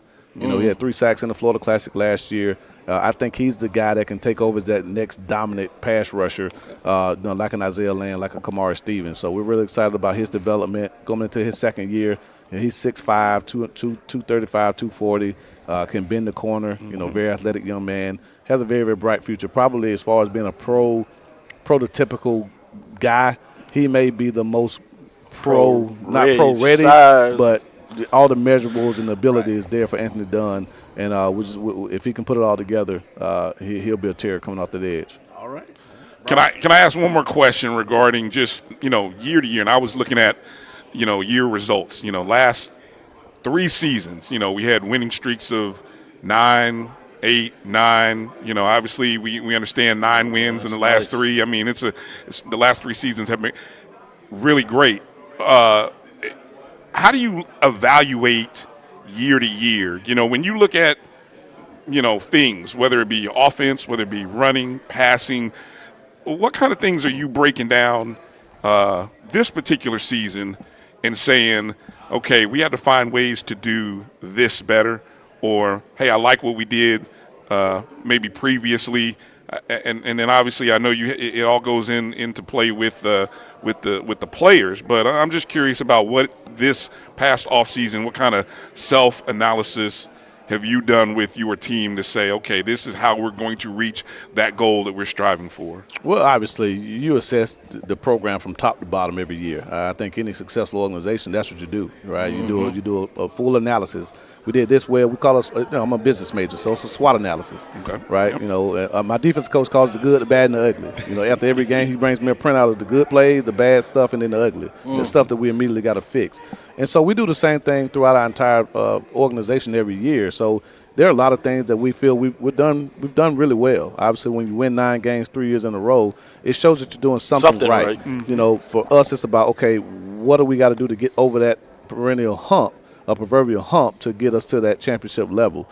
And so for us, the biggest thing that I try to assess is, are we as a coaching staff putting our players in the best position to be successful? Are we maximizing the talent that we have? Because, again, I have anybody's ever seen my play call sheet, not many people have, and they won't. But, if you had a chance to look at it, I think Kaville's seen a couple of them. But I have a box on my call sheet. I call it my pinball. I got this from Burton Burns years and years ago when he was coaching at Clemson. And, he was a part of a staff with Dabo Sweeney as assistant coach, Billy Napier, Brad Scott. A lot of those guys were assistant coaches. And so they would be game planning. I was a grad assistant. They would be game planning, talking about the what they were going to do. And Burton wouldn't be really participating. He wouldn't be saying a whole lot. Now, he's a phenomenal coach. He's coached Derrick Henry, Mark Ingram, you name it. He's put guys into the league. And he'd just have a little grease marker over there doodling on the board by himself. And finally, the coach said, Burton, what are you doing? Like, participate. He'll back up, and it'll be a circle with some numbers in there. C.J. Spiller, wow. Jacoby Ford, James Davis, Chancey Stuckey, all guys that played in the NFL. He said, look, I don't care what y'all do. If these guys don't touch the ball, we're going to lose. And that was the whole point. And I learned a valuable lesson then. It's not about the X and O's. We all know it's about the Jimmys and Joes. And so for us, it's okay. We have a talented roster. And on my call sheet, I have that same thing. So if there's a series or two that goes by and Xavier Smith last year hadn't touched the ball, I'm doing a bad job as calling plays. If Isaiah Land hadn't had a chance to get to the passer, we've done a poor job of devising schemes on the defensive side. So that's what I evaluate the most. I say if we have a talented roster, the only thing we can do is stand in the way of that talent maximizing itself by not putting them in positions. And so if we got guys that can rush the passer, but they're linebackers, they're safeties, they're nickelbacks, we better be sending them, right, instead of dropping them in coverage. Isaiah Land went from 2 sacks in 2019 to 19 in 2021. Right. Did something right. Simply because in 2019, he was dropping in coverage a lot because of the schemes that we were playing. In 2021, we said, okay, we got a dominant rusher. All you do is rush. Go get it. Every play you're rushing the quarterback. And it led to him being the nation's sack leader. So when I talk about evaluating ourselves and making sure that we're doing the right things, that's the number one thing I evaluate. Are we maximizing the talent that we have on offense and defense and in the kicking game? And if we do that, then I think we're going to be a successful bunch. I don't want to put no more pressure on you. I know we're going to go to the break there, but, in the season in the Celebration Bowl, you kick it off next year in the MEX-like Challenge. So be interesting to see what that looks like when they usually say start in Atlanta, end in Atlanta. We trying to end in Atlanta and start in Atlanta. That's right. So before we get out of here, I have a coach. That's the one thing I think that was a great statement that you had. I want to speak to all the recruits out there. I hope y'all listening. Y'all make sure you clip this and send it to recruits. Coach is going to put you in a position we're trying to get to Kavil. win. That's NCAA, man. You can't do that. Oh, I can do that because I know what's university. We're trying to get Kavil to text like, Coach, man, what y'all doing over there, man? What scholarships y'all got? Yeah, don't worry about that. I already asked that question. Hey, endless scholarships at FAMU. So again, everyone, it's head coach Willie Simmons from the Florida A&M University Rattlers. Coach, we will see you at the start of the campaign down in Miami. We ain't gonna talk about it. We got some stuff to talk about at Prairie View. We trying to be quiet. Let me do the interview. Can I? I was on the committee. I signed a non-disclosure confidentiality. I know how to get out of this real well. Okay, I know nothing. That's how you answer those questions. That's my guy. All day long. That's what you do. But as I was about to say, Coach, we will see you in Miami. The Black College Sports Network and the ONG Strike Zone will be there. We coming. Get ready to have some fun and talk Rattler football and start that first domino. Let's love it. See you guys in Atlanta this year.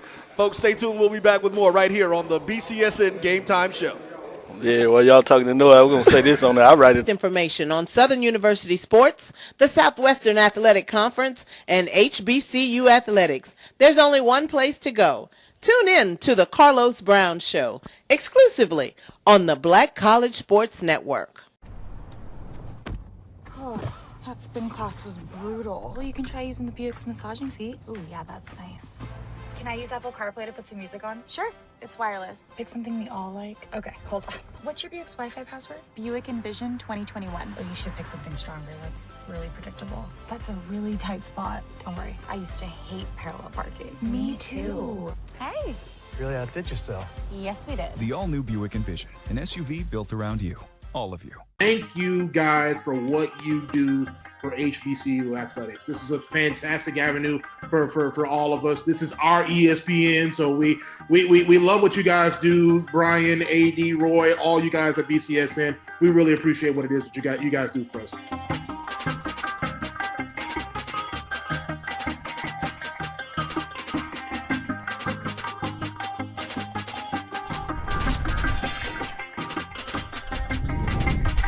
When you work in IT, complaints are part of the job. Bill says the coffee's weak today. But since CDW helped us switch to Mac, everyone's happier. Dan from finance likes getting performance without a big price tag. Phoebe digs the power of the Apple M1 chip. Mac is easy to manage, compatible with all our apps, and came pre-configured by CDW. Now we're even getting compliments. That was Bill again, says he loves his new Mac. He's right about the coffee. This is Brian Fulford. AD Drew and I are co-hosts of the BCSN SportsWrap. We talk about all things related to HBCU athletics. From the games, teams, coaches, and fan interest stories, we cover it all. You can find our shows on Facebook at BCSN SportsWrap, YouTube at MyJBN Online, and everywhere you listen to podcasts like Anchor, Spotify, Google, and Apple Podcasts. You can also find the show on the Jericho Broadcast Network's app. Make sure to download. We look forward to you joining the conversation and being a part of the show.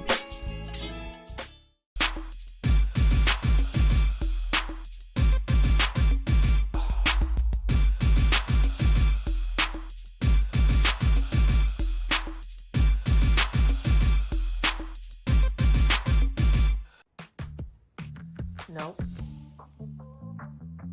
Nope. Come on, him? Ooh, I like him.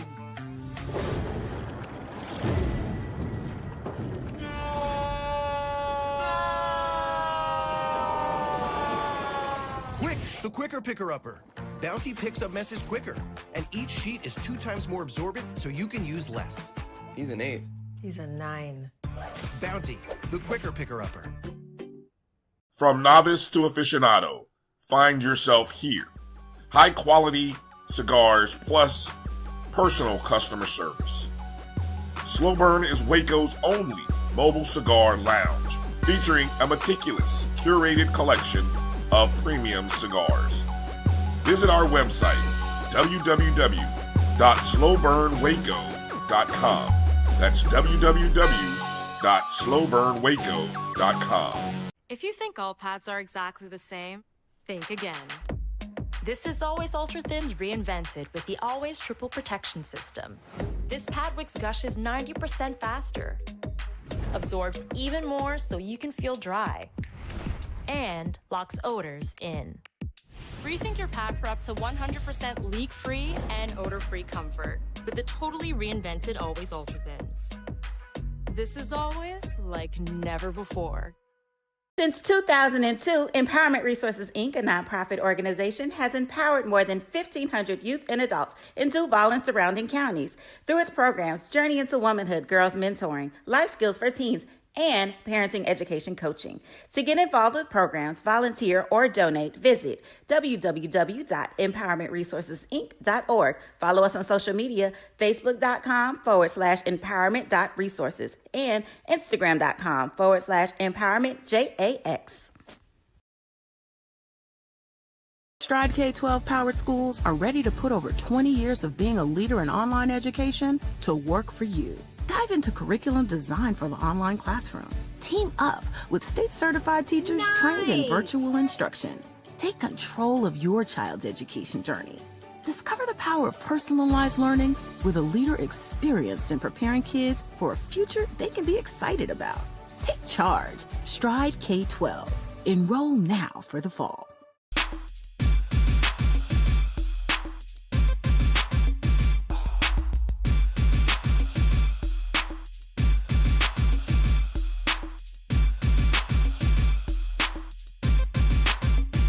Charmin Ultra Soft has so much cushiony softness, it's hard for your family to remember they can use less. Sweet pillows of softness. This is soft. Holy Charmin. Oh, excuse me. Roll it back, everybody. Sorry. Charmin Ultra Soft is so cushiony soft, you'll want more. But it's so absorbent, you can use less, so it's always worth it. Now, what did we learn about using less? You gotta roll it back, everybody. We all go. Why not enjoy the go with Charmin? T. Madden and Associates is a sophisticated and experienced law firm located in your neighborhood. We're turning injury to cash. T. Madden and Associates obtained almost $2 million for my injury. They turned my injury to cash. Now, we can't guarantee how much your injury is worth, but we've recovered millions for our clients. Call T. Madden and Associates at 833-PAID-123. That's 833-PAID-123.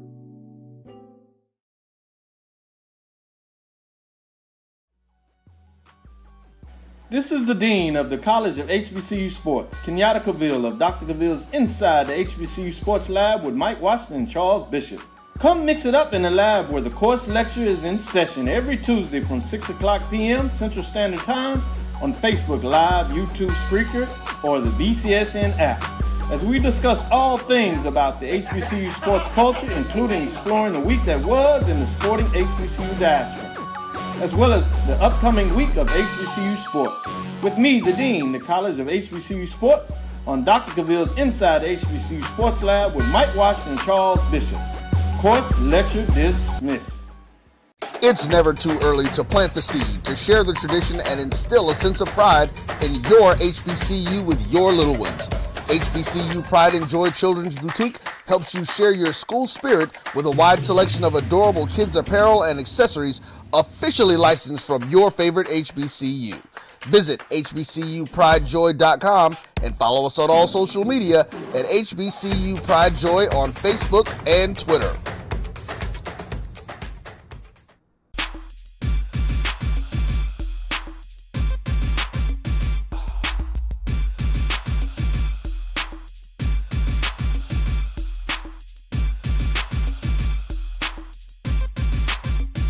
You're looking for the latest information on Southern University sports, the Southwestern Athletic Conference, and HBCU athletics. There's only one place to go.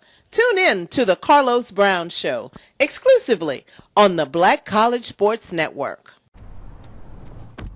Oh, that spin class was brutal. Well, you can try using the Buick's massaging seat. Ooh, yeah, that's nice. Can I use Apple CarPlay to put some music on? Sure, it's wireless. Pick something we all like. Okay, hold on. What's your Buick's Wi-Fi password? Buick Envision 2021. Oh, you should pick something stronger. That's really predictable. That's a really tight spot. Don't worry, I used to hate parallel parking. Me too. Hey. Really outdid yourself. Yes, we did. The all-new Buick Envision, an SUV built around you, all of you. Thank you guys for what you do for HBCU athletics. This is a fantastic avenue for all of us. This is our ESPN, so we love what you guys do. Brian, AD, Roy, all you guys at BCSN. We really appreciate what it is that you guys do for us.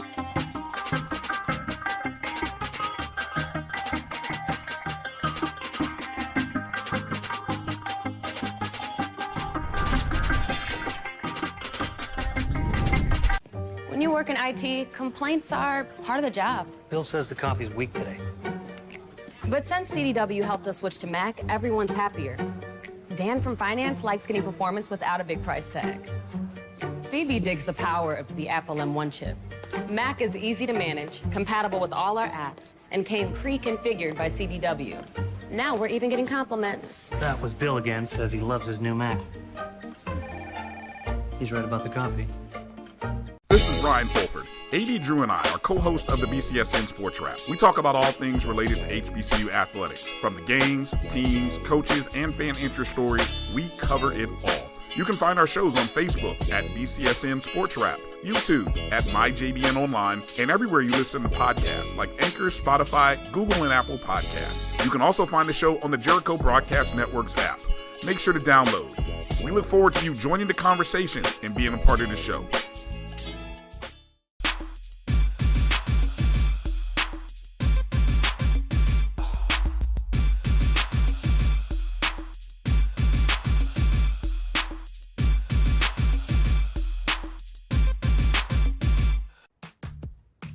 Nope.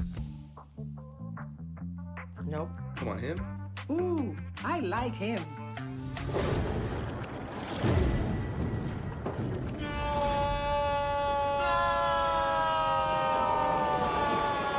Quick, the quicker picker-upper. Bounty picks up messes quicker, and each sheet is 2 times more absorbent, so you can use less. He's an 8. He's a 9. Bounty, the quicker picker-upper.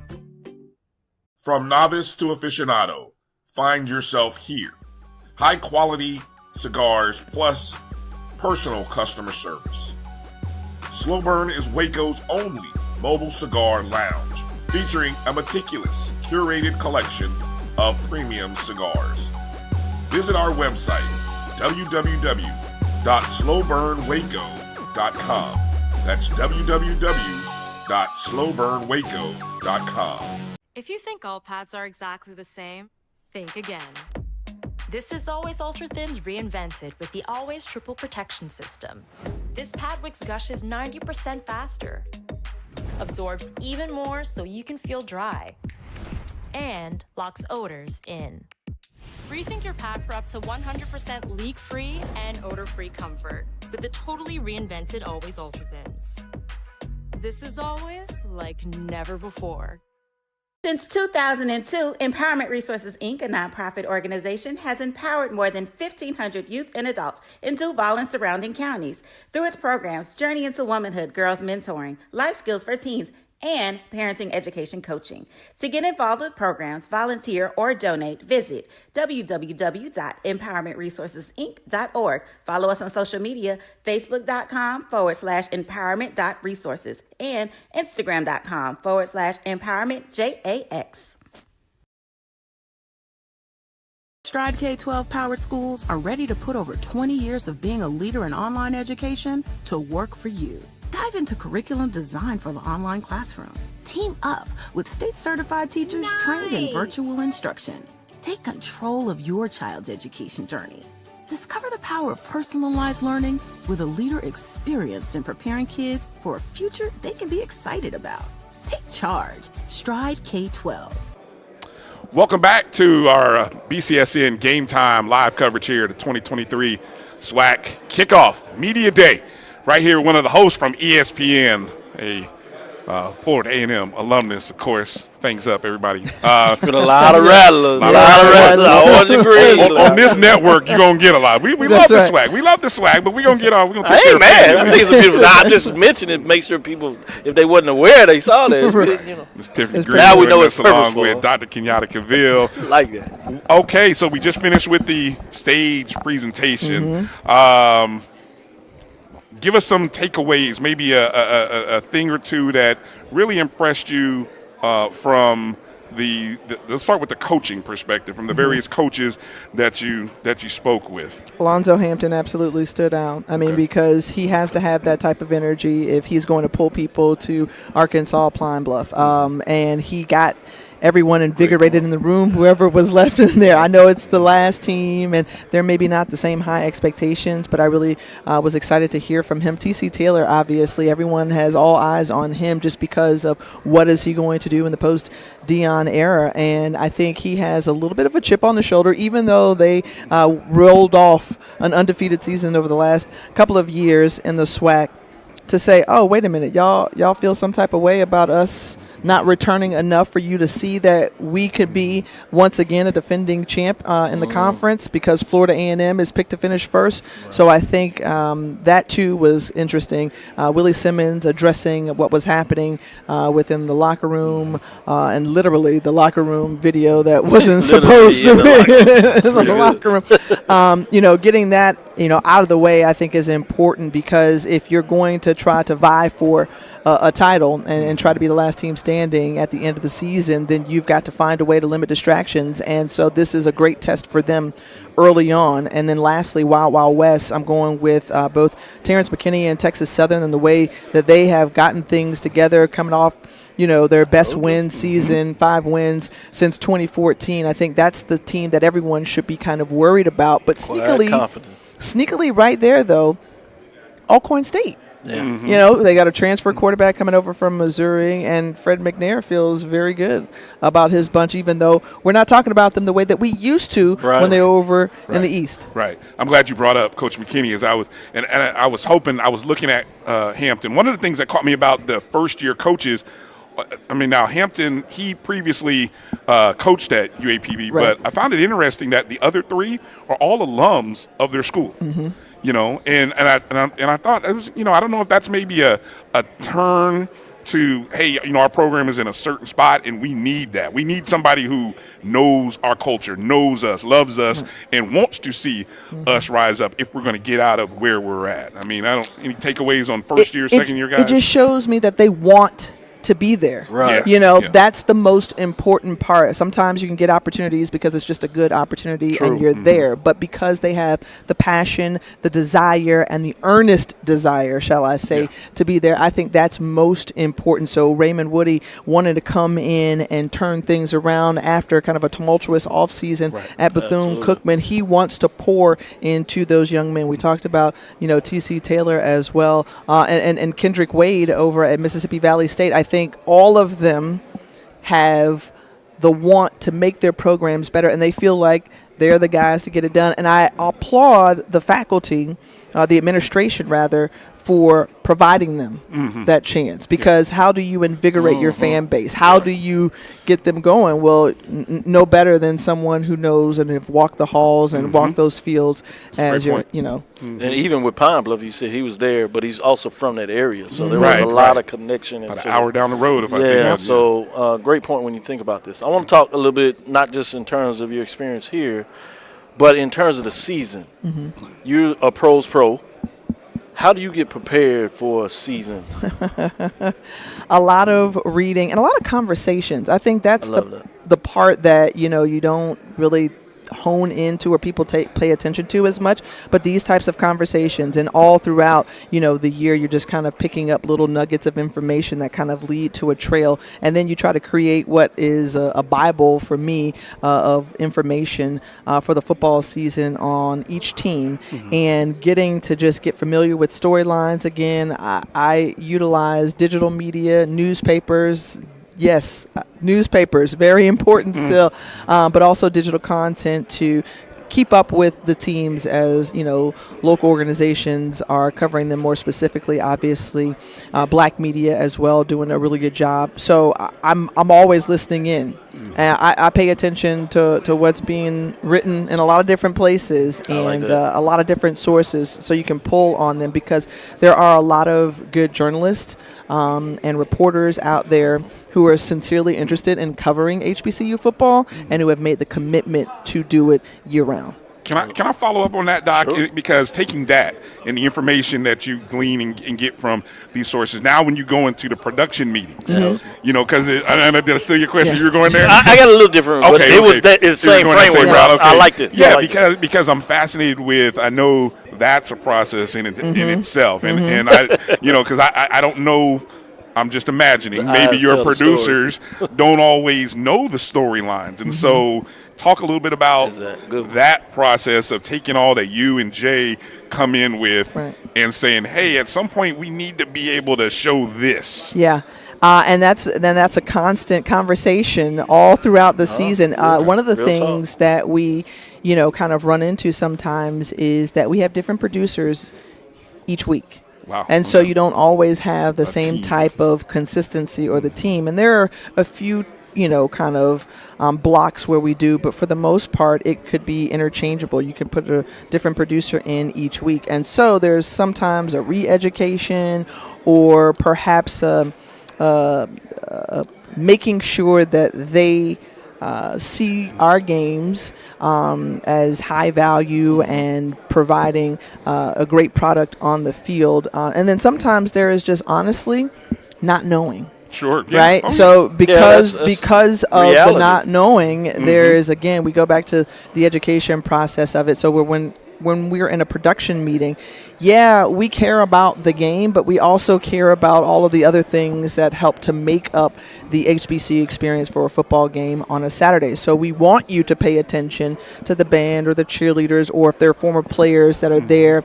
We do that, across most broadcasts, but you might want to pay a little bit more attention to the tradition that you see, right? We've never covered a game at Tuskegee. I would love to do the ball and parlay, right? Dun, dun, dun, dun, dun, dun, dun, dun. When Jackson State comes out onto the field, get ready. I mean, being able to make sure that we capture those moments that are central to those specific teams and universities and their cultures is very important. So there's a lot of preparation that goes on, and then you just try to disseminate it or share. It's a constant conversation. Okay. It's a constant conversation that we're having, and that's even within our higher ups, right? Hey, look, this is where you need to be. I have put Magic City Classic on a list for College Game Day for as long as I've been covering it. Yeah. Okay.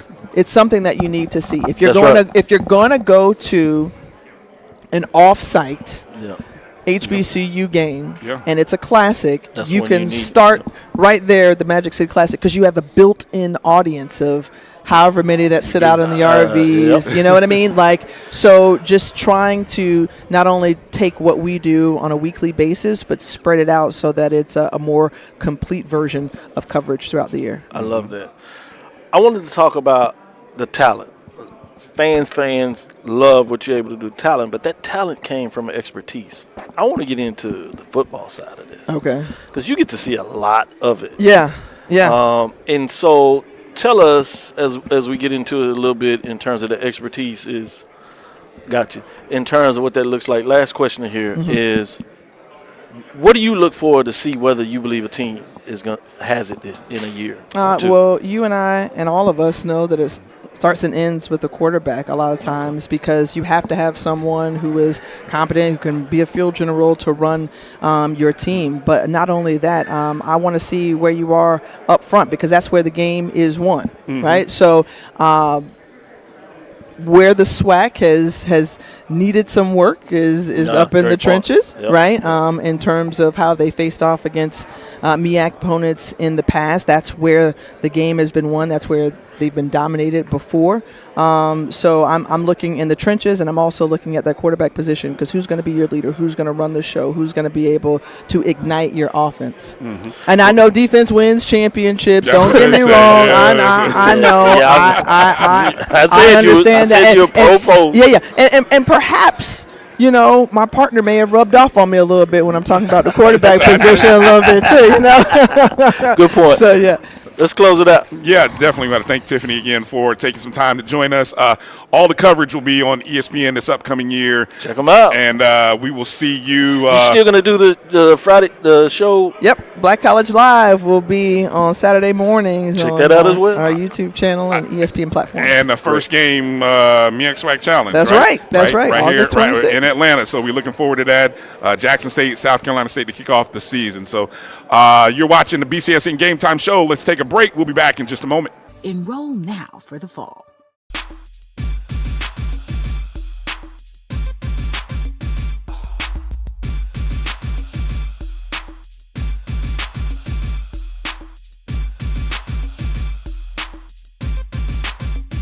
Charmin Ultra Soft has so much cushiony softness, it's hard for your family to remember they can use less. Sweet pillows of softness. This is soft. Holy Charmin. Oh, excuse me. Roll it back, everybody. Sorry. Charmin Ultra Soft is so cushiony soft, you'll want more, but it's so absorbent, you can use less, so it's always worth it. Now, what did we learn about using less? You gotta roll it back, everybody. We all go. Why not enjoy the go with Charmin? T. Madden and Associates is a sophisticated and experienced law firm located in your neighborhood. We're turning injury to cash. T. Madden and Associates obtained almost $2 million for my injury. They turned my injury to cash. Now, we can't guarantee how much your injury is worth, but we've recovered millions for our clients. Call T. Madden and Associates at 833-PAID-123. That's 833-PAID-123.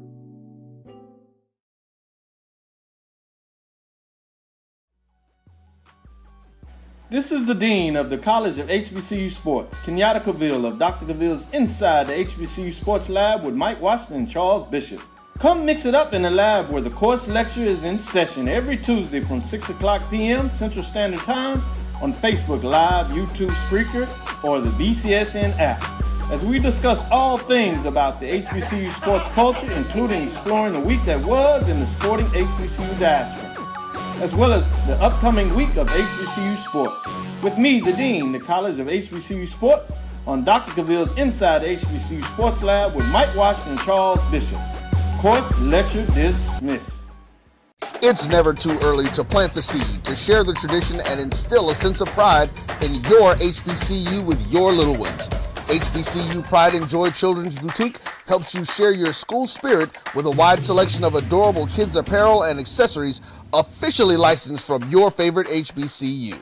Visit hbcupridejoy.com and follow us on all social media at HBCU Pride Joy on Facebook and Twitter.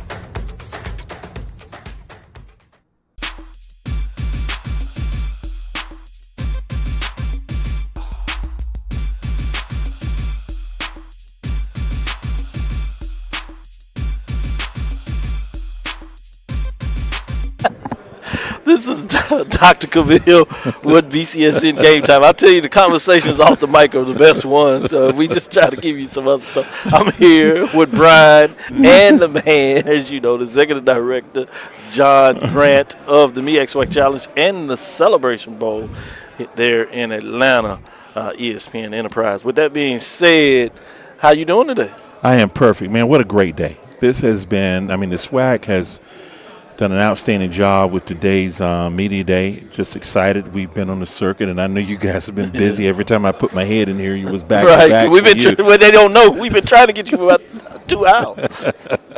But I'm doing great, and just glad to be here with you guys.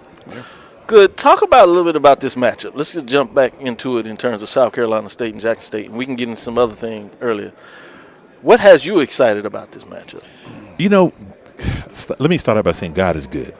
Because we put this matchup together in 2019. Oh, wow. Not knowing that, they would meet each other in the 2021 Cricket Celebration Bowl. Right. Had no idea. And then to have this be a rematch of that game here in 2023 to open college football, it is actually great for all of HBCUs to see, to have these two great historic teams come back together. And, it's going to be fun. It's going to be fun. Just to let you know what I've been saying to people, because I when I talk to South Carolina State, I'll say, look, I'm not trying to start anything. But let me tell you what, Jackson State fans are saying. What they're saying is, this is going to be the get back. That's what Jackson's calling it. And I understand it's the get back. I like it. Then I go to Jackson and say, you know what, I'm not trying to start anything. But let me tell you what they're saying over in South Carolina State. And they're calling it the beat down. The what? The beat down. I was going to say back to back. Save us the back beat down. The great thing is that fans, which is what you want, the fans are excited and, they can't wait to get to Atlanta. And so we're just delighted to have the opportunity to host them. Well, we'll actually be there in Atlanta tomorrow. Things start off, if you would, kickoff, since we're talking about kicking off the SWAC season last week, kicking off the MEAC. You kick off the MEAC SWAC Challenge tomorrow with the press. We do. Press conference at 11 a.m. We're going to have Coach Taylor there. Coach Pugh's going to be there. We have probably right now about 120 representatives showing up. And we're going to be making a couple of big announcements, not to be released today on this show.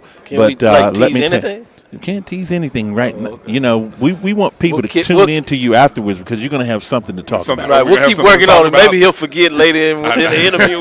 Ask him again. We'll come back at the end. Last question. But so we're excited. We got two major announcements. One of them will be groundbreaking. Wow. Something that's never happened in the HBCU space before, and we just can't wait to let fans know what it is. I look forward to hearing from it tomorrow. Let's go a little bit closer to the actual event. Can you give us a little idea of what's going to be surrounding the event? People are starting to understand in terms of the SWAC Challenge that this is not just for those two teams. Obviously, their fans will be the major ones involved, but it's a celebration of HBCUs in its entirety. Talk about some of those things that surround the game. And thank you for making that point, because in actuality it is. We love the fact that for us, Atlanta is like Wakanda, and we introduced that concept at last year's Cricket MEAC SWAC Challenge with the launch of Black Panther 2. Yep. And that, all of these HBCUs, all of our HBCUs are Wakanda within themselves. I mean, they all have tribes. Their valued resource, their vibranium is the students. I like that. And so their obligation to protect and develop and grow that resource. But also that Atlanta, with itself being Wakanda because of of everything that Atlanta has to offer. It's the number one travel destination for African Americans. We got the largest conglomerate of HBCUs in the world. We've got the largest and busiest airport in the world. We're the Silicon Valley of the South. We're the music capital of the South. And I can go on. And it's a place where things happen and people love to be. So to open college football in week 0, say that again because that's great for HBCUs, to open college football talking about that. in week 0 in prime time, and this game this year will be on ABC. We're excited about that. But, we got a fan experience that happens on Saturday, huge activations, and we got a concert that's going to be taking place out there with that as well. Pre-game, there are a number of other activities that are happening on Friday. We got a nice major event at the Porsche's USA headquarters out there in Hateville, which was actually in one of the Marvel movies. It was the headquarters for the Avengers. So we're going to see a little bit of that we're going to bring back into that event as well. Nice. Boy, we're going to have to put you on another job in terms of visitatlanta.com. He sells it. Well, he sells the city, right? Go ahead, Brian. Jump here with a question. I wanted to ask about and you mentioned the game being primetime. ABC to kick off the season. One of the few games that's going to be on, as my guy Drew said, non-streaming networks. What went into that decision? Because obviously, no Coach Prime with Jackson State this year, but you still have 2 very strong brands. So what went into being able to get this game on ABC? Well, I can tell you, at least from my vantage point, right now, historically black colleges and universities are hotter than they've ever been. Everyone is looking to try and invest in things that are associated with HBCUs. Mm-hmm. And on the other side, you got everyone coming around trying to want to be a promoter or something that's involved associated with HBCUs, which is the other side of any business. But, ABC was looking for a game on that day. You look at the roster of games that are available, and we're going to always say our game, this game was a great matchup. It was going to be at 7 o'clock on ESPN anyway. And so when you looked at the roster of games, it just made sense for them to select this game, move it down to 7:30, put it in prime time, and put it on national on network television. So our goal is that this continues. Right. That this is just not a one-time thing. This is what we've always been working for, that we wanted, that we could open the season on ABC, and then we close the season with the Cricket Celebration Bowl on ABC, creating the largest stages for HBCUs. And I will tell you this. So this game, SWAC Challenge this year on August the 26th will be the largest HBCU opening season game for total live audience. Okay. Total live audience. That's television and everything. Total live audience in history. There's never been a game to open the college football season at this scale on a network like this in a city like Atlanta in the history of HBCU athletics.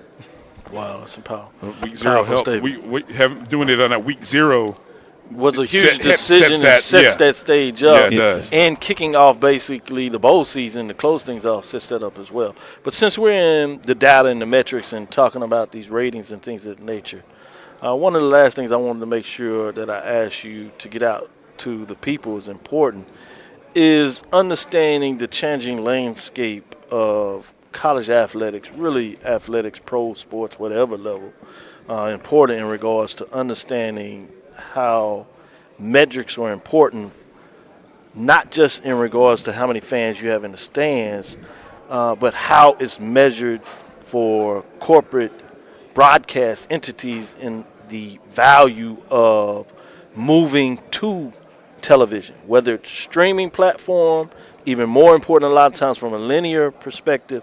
Can you give us some data that kind of quantifies for our fans to understand the importance to making that pivot of, yes, attendance is one thing and it's important, but television can be even bigger than that in regards to how you measure things? That is an excellent question. And let me start by saying television is bigger than that. If you take the largest stadium, what it might be, let's say it holds 110,000 people in attendance, but you get 4 million people in broadcast. Well, you're right there. It tells you immediately it's pretty simple. And that is why you're seeing television networks and streaming networks all bidding and paying exorbitant rights fees to acquire the rights to certain events because the value of advertising in live sports. Right. Live sports is the only growth area right now as it relates to television. Okay. Let me repeat that. Live sports is the only growth area, whether you're linear, streaming, or otherwise. So a lot of focus and investment is going into live sport. So what do we have? Because that content has value. We're sitting here and we have in the HBCU space live sport. Right. More HBCU football games this year will be carried across linear and streaming platforms than we ever have had before. The question for us is, it's not just being on television. It's how you monetize being on television. Right. It's not just, well, how much they pay you only for the rights fee, because the rights fees, quite frankly, regardless of what they are, they're a small amount of what is generated otherwise by utilizing the television as a tool. For example, when the team comes to play in the Celebration Bowl, I'll use North Carolina Central this year, and because they're the most recent, and you saw that happen also with North Carolina A&T and Alcorn and others. But I sat down with the president of North Carolina Central coming in and said, look, you should get no rest this weekend. This is not about a party for you. You should be meeting with your marketing folks, your admissions people, your National Alumni Association, your institutional person in charge of institutional advancement. And by this time this weekend is over, you need a plan. Okay. And that strategy says that on Monday morning, you have a letter that you're ready to send out. And that letter can say something, if you don't mind, like this. Yeah. What a great day to be an Eagle. We're so proud of our student athletes and how they represented our great university on a national stage. We have some really ambitious goals for our school, our institution. And then you give them 3 things. Make sure the one at the top is about athletics, how you want to reinvest and continue to support our student athletes because they are the face of our great institution. And they keep the front door open to North Carolina Central. The second one should be probably something like recruiting students, because your alumni are the best recruiters you have. If you tell them what you're looking for, they're out there in the field to help you get it. The third thing, if you're trying to build a school or if you're trying to build dormitories, whatever it is you're trying to add, make it those 3. And then after that, you tell them that. You say, hey, look, I need your help. We need your help. These investments that we're asking you to make in our institution will help us further our impact, not just in our community, but across the country. Right. Click here to make your donation. Powerful. And in that, give them choices and let them know these are the 3 things you're investing in. And then every time you're on your university is televised, in any game after that, you got another letter going out. What is that doing? 1, you're going to show them how much have we raised in the areas that we've told you. Got it. You're going to reinforce the fact that, look, we got our goals and your help is needed. And then you're going to click that button because we still need you to donate. Support. So you've seen where the money's going. I've asked you again, but I've used the fact that, hey, our team is being televised because everybody gets excited when they see their schools on television. Absolutely. Sure. Yeah. And it's something as simple as, now, what did that happen? President did that in early January after the Celebration Bowl. They raised $2 million from their alumni in 3 weeks. Wow. Yeah. $2 million just by asking and just by highlighting what they wanted to do. Not only that, so taking the fact that you're on a platform and not just being happy to be there, but see it as a tool. Yeah. And then putting a strategy together to monetize the tool. Because regardless of what, if a network pays a conference and once you have the distribution, that still will pale in comparison to the number of times you're on the amount of times you ask and the amount of the motivation around people giving because you ask, and then you're showing them where their ask is going. Absolutely. Great point. Long answer there, but I just... No, I think it's important. Well said. And wanted to get that type of information out to the viewers of all types that we have watching the show. Last thing we get to is we close up and get out of here. Any last point that you wanted to share? Well, first, I want to thank you guys. I want to thank you and all the media that are here, specifically because you guys were keeping the lights on for HBCUs long before it became popular for the mainstream media to follow us. And certainly we want to thank you for that. We, with what I'm leading, which is the Cricket MEAC SWAC Challenge and the Celebration Bowl, could not happen without you all telling the story and telling it over and over and over again. You know, we're delighted that we can now say that this game is on ABC, but we don't forget that it was entities like this one and many of the others that are in this room that kept that light on so we could see at least what direction we were going and we weren't in the dark. And I want to thank you for that. We thank you again and appreciate that, and we humbly accept that acknowledgement. With that being said, this is BCSN Game Time. You just heard it from Mr. John Grant, the Executive Director of the MEAC SWAC Challenge and the Celebration Bowl. Starts in Atlanta and ends in Atlanta. I'll be there for both. With that being said, Brian, Dr. Cavill, will close out things after we get outside of this next commercial break. Thank you. You're looking for the latest information on Southern University sports, the Southwestern Athletic Conference, and HBCU athletics. There's only one place to go. Tune in to the Carlos Brown Show, exclusively on the Black College Sports Network. Oh, that spin class was brutal. Well, you can try using the Buick's massaging seat. Ooh, yeah, that's nice.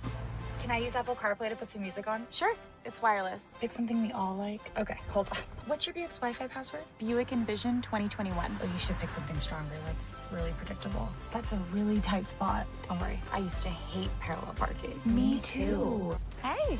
Really outdid yourself. Yes, we did. The all-new Buick Envision, an SUV built around you. All of you. Thank you guys for what you do for HBCU athletics. This is a fantastic avenue for all of us. This is our ESPN, so we love what you guys do. Brian, AD, Roy, all you guys at BCSN. We really appreciate what it is that you guys do for us.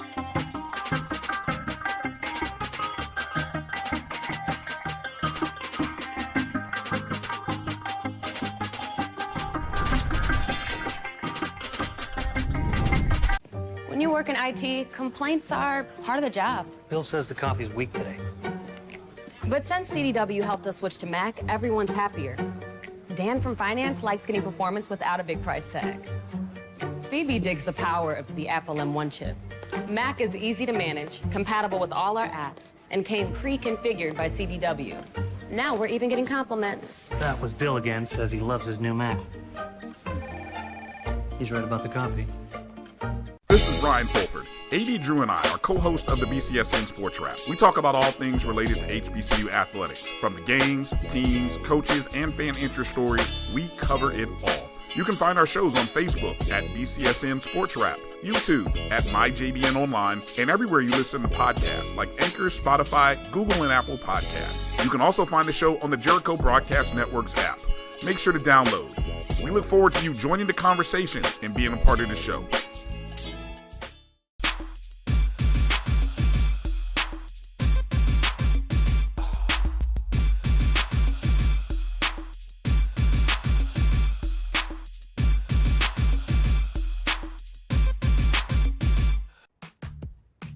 Nope.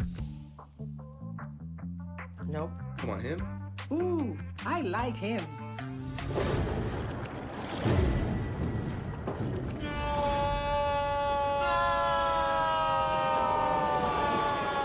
Quick, the quicker picker-upper. Bounty picks up messes quicker, and each sheet is 2 times more absorbent, so you can use less. He's an 8. He's a 9. Bounty, the quicker picker-upper. From novice to aficionado, find yourself here. High quality cigars plus personal customer service. Slow Burn is Waco's only mobile cigar lounge, featuring a meticulous, curated collection of premium cigars. Visit our website, www.slowburnwaco.com. That's www.slowburnwaco.com. If you think all pads are exactly the same, think again. This is Always Ultra Thins reinvented with the Always Triple Protection System. This pad wicks gushes 90% faster, absorbs even more so you can feel dry, and locks odors in. Rethink your pad for up to 100% leak-free and odor-free comfort with the totally reinvented Always Ultra Thins. This is always like never before. Since 2002, Empowerment Resources, Inc., a nonprofit organization, has empowered more than 1,500 youth and adults in Duval and surrounding counties through its programs Journey into Womanhood, Girls Mentoring, Life Skills for Teens, and Parenting Education Coaching. To get involved with programs, volunteer, or donate, visit www.empowermentresourcesinc.org. Follow us on social media, facebook.com/empowerment.resources and instagram.com/empowermentJAX. Stride K-12 powered schools are ready to put over 20 years of being a leader in online education to work for you. Dive into curriculum design for the online classroom. Team up with state-certified teachers trained in virtual instruction. Take control of your child's education journey. Discover the power of personalized learning with a leader experienced in preparing kids for a future they can be excited about. Take charge. Stride K-12. Enroll now for the fall.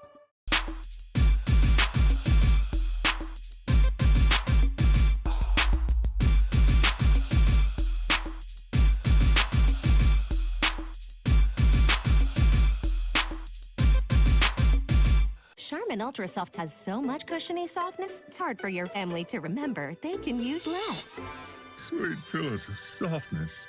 This is soft. Holy Charmin. Oh, excuse me. Roll it back, everybody. Sorry. Charmin Ultra Soft is so cushiony soft, you'll want more, but it's so absorbent, you can use less, so it's always worth it. Now, what did we learn about using less? You gotta roll it back, everybody. We all go, why not enjoy the go with Charmin? T-Mad.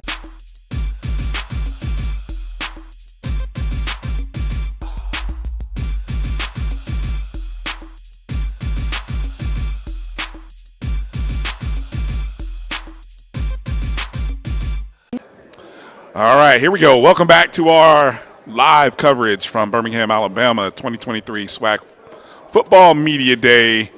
Let me see. I'm going to try to see if I can do this correctly because I'm looking at the screen. So from your left to right as you're watching, of course, we got Mo Carter, WZDX in Huntsville, Alabama.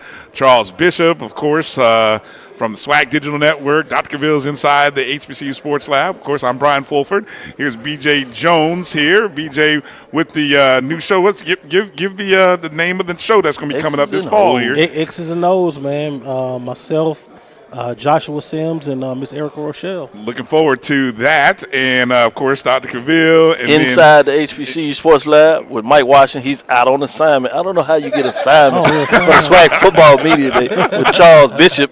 He picked up a new assignment, which is a whole different discussion. Well, I'm going to let him make it. The brothers, you see what they did to me. But double dipping. And then A.D. Drew, of course, BCSN SportsWrap, also with a new show debuting this fall. We'll be covering SIAC football.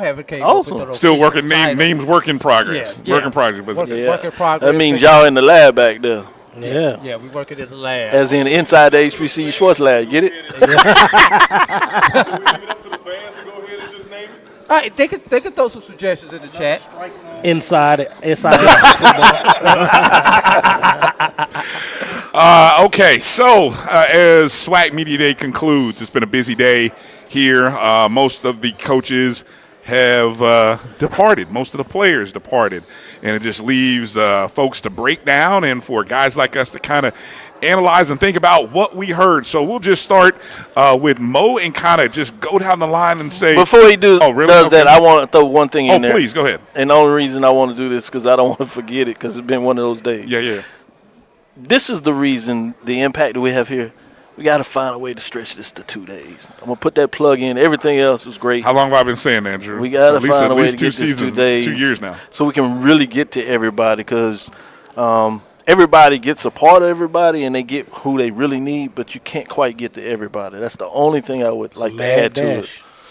But go ahead. And as the growth, I mean, what do you guys think about possibly opening it up to fans as well? That's another good piece. I mean, if we're going to open it up to 2 days, I mean, you might as well allow fans an opportunity. And the thing about it, if you do that, financially, is the thing you can do where you could actually charge for that part of it. Yeah. So you can create another revenue generating component of it. Exactly. Okay, so let me back up. You made me bring up something instead of getting to what we saw. Okay. Let's start with the order of finish and what we saw.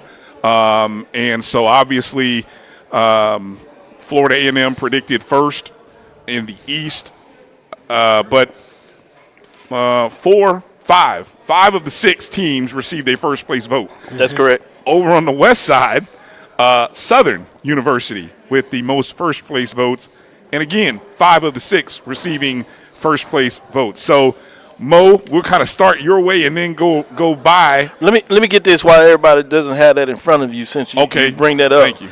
6 Bethune-Cookman, 34 points. 5 Mississippi Valley State, 35 points, 2 first place votes. We were teasing about that earlier. Who were those 2? We want to meet them. Number 4, Alabama A&M, 73 points, 2 first place. I said that. He swears it is not. Who maintain the field. And they can't vote for themselves. That's what Doc swears. I don't know about that, though. Let's keep going. Alabama A&M, 73 points, 2 first place votes. Number 3, Alabama State, 80 points, 2 first place votes. And number 2, Jackson State, 94 points, 2 first place votes. I was surprised they only got 2. Not necessarily surprised they picked second. Florida A&M, 116 points with 16 first place votes on the SWAC West, starting from ascending to the top. 6 was Arkansas Pine Bluff, 33 points. Number 5, Prairie View A&M, 68 points, 2 first place votes. Number 4, Grambling State, 69 points, 2 first place votes. Number 3 is Texas Southern, 73 points, but only 1 first place vote. Intriguing. Number 2 is Alcorn State, 94 points with 6 first place votes. Southern, 122 points with 13 first place votes. Thing that came to mind that we talked about, Brian, earlier, Southern had more points but less first place votes. When you look at, they only had 13 first place votes, but I had a total of 122 points, while FAMU had more first place votes, 16, but only 116 points. So break that, your thoughts on that order, and then maybe your order of finish or your prediction, if you're free to give one, Mo.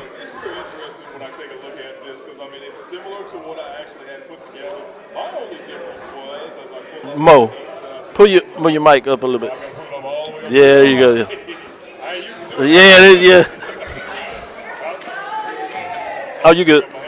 You good. We got you, yeah. I used to really do it. Okay, so when I kind of look at my SWAC predictions, I had the East, FAMU, but then I actually had a 3-way tie. I had Alabama A&M, Jackson State, and Alabama State. I think somewhere in that mix, all of them are going to beat each other, and then I think those cross-division things are going to cause them basically somebody. Yeah, cause somebody, and FAMU will have knocked those opponents out of the way to get to the championship game. In the West, I have Alcorn as my top team, just because I've seen Fred McNair as the coach for so long, and we're not used to seeing him being down so long. Yeah. I think he's really cooking up something down there on the reservation, to be honest with you, out in the West. And I got Southern in second, Prairie View third, Texas Southern fourth, Grambling fifth, and UAB sixth. Now, there's no knock to Grambling for being that down 4, but to be honest with you, even from what I heard from Coach Hugh today, I'm unsure what they're bringing to the table. I'm really unsure what they're bringing to the table. When I talked to Coach Drake from UAPB, once again, he's like, look, we got a lot of newness, so we don't know what's going to happen or whatever with that. So I think even though we have a lot of teams returning, I still think that there's a lot. We're not just going to know about a lot of these teams until they hit the gridiron moving forward. That was even me, like, doing interviews one-on-ones today as well. And there's a lot of uncertainty across the board. I don't know if I'm the only one that kind of picked that up, but I definitely picked that up. All right. Charles, what's your analysis of the rankings and a prediction, if you're able to give one? Or He got a cheat code, though. He got to talk to everybody. Yeah. That's true. The only one on the set. But you know, it's very interesting. I think the thing that jumps out for me, I think obviously Jackson State's coming back to the pack a little bit. Parity jumps out for me. But I don't know. For me, has FAMU found a running game? I mean, that's the thing that stands out for me, in terms of, I realize they're picked to finish first, and they are a very formidable team, but, it's just like everybody. I see some gaps. 17 offensive linemen returning. A Power 5 transfer from Nebraska, along with a returning, and then the running back. I mean, it's all health related, but yes, I think the running game will be improved. It can't get worse. It was the worst running game of the SWAC last year, averaging 94 rushing yards. It will not be that bad this year. Here's the one that is sort of my dark horse and a little scary. They were the top rushing team in the SWAC last year. It's crazy. And I think what hurts is they go on the road to Southern and Alcorn, but I think I read a stat, out of their 5 losses, they were up at halftime in 3 of those 5 losses. So if they can figure out a way to finish, to play all 4 quarters, yeah, that's a good point. That's a team that is sort of a dark horse team. And of course, everybody's talking about Texas Southern is the buzz team. And nobody's focused on them, to your point, in terms of Prairie View. Nobody's focused on them. Yeah. So they can just go about their business. They can go about their business. They should be able to just slide right on the weeds, and if they can get through something, that first road game this all. God, that's going to be a. That's the key. Oh yeah, that's good. Early. Yeah, we'll know. We'll know pretty early. I'm making no predictions in the East. Last 2 years, I made predictions in the East, and so I said, what did you have? Doesn't matter who I had in the East. Doesn't matter. But I said going in this year, I'm not making any predictions in the East. Now on the West side, though, this year I'll predict Southern. I predict. Let me see. And now the reason I'm going with Southern again, the only other team that had a top 3 offense and defense last year outside of Jackson State was Southern. And if you tell me Southern found a quarterback, which I listened to Carlos Brown thinks they got a quarterback. Everybody else thinks they have a quarterback. We didn't get to talk to Coach. You talked to Coach Dooley, right? Does he have a quarterback? Okay, so it's the best quarterback to coach though for the team. It's the well, best quarterback you know to what? the coach. The quarterback coach, that's another guy they brought in, a quarterback coach. I'll let BJ talk about it in a second. That's another reason why there's enthusiasm for Southern. So I will say this. Texas Southern is the team, yes, that should be trending into the right spot where people should be talking. They got a tough stretch, which I know Doc may talk about, but I'm going Southern in the West. And what?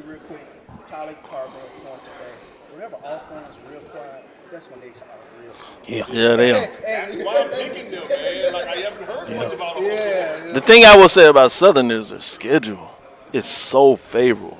They have Jackson State at home. I know it's a non-conference game, but right. And I was just gonna say that it's gonna go a long way if they can get that done in terms of how they feel about the team. They got FAMU at home.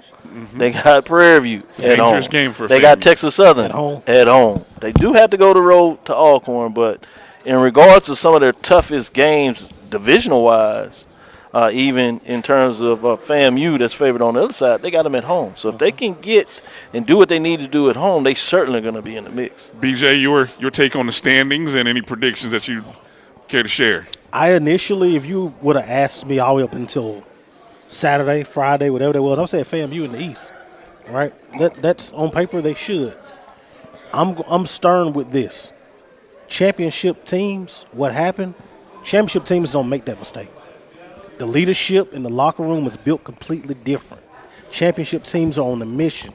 That's not a mistake that championship teams make. Not saying that they won't win it, but they kind of gave me a room for pause. Gave you pause, okay. Gave me some room for pause.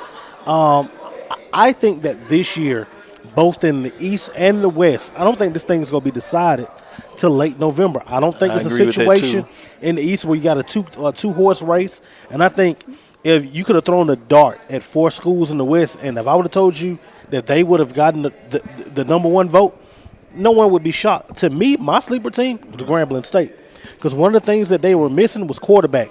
You bring Miles Crawley into that offense, and his ability to be able to push the football down the field with that defense, coupled with those receivers and that running game, I think Grambling might have something special down there. I like that. That's good stuff in a lot of ways. This is what I got. And you know me, I like to overthink all this data analytics. It's too much. So y'all just bear with me. I went down to every schedule. I sat up there on that Friday when you got a blink and thought differently. I did the thing, but I was just analyzing matchups. As I told you, who has home, who's on the road, neutral site, classic game, who won last year in terms of maybe the get back type of factor. And this is what I end up coming up with. I have in the Western Division, 6, Arkansas Pine Bluff. I have them going 1-10, 0-8 in the conference. Yikes. Number 5, I have Texas Southern, 5-6. Can't get to that winning season. I got them 4-4 in the conference. I have a 3-way tie for number 2 with Prairie View A&M at 6-5 overall. They get a winning record, but only good enough to tie for second at 5-3. Along with Southern at 6-5, 5-3. Grambling State tied with them also, but at 7-4 and 5-3. I have number 1 Alcorn State Braves at 7-4 in terms of overall season, finishing at the record at 6-2 in terms of their record there. In the Eastern Division, I have Mississippi Valley State 2-9, 1-7. They get that victory over Pine Bluff that shuts Pine Bluff out. We're at 1-1. Number 5 is Bethune-Cookman at 2-9, 1-7. At number 4, Alabama State at 5-6. Can't quite get to a winning season at 2-6 in conference, where it really falls apart. At number 3, Jackson State at 8-3, 6-2. Tied, if you would, in terms of the conference record with Alabama A&M at 8-3, 6-2. FAMU getting out of the Eastern Division at 9-2 at 7-1. As you said, I have it pretty close in terms of that, so you can see a game here and there can really flip this. But if it stays the way it is, I do have FAMU hosting Alcorn State for the SWAC championship game in Tallahassee. For a new transition of the history of the SWAC. Be fascinating to see if that comes. Championship game hadn't been outside of Mississippi since 2018. That's correct. That's why I said it changed. Good point. Drew, what do you got? Starting in the East. No, I'm starting the West. I've got UAPB coming in with a 2-6 record in conference. Texas Southern 3-5. Grambling State 4-4. Prairie View 5-3. Southern 6-2. But I do have a beaten FAMU. Okay. And Alcorn State coming in with the number 1 at 7-1. Take your alumni card. No, we got to go to Alcorn. They got to go Alcorn. It's the first time they get it back. 2019. Yep. Yeah. That's why I said that was. Remember, I said they had a good schedule, favorable schedule, other than on the road. I really do think that's going to be the blemish on the FAMU conference record this year. Is their trip to Baton Rouge this year. Starting in the East, Valley 1-7, Bethune 3-5, Jackson State and Alabama A&M tied at 4-4, but Jackson State getting the tiebreak 4-4 because of the head-to-head. Them a lot of losses, man. Yeah, tough conference opponents. Alabama State 5-3, and FAMU coming in 7-1. So you got two teams at 7-1. You're gonna have some interesting tiebreaker to see who hosts, right? Because they don't play each other. Exactly, and that's why I couldn't tell you where this game's gonna be hosted at. So let me ask this question: we've heard about everybody's strengths today. Yes. If you go around, what are some teams' weaknesses? Okay, I like that. Great question. I'll throw one Start out. It's a question. Only 4 teams have a returning starting quarterback. So we've got 8 teams out there. Some of them we think we know what the situation of the quarterback is, and some of them, even after today, we have no clue what their quarterback rule looks like and who's going to be QB1 for some of these teams. So I'll throw that out there, and that's for all the teams. And those 4 teams, Texas Southern, Prairie View, Florida A&M, and Alabama State have their starters coming back. You're talking contenders or just in general? In general, because Okay. I think one of the things, hope springs eternal Yeah. in every media day.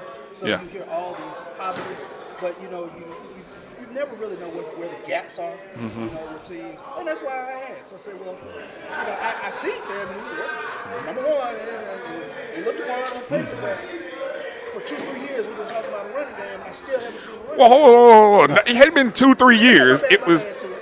I mean, they didn't have Bishop Bonnet that year. It's been every other year, It's been every other, over the last 4 seasons for Simmons. It's every other year. Yeah.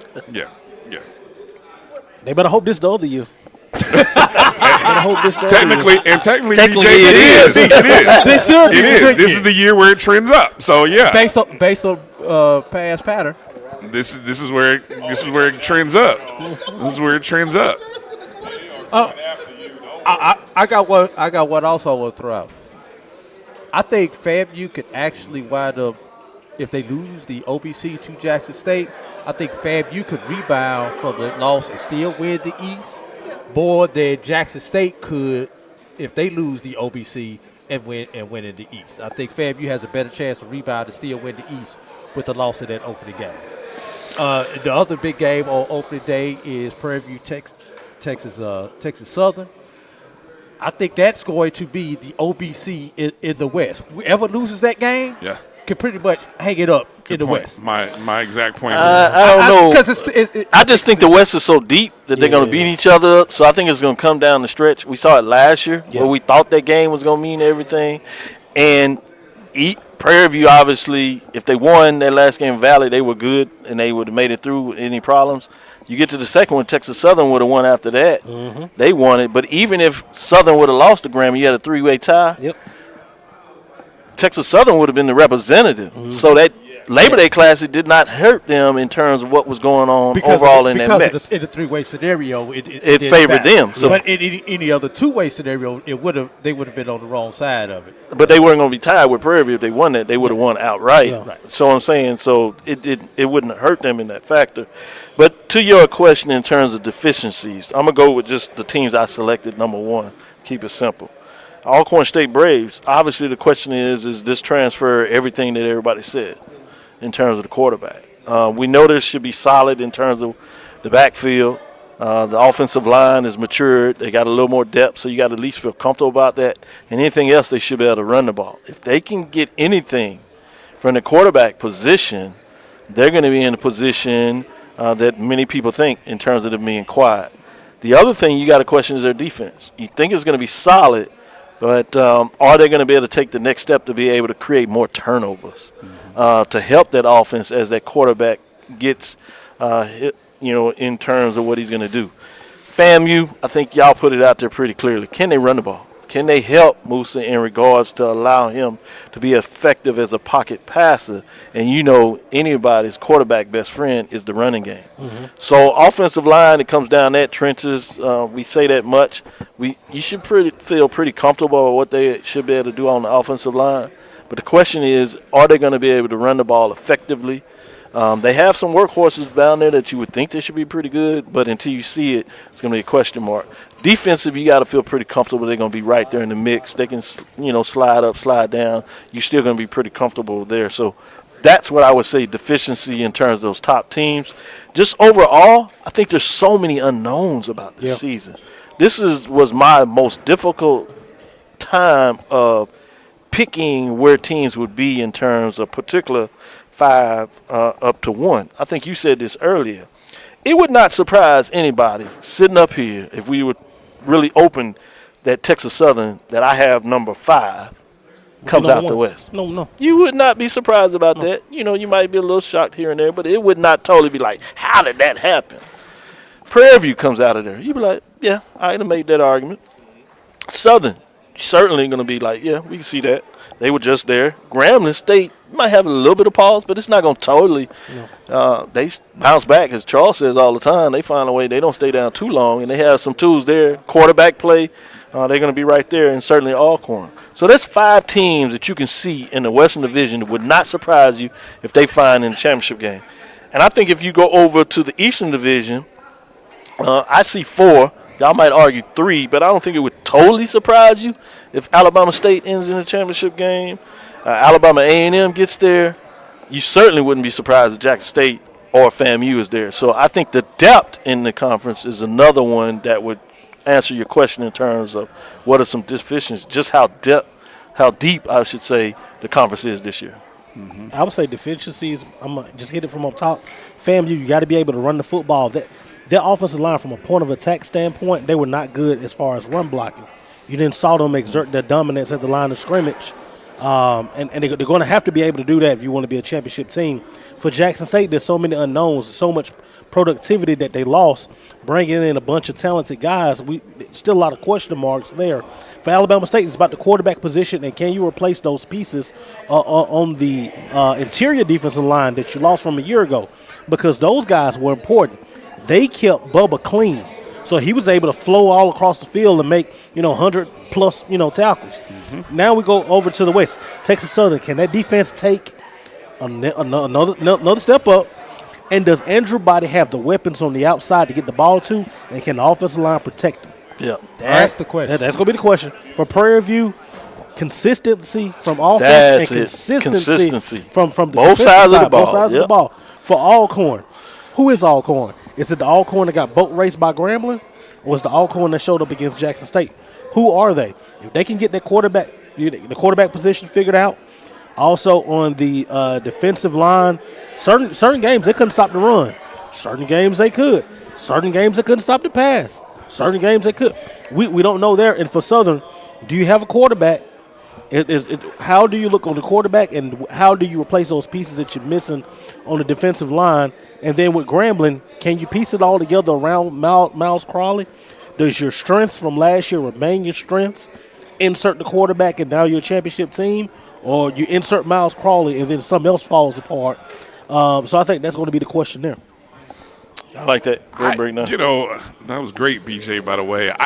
I turn to coaching, and I hate to call it, you talk about weaknesses, and I guess when I think about coaching, I go to which coach or coaches do you trust? Who do you think is the coach that's going to be able to take, whether it be this new transfer at the quarterback position, and turn him into something positive that works for their team? Who is it that's going to be able to overcome their deficiencies? I'll jump out there. In play calling, I don't know who wants to answer that one, but I'll jump out there. I just maintain. Look, the one that I trust. I get you. I know exactly where you're going. The one that I trust the most is because he's done it before. It's Fred McNair. That's where I was starting. Everybody else, yes. I got a question mark. Yeah. Because you hadn't shown me that you've closed that gap in terms of getting it done. I've seen a lot of them get right to that finish line and do it. And a lot of them, I wouldn't be surprised they find a way to get it done. I like it. Even Maynard, you can put that little question mark in there in regards to the fact that he did it during the spring season, which was shortened. I'm not taking the credit from the championship, but over the long haul, that changes. So the only one I have that type of confidence for is Fred. And see, that's where I was going with. That is the even with Coach Simmons. I love Coach Simmons. I do too. And like I said, Julia, I love Coach Maynard. That's and going you asked me the questions that I have the most confidence in. I love what I believe T.C. Taylor is going to do. He hadn't been there chair before. I think he'll get it done. But if you ask me who I have most confidence in, keyword most, it's going to be Fred McNair. That's same here. I can definitely agree with you on Fred McNair because he's been there, done that as well as a head man. Mm-hmm. I mean, clearly Coach Dooley has been on a staff like that. Coach Maynard's been in different spots, but not truly in the SWAC or whatever. So I totally agree with you on that. Yep. All of them have. With that situation. That's another reason why I have Alcorn coming out of the West be the rep this year. Yep. Can I change my pick? No, I'm just kidding. I've talked myself out of Southern, so I'm sorry, BJ. Yeah. One thing I can say, though, it's kind of just like looking at whatever. We talked about this last year about like those stretches where it could be of importance. Here's something I want everyone to take a look at.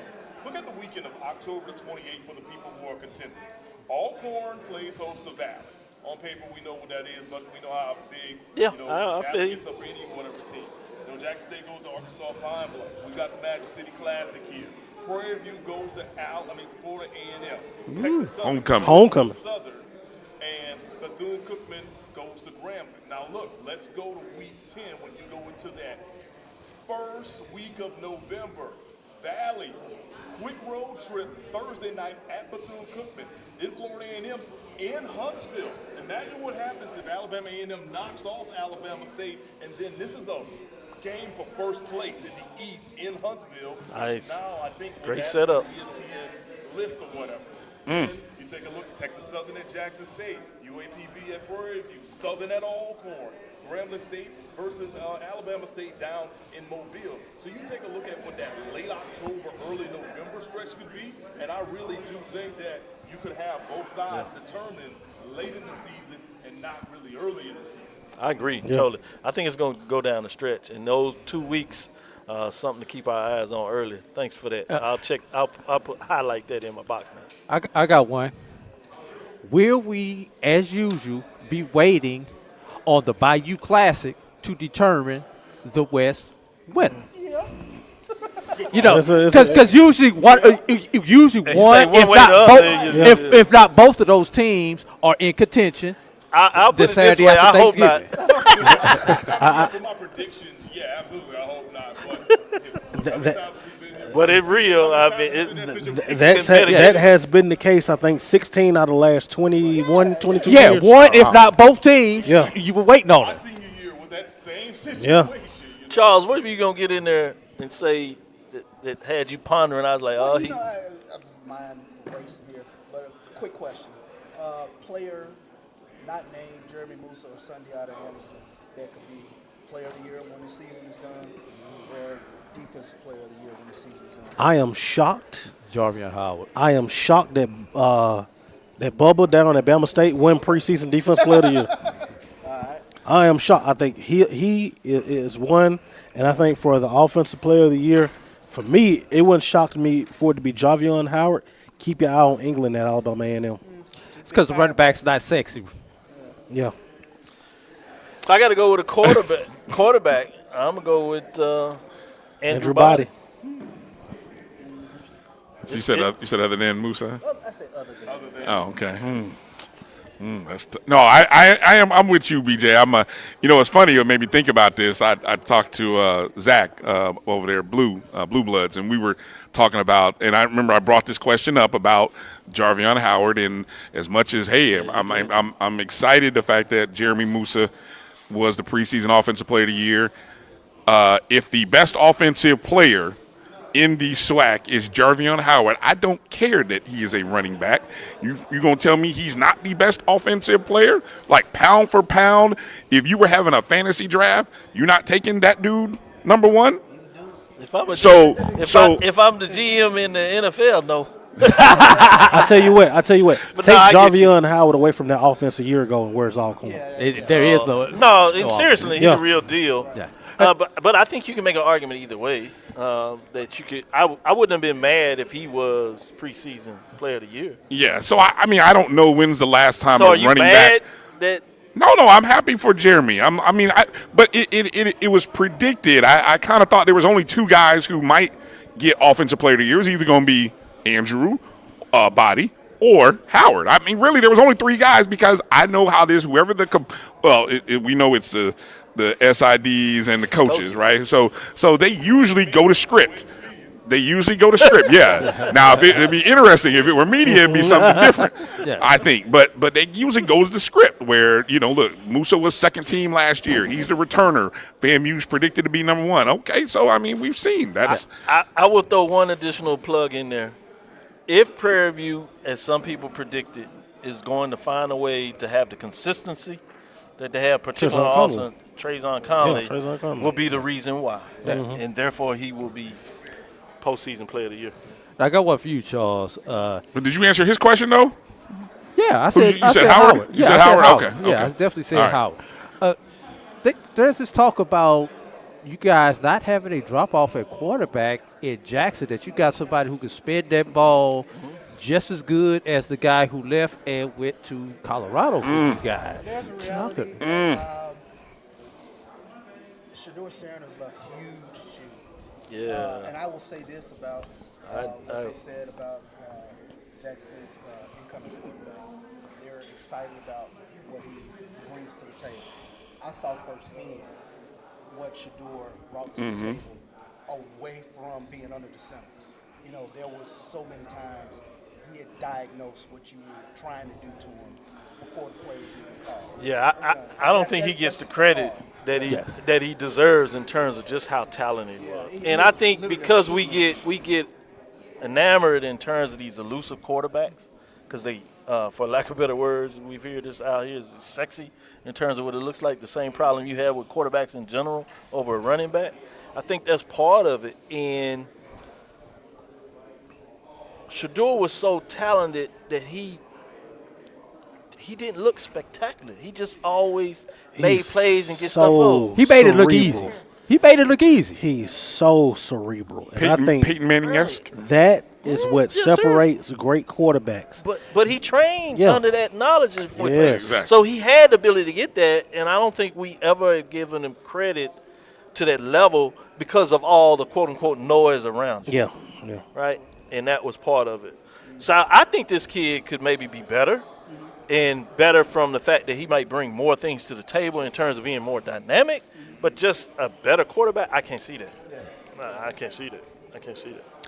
Also, Brian, you asked when was the last time a running back was player of the year in the SWAC? Yes. I got to go back at least to 2014. Malcolm Cyrus from Alabama State was co-SWAC player of the year.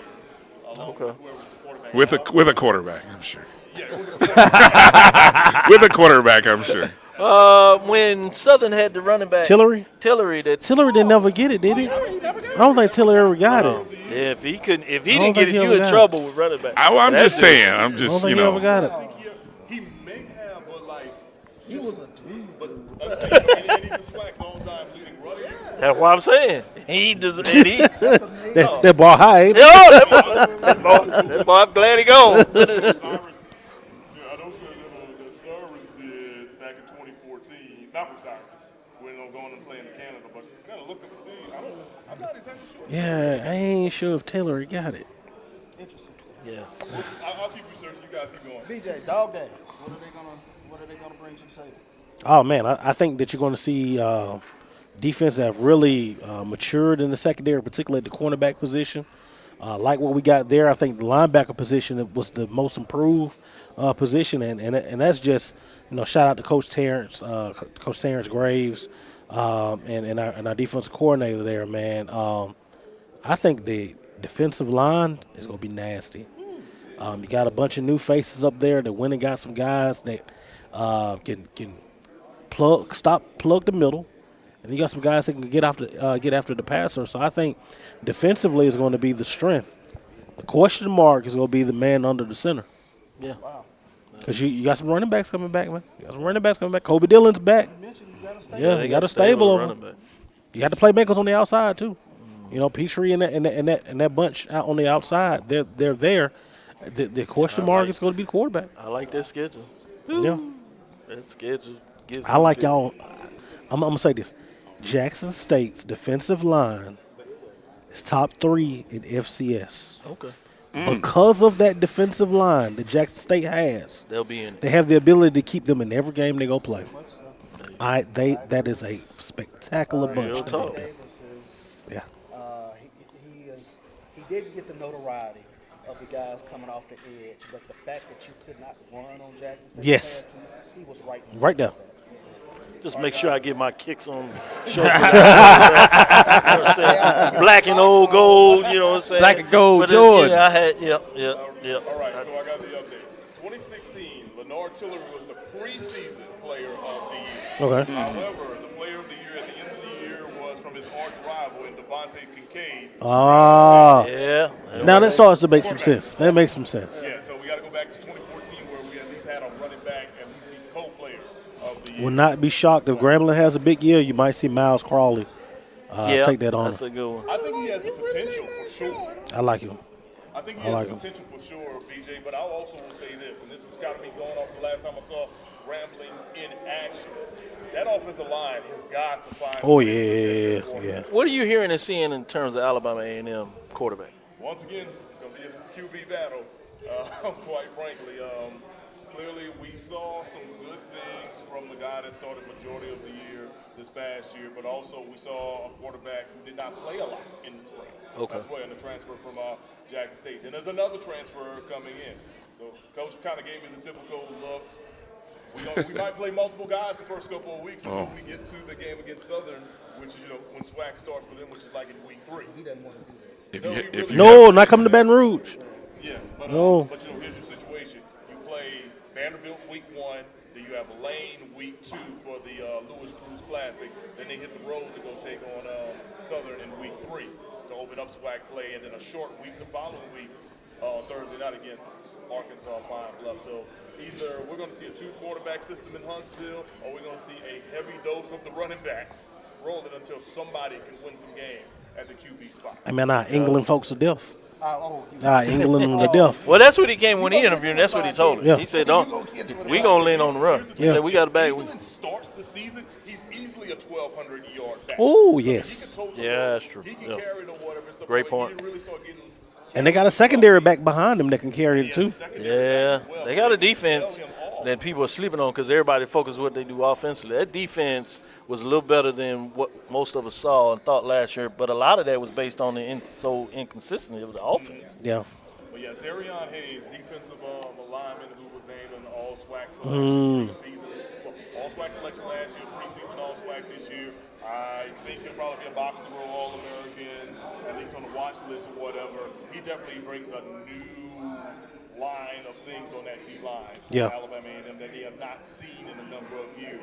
And because of that, he's been able to kind of make the rest of that defense really, really go. So expecting him to get a lot of double teams, but that can open up some opportunity for the defense. But yeah, the A&M defense has definitely improved from when we saw it when the Quill Glass had to win every single game. I got questions about that secondary. We got a half circle here, so I don't know if we can go around the horn and it's somebody else's turn. But before we close, because I know running out of time, let's get everybody's closing thoughts, either on the season or today.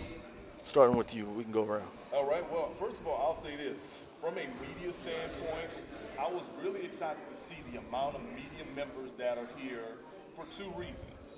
One, we can go ahead and say the Deion Sanders effect and whatnot, but Coach Prime is not here anymore. But still to see HBCU media outlets and local television stations and radio stations. I think Dr. McCullough told me at one point he had counted like 225. Okay, yeah. So 225 people were here. Which was above last year's 200. Yeah. To actually cover SWAC Media Day in the time that we are. Here's another thing, too. For years, the SWAC Media Day has always been connected with SEC because they're always in the Birmingham area. Usually SEC would be in Hoover, and the SWAC right here in Birmingham or whatever. Because, a lot of SWAC teams overlap with the media markets for SEC teams. Not the case. That was last week in Nashville. Spent 4 days up there or whatever and whatnot. Had some fun, but the situation's a little bit better. So to say that you didn't have that situation this year but still had all the that's a good point. Yeah. I'm very, very impressed with that because that shows what HBCU football means to many individuals besides us sitting up here, but also what it can embark on for the future that'll help with other situations. So that's my take from a media standpoint. Clearly from football, hey, best man's going to win it. Let's go ahead and just line it up and see you in December. There you go. Charles? I'm going to kind of piggyback on what you were saying. The fact that every week there's going to be a HBCU game on television via that's the one I was going to or HBCU Go. Multiple most weeks. And I think the fact that this is already a fervent fan base that goes to games, but to just know that to understand eyeballs mean something, that's huge. And that's huge going forward. So that really stuck out to me just looking at the television schedule and literally looking every week like, wow, there's really not a need for me to turn to another channel to watch somebody else's conference. This conference that I enjoy, I love is, right here in front of me. I love it. Wake up. Brian? I've said this a couple other times this last 24, 48 hours. Find me a team that has been the top offense and defense and lost over half of their starters, including their coach, and return the next season as a contender. That's hard to find. And I say that because, I I'm fascinated with the folks that have Jackson State in their rankings to, the two people from Jackson State who voted for them in first place. But I'm fascinated by this belief that, yes, I know they've, at least on paper, the recruiting people say that they have the number 2 recruiting class. Great. I mean, okay. I'm just statistically, first 4 games of the season, toughest 4 games that any new coach could ask for. I'm gonna help with a new roster. I mean, that is, if he goes 3-1, man, I'm telling y'all gonna be there's a 9-win season in the bag coming. Well, I think I said if Jackson State gets through the early part of the season, you don't want to. They get scary toward the back. If that thing. My thing is only one of the games in the top part of the season counts though. Yeah. So they could be 1-2, and if it's the right one, they really getting good. The other thing I think that's tough on your question, I think that's true, and I think it's valid to ask that question. Oh, yeah. But I think the other part of that is who, other than FAMU, that I think a lot of people are picking, who outside of that are you comfortable saying that is that much better than Jackson State? Clearly. I can't. Again, you're asking me. I can't. I'm trying to. Okay, yes. Look. I'm putting my colors to the side. It's an easy question. Other than FAMU, Southern. That I'm looking at clearly. I'm looking at statistics. I'm telling you. Right. The team, as I have a lot to ask that question. As I have, and I know Southern, people are like, "Oh, Southern has played." Well, no, I'm not. But we're on the opposite end. We're on the opposite division, though. So that's not a problem. And it's not a conference game. And plus, well, I know. Were you related to division? No, I'm just saying. Was that a division-related question? I think you're fine. Let me get this part out. That's still just one team. Yeah. And if you cut in FAMU, that's 2 teams. So Jackson State literally could be better than everybody else, and it's not because there wasn't a lot of churning in question that maybe everybody else just ain't made that next step. I just think I think folks are overthinking, over-evaluating loss. I agree with you with the loss. I guess my point is I'm trying to say we asked the question, what are your question marks about the other team? Yeah. I think that's why people have a level of confidence in Jackson State. Not so much that they're concerned about what they lost. They're concerned about what everybody else has not answered. What stuck with me, Sam Washington said, I believe at the first Celebration Bowl, he said something to the effect that championship DNA does now. Yeah. And that DNA permeates the locker room. Yeah. That's just another. That's another little nugget. He gonna find a way to drop a nugget. Yeah. Go ahead. How many returners again? How many that championship DNA? BJ, let's move on. Brian, we're gonna let you talk about that on Sunday. No, I'm just BJ, your thoughts. Man, biggest thing like Mo and Charles said, man, just media day. Back to normal. It's refreshing and it's nice to see people that are here because of those 3 letters, HBCU and SWAC, the conference itself. So it's great to see that. And I think that we're in for an exciting season.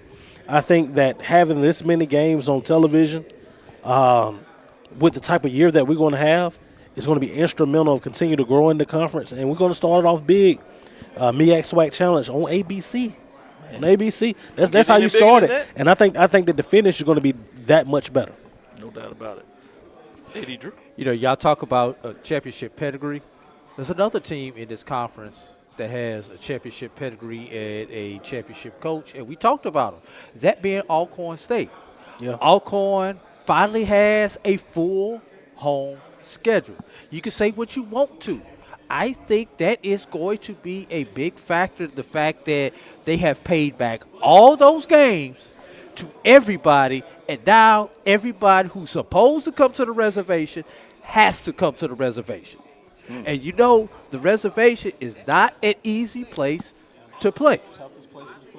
Exactly. So I think that is going to be, you talk about Southern being that other team.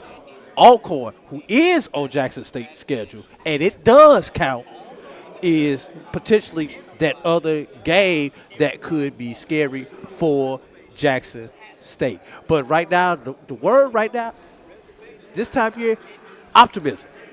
Everybody's optimistic. Everybody's 0-0.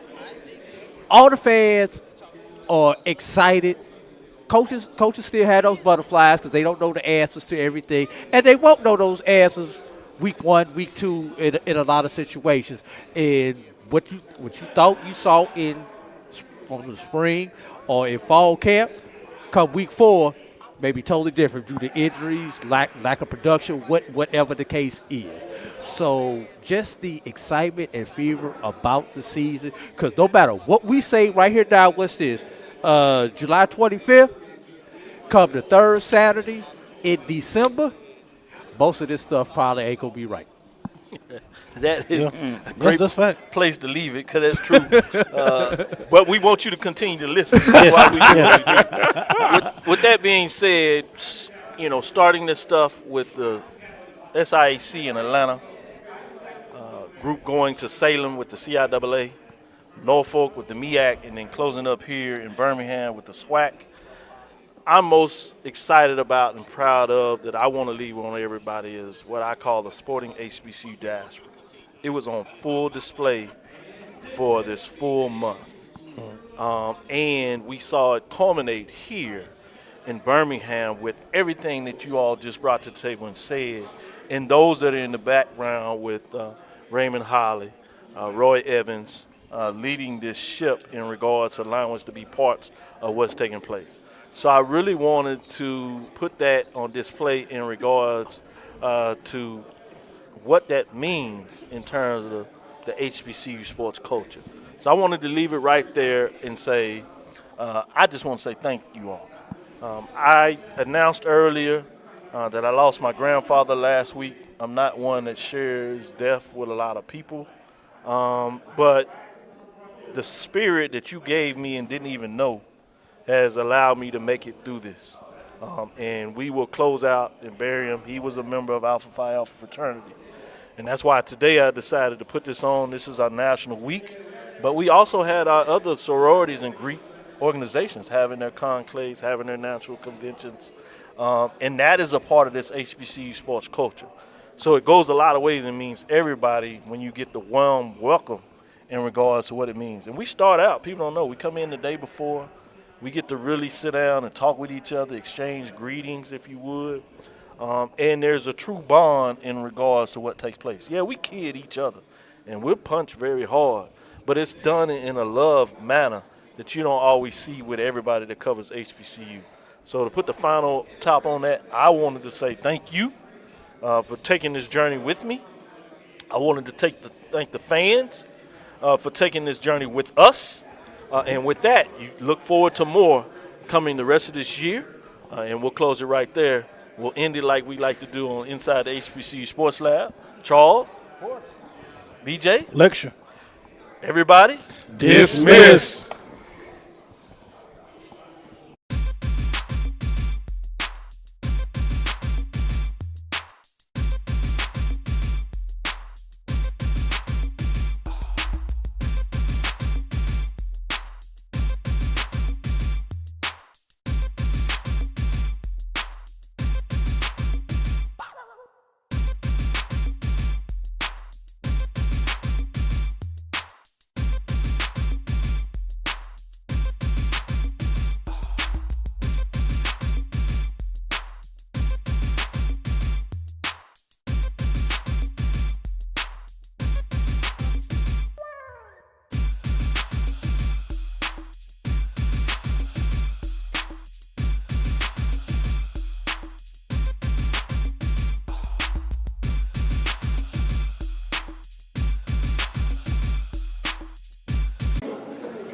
We're live streaming on BCSN.net. Just in case you're aware, if you want to have a good time, you'll be seen on TV somewhere along the way as we're streaming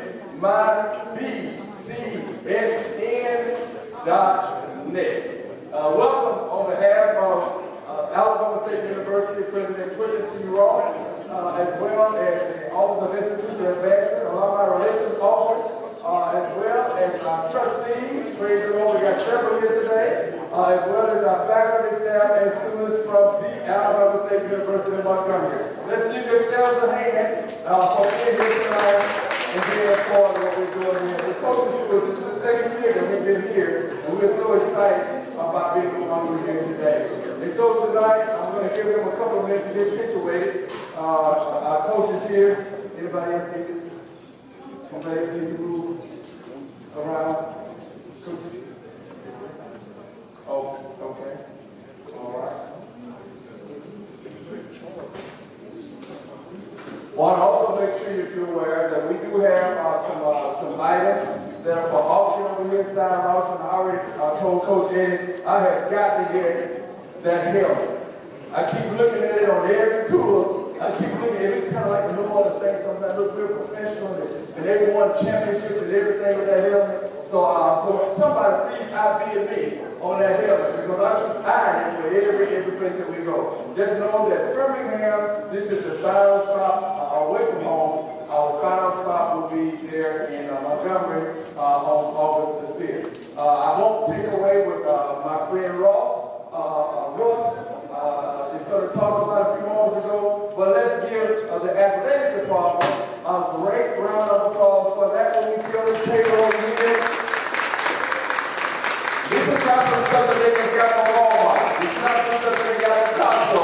This is stuff that they work hard as student athletes and coaches to make happen. So I just wanted to make sure that you didn't overlook my friends over there, especially the Commissioner's Cup that was come back at Montgomery, Alabama this year. So we're so thankful for that. Again, we're just so thankful that we welcome you here tonight. What I'm going to do is I'm not going to waste any time here and go ahead and turn it over to my friend, Deputy AD Cyrus Russ at this time.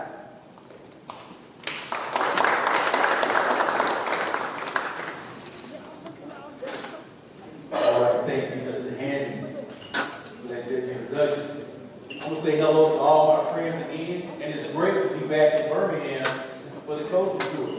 I think we didn't end here last year, but it was right about the same, our next to last stop. So Birmingham showed us great love, came out in a thunderstorm, rainstorm last year, and supported us. So we're so glad to see you back here again. But tonight we have our great coaching staff here, our AD, Dr. Jason Cable. And so we'll just briefly get started with the program, and I'll introduce each coach that you'll be hearing from tonight. So in particular order, you'll be hearing from Coach Todd Bradley from my softball program. You'll be hearing Coach Kirk from my golf program. Y'all stand, be recognized. Also Coach Chapman from my bowling program. We have Coach Jackson from my women's basketball program. Coach Bean from the cross-country track and field program. And Coach Andy Robinson from my football program. So just to give you a brief recap of the year, as you see over here to my left and some of your right, we see the table over here with a lot of championship trophies on there, right? So we'll just go ahead and start with the Commissioner's Cup, right? We brought the Commissioner's Cup back home to Alabama State University this year, right back to Montgomery, to the Gum, right? 7 out of 9 years, the Commissioner's Cup, right? So we talk about dominating, right, and being a fixture in the SWAC. And what you hear from our coaches tonight, our AD, we're talking about the next level of domination, right? We've dominated the SWAC for so long that we got to be a fixture on the national level, right? That's the next step, the next level of evolution, right? We continue to evolve, right? And so as we evolve as a program, we're going to be a nationally competitive program. And the Commissioner's Cup, right? That's a step, those stepping stones. 7 out of 9 years in your conference, you win the Commissioner's Cup as the best all-sports program in the conference, right? That's what we're proud of. And so on the way to the Commissioner's Cup this year, there were 6 championships along the way, right? Championship in indoor track and field on the men's and women's side, outdoor championship on the men's side, baseball in the east, softball in the east, tennis on the men's side, also regular season and SWAC tournament champions. So when you talk about that overall program domination, they combine it with academic success as well. So over 60% of our student athletes all conference academically, right? So 2-pronged approach, academics and great success in athletics. And so that's all attributed to the vision from the top. We have our athletic director, Dr. Jason K. He'll talk a little bit more to you about his vision and where the program is and where it's going. But you have to have visionary leadership, right? In any organization, you have to have visionary leadership. And where you put your emphasis, you will impact change. So we put our emphasis on the student experience, right? It's not just athletics and academics, it's the whole student experience. So talking about the student experience, student athletes and students, because the things we do in the athletic department, they not only impact the student athletes, they impact the students on campus. So resources in the athletic department are also used by students on campus. So when you look at the last year in the athletic department, new athletic fields, new gym floor, new weight rooms on campus, all those are resources on campus, right? Impacting the whole student experience at Alabama State University. Now I can continue to talk about all those great experiences and all the great things that have happened in the last year, but I'm going to turn it over to our visionary leader, our athletic director, my great friend, Dr. Jason Cable. He's going to share his vision. Thank you, Mr. Russ. He really didn't need too much meat on the bone. But how you guys doing tonight? Excited to be here, excited to be your athletic director. Got here 2 years ago and I learned a lot about Alabama State University. So this time we're going to recognize any current and former trustees we may have in the house. Would you stand to be recognized this time?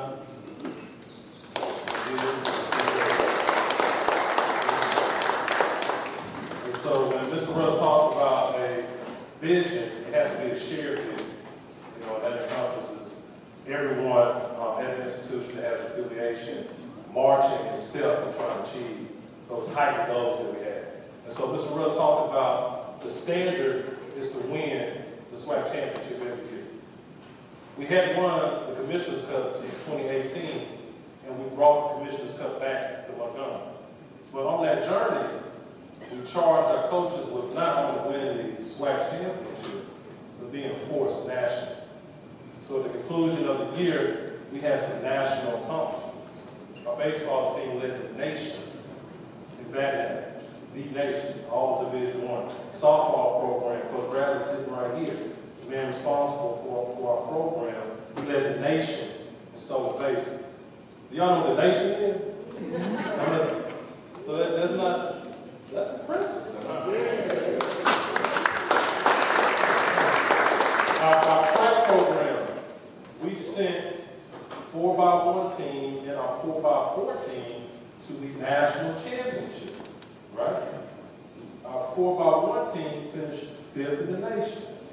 So if you look at the graphic that we put out after that race, you'll see all the teams that we beat were Power 5 programs, right?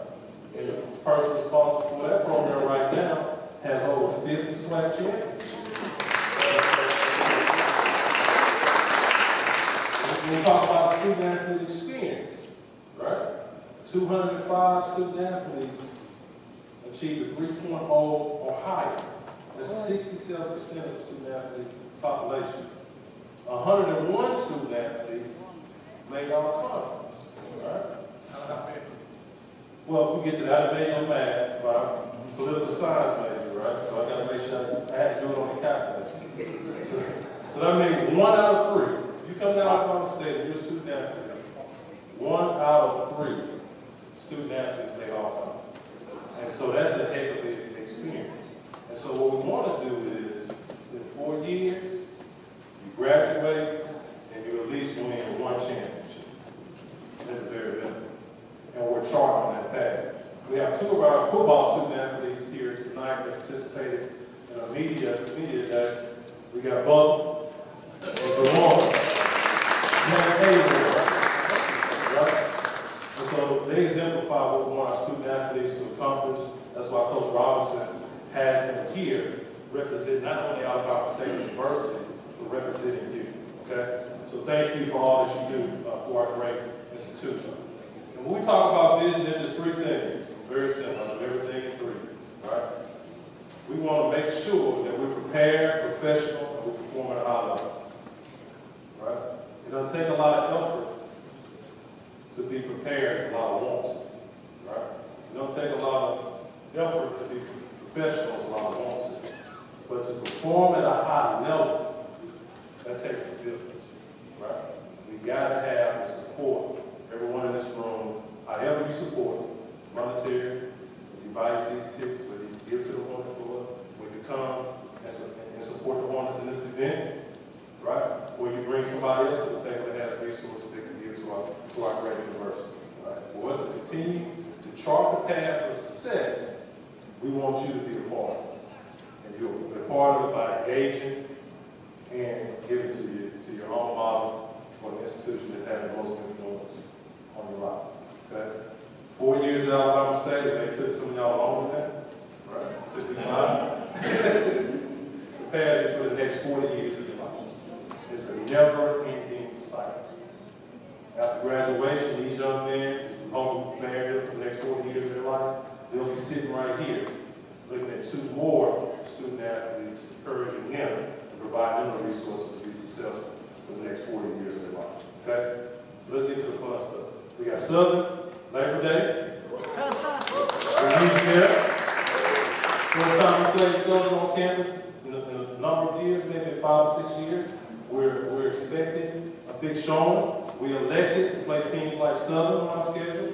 Instead of going to get guaranteed games, playing big programs, we believe we can generate the revenue at home, right?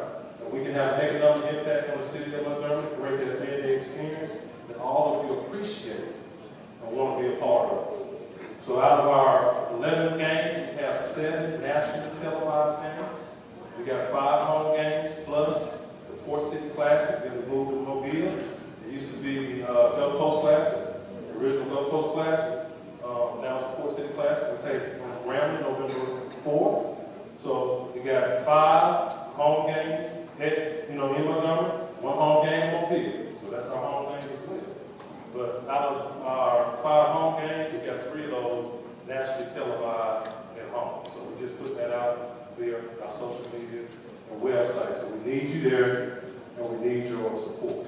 Okay? And so in closing, I just want to encourage you, support your alma mater, however you desire to do so.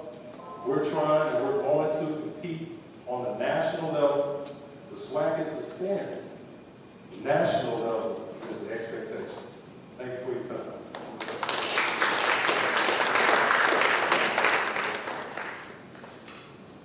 All right, now we get to the fun part of the program. We get to hear from our coaches, right? So every day, daily, weekly, we talk to the coaches. So we'll kind of share some little personal insights about each coach. And I have a little nickname for every coach in my notebook, right? They come to the office, whatever, and I interact with them. And it's based on what they've shared with me or what we talk about, right? And how I identify. So as I noted earlier, our first coach was our softball coach, right? So our softball coach this year had a season record for wins, right? Went to the tournament, team led the nation in stolen bases, but what you might not know about it, he's from California, right? Has a little California background. We'll talk about California State there for a while, so not necessarily from there, but he comes to the office, right? And when he answers the calls, I say, I got Todd, so Cali Bradley on the phone. Because he's always relaxed and cool, and just calm when he talks to you. He tells you exactly what he needs in a very calm and professional manner. So we want to put our hands together and welcome Coach Bradley, who's led our softball program to as much success as it's ever had in the history of the program. Come on, Todd. So I should tell them the truth. I'm actually originally from Oregon, but it's near California.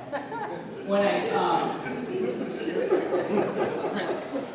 and I came to Alabama State from Fresno State, which isn't in Southern California either, but it is in California. So, anyways, I appreciate that. I was wondering what my nickname might be. So just like Dr. Cable talked about, and just like Cyrus did, I've been here since the fall of 2019. So the first season, obviously, for obvious reasons, got shut down because of COVID. So I've been here 3 full years. In 3 years, won the conference championship, the tournament the first year. Our record got better the next year, and we finished runner-up. And then last year, we won the East Division. And stepped our toe at the tournament. So, you know what? I think that sometimes you've got to do some of those things so you can reevaluate and make sure that you get yourself back to that spot so we can win the tournament again and go to the regionals. But just kind of like Dr. Cable talked about, I am really big on trying to take that next step because I think of Alabama State University as a mid-major program. I don't think of them as anything different than a South Alabama or a UAB or somebody else, but we can compete with all of them and we can compete with the big schools. For instance, we went to Georgia Tech this past year. We took their money because they gave us a little bit to come play and then we beat them. So we like to do that too. And I think I can speak for all the coaches in this room. The players that we're going to put on the field in the softball program, for the golf program, at the bowling alley, at the football stadium, like our kids can compete, all right? It is not a matter of talent. Our talent is going to be second to none, like Dr. Cable said, in the SWAC, but we're going to be able to go out on the field and compete against anybody. And I really believe that we've gotten to that point in the softball program. I think the thing that kind of to bridge the gap is kind of like what we talked about is some resources, and some of those resources can help us, whether it be an upgrade in a facility, have an additional non-conference game someplace else, be able to travel, be able to, if you've never been around softball players, I'm gonna put them in an eating contest against football, and I think they will win because they put it away. I promise you that. But kind of like they alluded to, we had the best season in program history when it came to wins this year. We won 30 games. The previous record was 28 this season. We had the conference player of the year a year ago. She followed it up this year with the conference player of the year again, and she was also conference hitter of the year. And then we also added conference pitcher of the year to that as well. So we're recruiting the right people. It's all about us making sure that we put ourselves in the best situation to be able to compete for the longevity of the season. And we fought like heck every single day to make sure that we put ourselves in the position to win the Eastern Division in the regular season. And we did that. And then ultimately in the course of the tournament, one team always gets hot, and it just happened to be Alcorn got hot, and they played outside of their heads, and we ended up dropping a game, got eliminated, that kind of stuff. But I promise this, we will be back. We've got a great group coming in, and probably the most proud thing that I can say is we had 5 girls walk across the stage at the end of the year, and all of them were either cum laude, sigma cum laude, or magna cum laude. And those are the things that are the most important to me as a coach, is developing the complete player. So, that's it.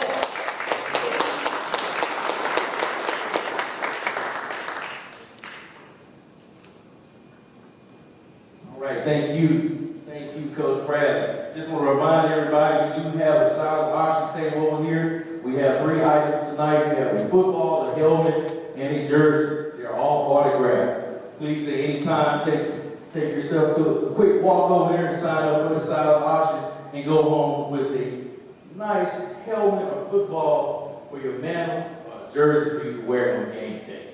Game-worn jerseys as well. And And we have our ticket office in the back, just as a reminder for those who want to purchase season tickets or still need season tickets. But up next, we have the sharpest, cleanest golf coach in the United States of America, right? Every time you see him, he is absolutely dapper out from the head to the toe. And we'll bring forward to you Coach Hurd tonight. Come on up, Coach.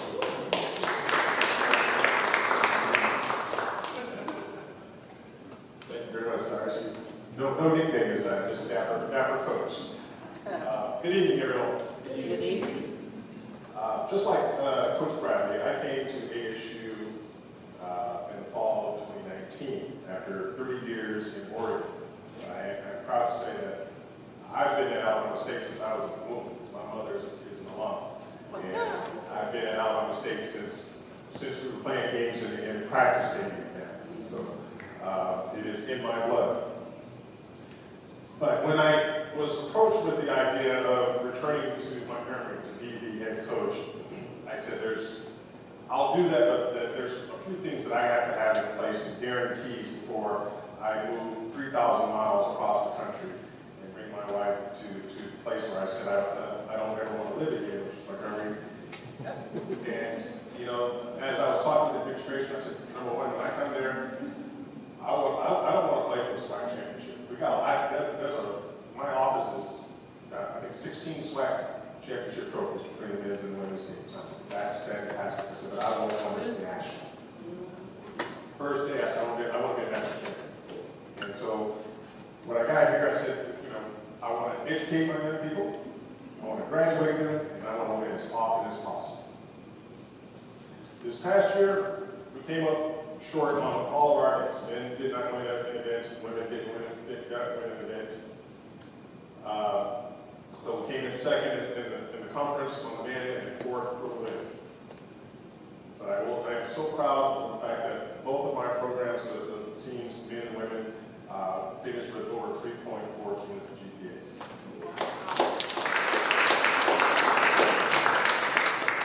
We had freshman of the year of the women with Taika Bamboo Kitiganawat, 15-letter last name from Thailand. And we also had an all-conference second team in Gonzalo Moreno, who is from Seville, Spain. As I talk about those players, you hear these Thailand, Spain. Why do we have those young people in our program? Because they want to be the best in golf, and they felt that they could get that at Alabama State University. Successful programs, as stated by one of my colleagues at Howard University, he said, in order to have a successful program, you have to have support from the university and the athletics department. And I tell you, I have not had the level of support from any administrator greater than I have had from Dr. Cable. We have 2 team bands for our program, Mercedes Sprinters. We practice in a world-class golf facility. We have a schedule that parallels none. And for the first time in our history, we're going to host a golf tournament this spring break in Puerto Rico.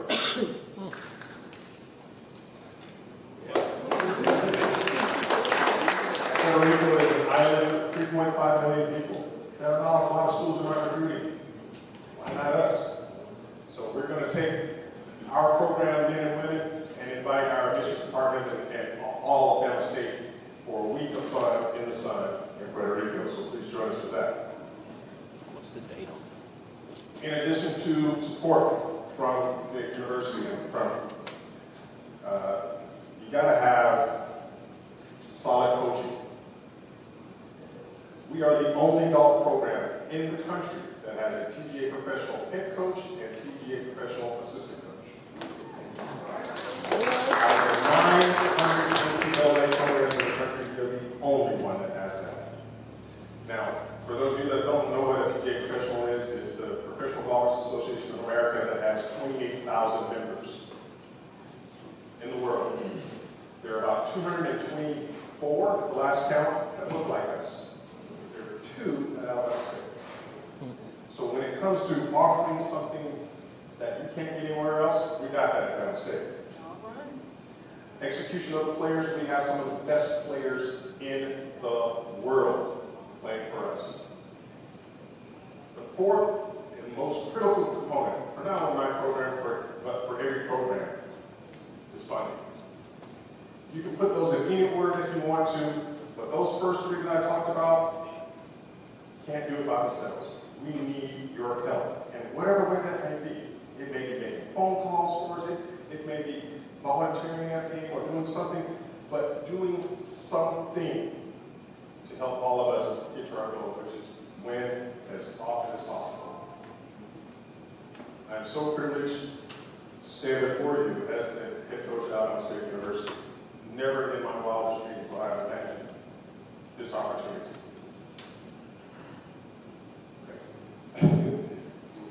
So I implore all of you, please show up at football games. You know, when you do your annual contributions for travel donations, please think about Alcorn State University. Go Hornets.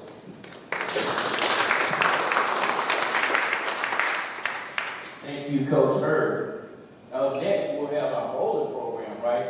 So this past year, right, was my first opportunity to be the sport administrator for a bowling program, right? So I spent a lot of time with Coach Chet as his board administrator. And I had the opportunity to travel out to Dallas, Texas for the SWAC Championship for bowling, right? First time at a championship bowling match. And so I was astonished at the amount of intensity, right, that the bowling matches had. You have your competitor to your left, your competitor to your right. And every time they bowl a strike, our student athletes had to come back up with the immediate pressure to bowl a strike. Or if they didn't bowl a strike, pick the spares. And so that is so intense for those young ladies to have every roll of the ball meant something. Every time they stepped up there. And so Coach was there, he guided them through that. But for me, that was a phenomenal experience, and I promise you, if opportunity permits, I will not miss it again. Because being an avid sports guy, pressure, intensity, and being able to perform in the heat of the moment, that's what you want. And that's what our student athletes do. So without further ado, I'll bring up Coach Chat, our bowling coach. Give him a big round of applause. Good evening, how y'all doing? All right. See, I thought I didn't know he was going to go to the SWAC Championship, and usually what he does, he talks about that I am, as Barlow used to put it, I grew here. Okay? I have been a part of Alabama State University since 1981. Wow. I played baseball under Coach Wheeler and Coach Watkins. I was the first person Coach Watkins ever signed. And so I have seen this campus grow. I have seen this athletic department grow throughout the years. I never thought that I would be a coach at the university where I graduated from, where I played ball at, and it is a true honor and blessing to be part of Alcorn State. I used to get, for about the first 7 or 8 years, the most famous quote I got was, I didn't know Alcorn State had a bowling team. How many of you all knew that we had a bowling team? See, it's a lot of people that didn't raise their hand that didn't know. Okay? Bowling team has been here since 1998. Yeah, it's been here that long. We're building a program that is competitive on a national level. Bowling does not have divisions. There's no Division I, Division II, Division III. You're always going against the top-ranked teams in the nation. Our record last year was 92 wins. We had the most wins of any team in the country. It's PWIs, HBCUs, whatever. We have more wins than any team in the country. Okay?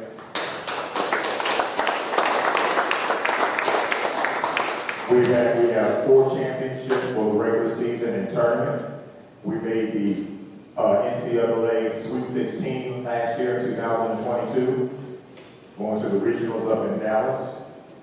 Our program is now at the top of the HBCU category between us and North Carolina A&T.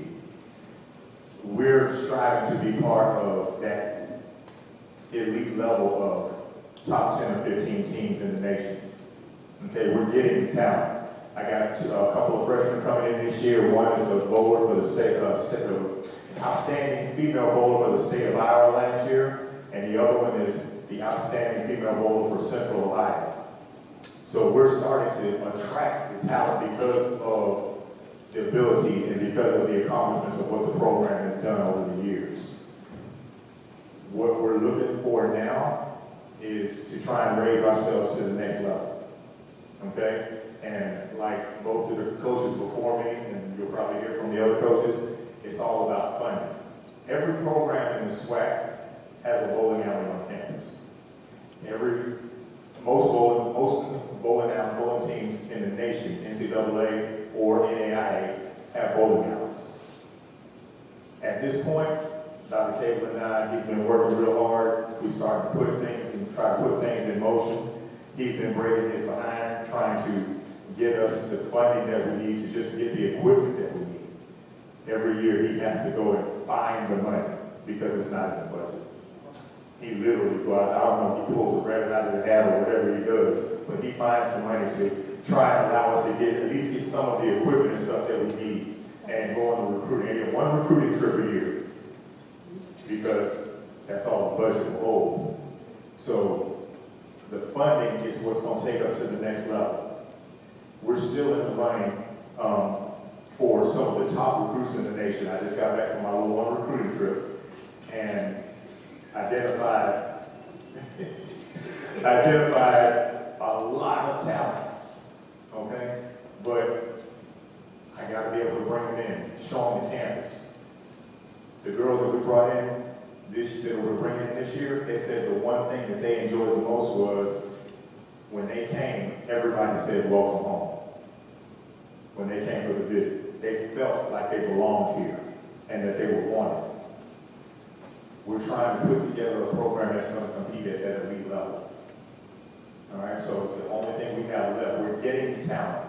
We just need to start being able to put together the tangibles in place to raise our game to the next level to compete against those PWIs that hold the nation. We're competing against them. We were 14-12 against top 20 teams this year.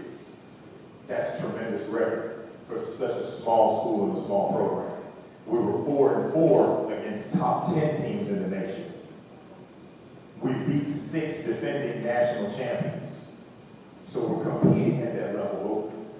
We're so close. It's like, we're just trying to break that little glass ceiling to push us over the top to where we're consistently now, we're the ones being voted into the top 10 in the nation. All right, so whatever you can do, however you do. How many of you have ever been to a bowling tournament? 2, 3. So I want to formally invite you the weekend before Thanksgiving, before Turkey Day, we have our home tournament. And a lot of people say, well, I can't make it. It's Friday, Saturday, and Sunday. So you got 3 days, okay, that you can take an hour or two to come out and see. How many people know that the SWAC Championship for years was held here in Birmingham? Both Bessemer and Vestavia. So come and see what you have an opportunity to invest in and to promote at your school. Okay, come and check us out. All right? Thank you very much.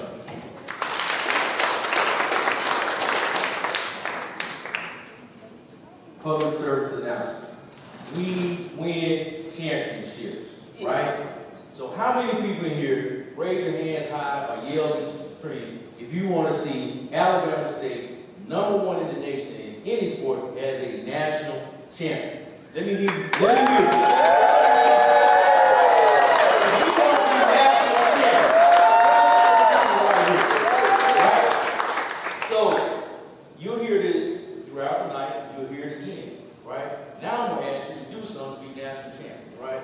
We have to fund our expectations, right? We have to fund and support our expectations. So if we want to take the next step, as you heard from the 3 coaches already, They've already won SWAC championships, regular season, and postseason. Now it's time for national championships. And so our next coach up is Coach Frida Jackson. She's a alumni. Frida, our one is Jackson. Yay, Coach Jackson!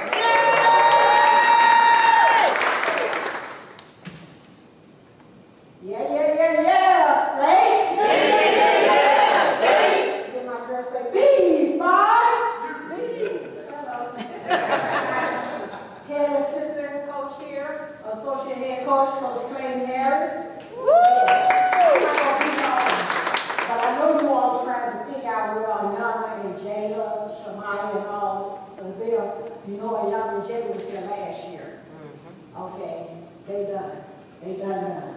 We talking about 5 years, which was, the 5th year was the COVID year.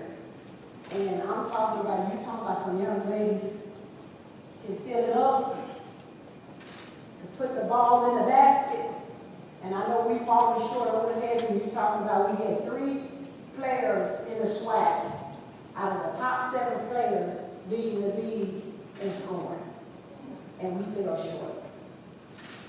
You all might not understand that, but my players that are in summer school this year, they wondering like, what is going on with this lady? Defense. That's all they hear, and they don't get it. And it was ironic on yesterday, because that's all I've been preaching is defense. One of the girls we call help, gap, guard against penetration and what have you. Everybody played great defense. They moved over, they slid and beat and whatever. And the girl shot the ball, she missed. They got an offensive rebound and put it back. That's about 2 or 3 years ago. And I pointed up there to the Raptor, what I call, so they can see I should have had a championship. That's the reason why I didn't have a championship.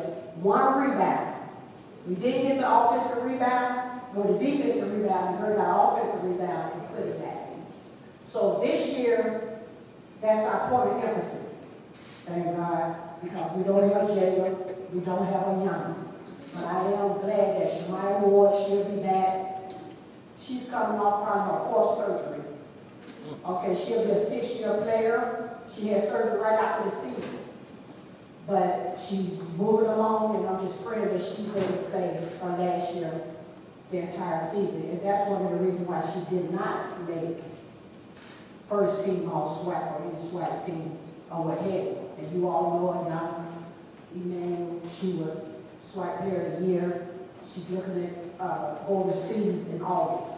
So we had some players, but this particular group, just like I said, they weren't focused on defense. And you know, that's the hardest thing to get players to do is to play defense. But you all will be really excited about this team because we are going to win. And matter of fact, we have April Hooks. She's out of the Birmingham area. And if I had to give a ball to somebody that really did a great job for us this summer, it would be her. She could just flat out shoot.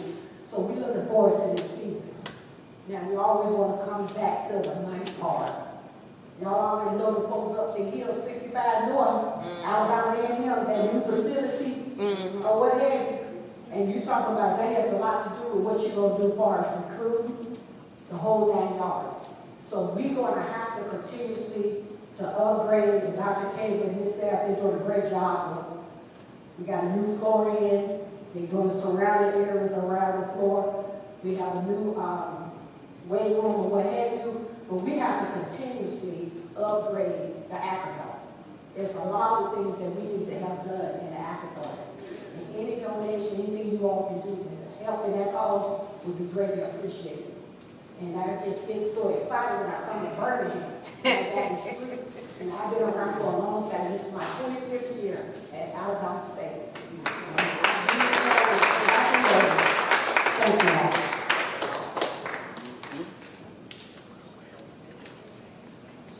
Coach, I got to pull one nugget away from you, right? Coach said she got to focus. So where do you put your emphasis with impact change? So we just expect folks to come to Acadon this year and for them to points, right? Actually, we had a scrimmage today, and one of the teams scored 50, the other one 56. So I'm hoping it's because we played really, really great defense, or it might be a situation in those cases. But we look for big things from Coach Jackson in our program this year. And so, my next coach, right, we got a long history to go way back, right? We won't mention how we connected, but I'll just tell you we go way back. And this coach has done great things since he's been at Alabama State University. Last time we saw each other a few years in between times as he was at Alabama State University and I was in different other places.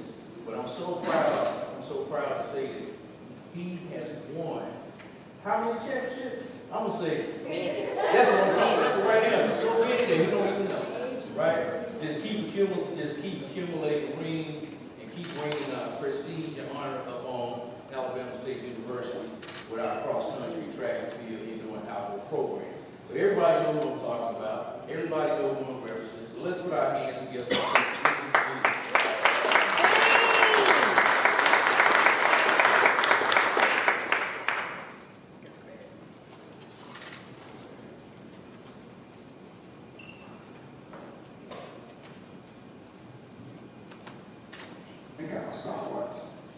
Hornet Nation.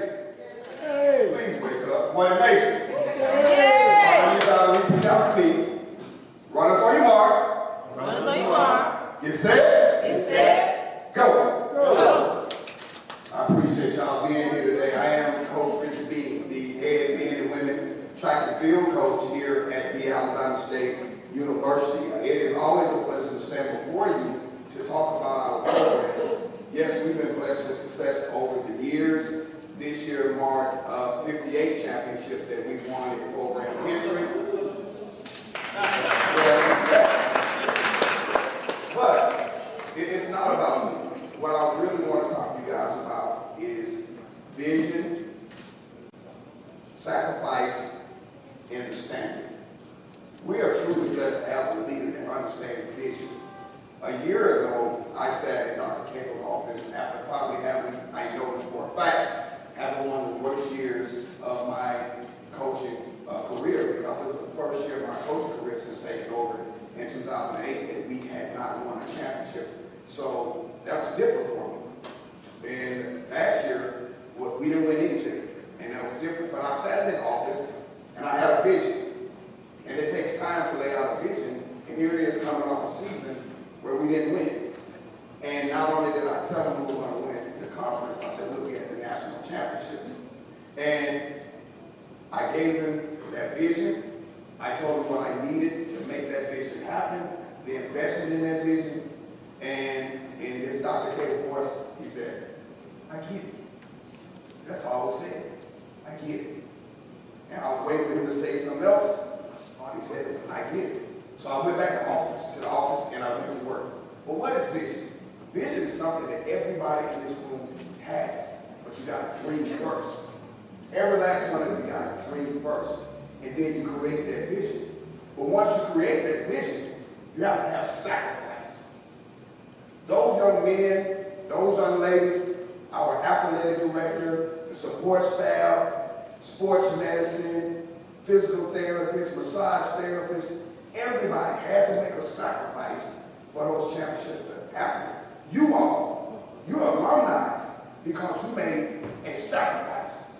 You're here tonight because you made a sacrifice.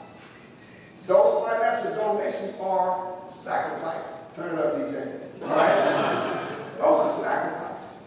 Those young men and young women went out there this year and put Alabama State on another level. All right. Because of the standard. It's not because anything Richard Bean did.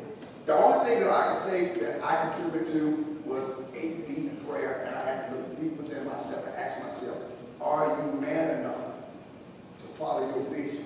Are you crazy enough to dream big? Is your vision strong enough to go in your athletic director office and tell him one of your wildest things coming off a season of shortcomings? And he said, I get it. Now, alums, coaches. That's where the standard comes in. We are the standard. Alabama State, you are the standard.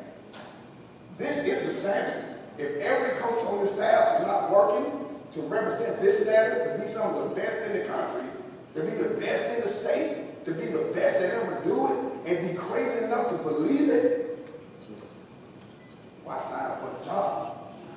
I'm crazy enough to believe in the vision. I pray hard enough before I go to sleep to dream big, to go sit in places and tell people those vision and pick the right people around me, because I have some of the best coaches in the country.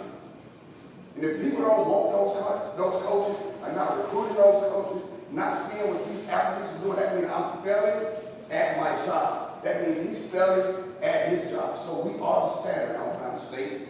So remember, you two athletes that sit here, dream big, create vision, give sacrifice, and be the standard. Thank you.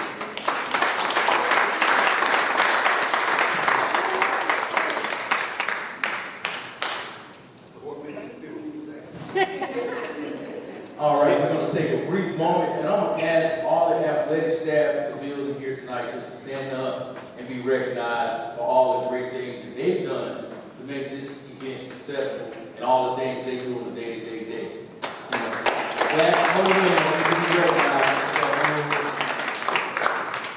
We got Fred over here, Keith back here, Mr. Handy, Age, they're sitting over there. Those are all Mr. Cook and the ticketing staff there in the back. But we have a number of staff, they're not here tonight. And Miss, where's she at? I can't see the gap. Hold your hand up. Right? So we have all the staff here tonight and a number of staff on campus who put in the work to make all these things happen, right? This is our fourth, fifth city. And so the coaches and the staff have been great. And the staff, they put up with me, they put up with Dr. Cato, they put up with everything, and they still make stuff happen, right? So they got to be commended for that, because there are no breaks. There are no breaks. We are foot on the gas every day, all day. So think about that, the amount of effort and time that they put into making these things happen. Now I'll jump right into my next coach, right? We all got here about 14 months ago. We traveled, did the coaching tour, did a couple of press conferences. And as we traveled on the coaches tour, we did some press conferences, right, preseason. The coach made some promises, right? And he made some guarantees, right? And you can see the proof of it. They're around the room, one right there. Another one I don't think we brought in tonight. But he guaranteed and promised that we would restore order, right? What did he mean by restore order? Number one, the SWAC would win the SWAC Media Challenge for the first time in 5 to 6 years. So we went right to Atlanta, played the longest game in the history of NCAA, right? How many people was over there in brainstorming, right? And Coach brought back home the trophy with a group of great players, two of them sitting here today, right? Restore order. Delivery on promise, number one. Brought the SWAC Media champion home. That's something to put your hands together for, right? Number two, we said the Magic City Classic press conference. Coach said, guess what? We won the Magic City Classic when I was here, right? So we're going to win the Magic City Classic now, right? So I'll be real straight to the point. What's that? Magic City Classic trophy. Back at home in Alcorn State.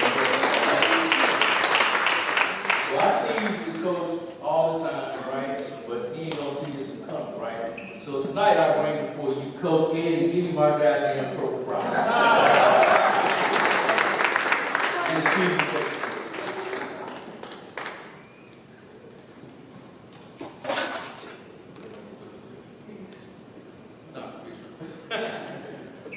Great job, Cyrus. Great job, Mr. Russ. I'm having two players come up, and I'm standing up. Anybody want to see?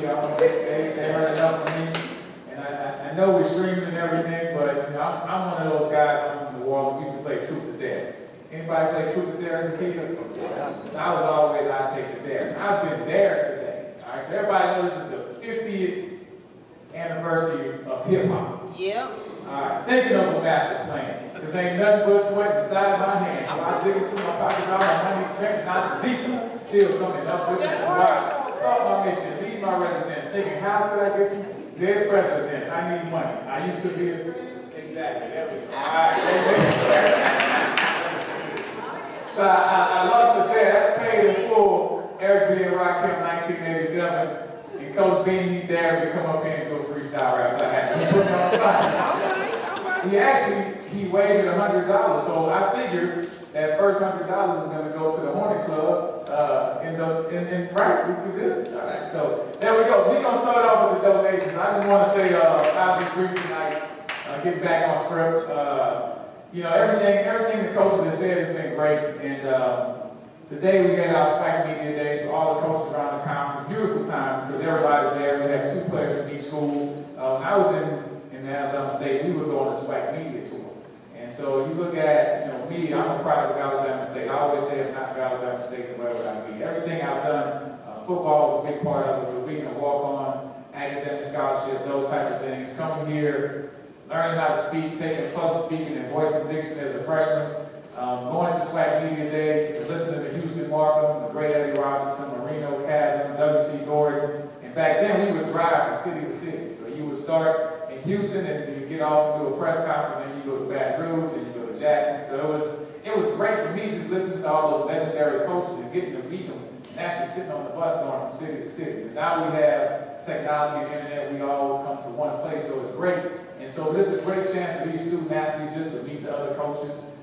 Coach Maynard from A&M was giving Bubba a hard time that this is the 6th year of college football. Hey, that's what the rules say, so let's go get them. So that's the part of it. So it was a lot of fun today. And so everybody kept asking me, Coach, what is your, put it in one word, summarize, what are you trying to accomplish this year? And first of all, our goal is always going to be to win the HBCU National Championship and the Celebration Bowl. So we know in the process of doing that, we have to win the SWAC Championship. In the process of doing that, we have to keep winning the Magic City Classic so that trophy can stay in Montgomery and not go to the school up north. So the one word answer for that was, our word this year is sacrifice. Our team worked so hard last year, but we came back in the off-season and said, what else can we give up?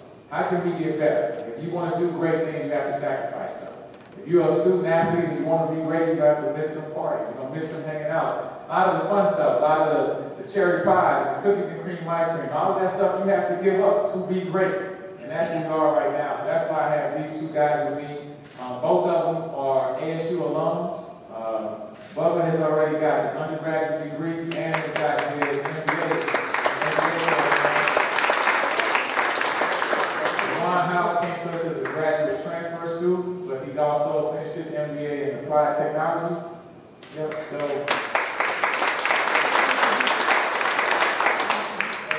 he reminded me that he has a 4.0 also. So I think you're looking at some of the best and brightest, not just at Alabama State, but also in all of the SWAC conference. Both of these guys, we're expecting great things from them off the field.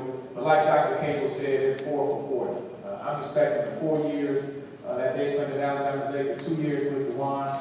It should lead them to help them to be great people on and off the field for the next 40 years. And like I said, we want everybody to say, if not for Alabama State, then where would I be? So the song I said, think about it. I listened to Eric B. Paid in full. He said, dig into my pockets, all my money spent. You know what I'm saying? Got nothing but lint. So we got to get out and donate. That's where that all came. See how I brought that all together? So if you see those auction items over there, let's make sure that is a beautiful Alabama State helmet. That is a game-worn helmet. I think Bubba might have got 20 tackles in that same helmet right there. He's going to tell you he did. So let's make sure that we donate and give back. The things that we're doing, I'm trying to feed these kids. And Coach Sims was with us. We going place to place, and I keep, are you hungry? Yeah, Coach, I'm hungry. Like, we just ate at the media day, and they're like, we hungry again. And I say, y'all need a snack. Yeah, we hungry again. So, and I'm thinking, man, these college kids, they have to eat. And I thought back when I was in college, trying to get my body to be 235, 240 pounds and compete at that level. So a big part of what we do is nutrition. And so the things that we're doing, that's just not with us.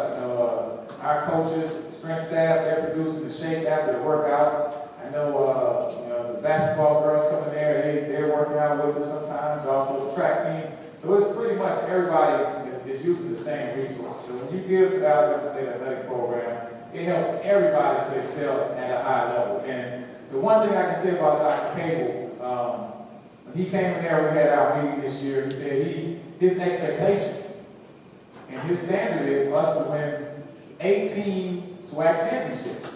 So, you know, we started looking at Coach Green and we got 18 sports. He wanted to win in every sport.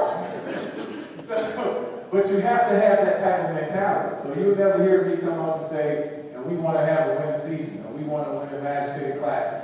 You know, our goal is always to win the HBCU national championship and everything else that comes with it. And so I think that's how you have to approach every season. And I think Dr. Cable has that type of leadership to have all the coaches, the golf coach, Coach Hurd, everybody's talking about competing nationally.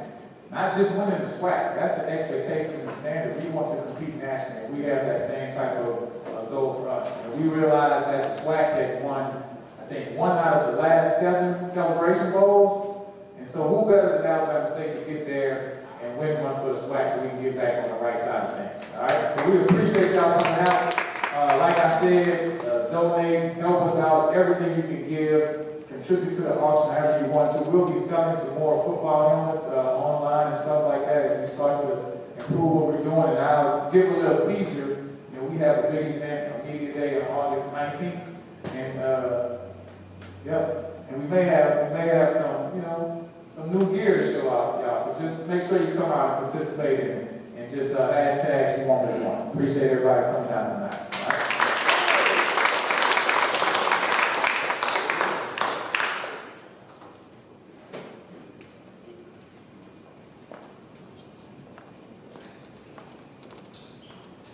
All right, everybody. So at this time, if you don't follow Bama State Sports, we're going to ask you to pick up your phones, right? And on any social media platform, you can find us at Bama State Sports. Twitter, Instagram, and Facebook. Start your followership tonight if you're not already followed. And you'll be able to receive all the information you want to about Bama State Sports. And so if you're following us on Twitter today, you know that we dropped the new and improved Bama State app, right? So you can download the app on Android or Apple phone, right? So get your app today, download that app, and you can get updates 24 hours a day, all night, hear your phone beeping, and surfing with Alabama State news from our athletic department. And so just one thing, we have our Buzz Fest coming up on August 19th. August 19th, the Buzz Fest. That's our last fall football scrimmage before season will start, and an opportunity for you to meet all the fall sports, the coaches, the players. They'll be out there taking pictures available for you at Hornet Stadium. So we want you to be here at Buzz Fest on August 19th. Continue to follow us on social media for more updates on Buzz Fest. And just come out and have a great time with the Hornet family and Hornet Nation. Now sitting in the back right here, we got our great partners, right? The Black College Sports Network, who are streaming us live tonight. They'll be there for you to have a great time. So we want to give them a good round of applause and thank them for streaming us live.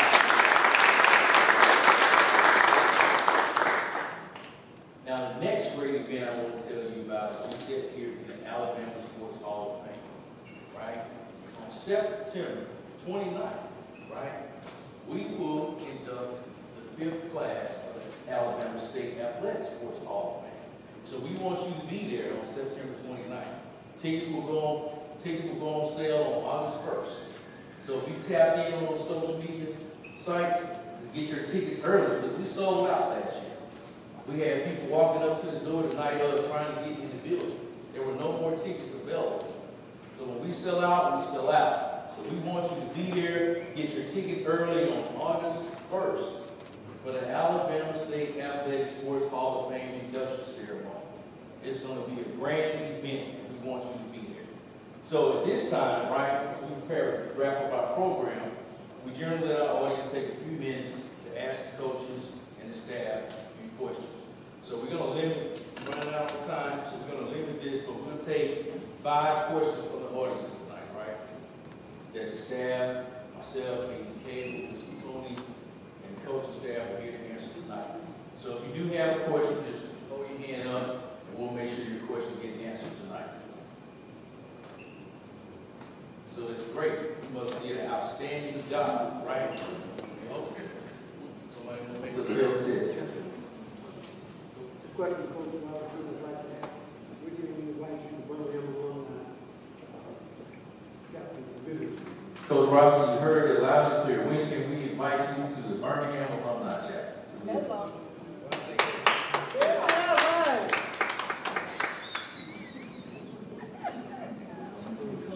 Hey, just let me know when you have an event. And I think we'll do a better job of coordinating. As you know, we recruit in this area quite a bit, and so I think it would be a good idea. Once we start hitting the recruit trail again, is that December, January, it'll be great for us to come with the coaches just to have an event while we're ready to get recruiting going to the area high schools. You can send an email to me or Cyrus Rush, either one.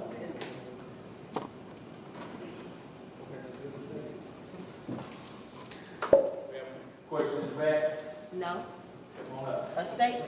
Okay, let's make that statement. Okay. While she's on the way up, everybody who has not had the opportunity to give tonight, please look on your table, scan the QR code. If you're sitting here in the middle, we do have papers on the table for you to scan the QR code and make a donation to the Hornet Club tonight. If not, you can see it myself or Mr. Keith McClooney to write a check or make a donation if you'd like to do so tonight. But without further ado, I see some checks over here, so I want y'all to come over to the front. That's right.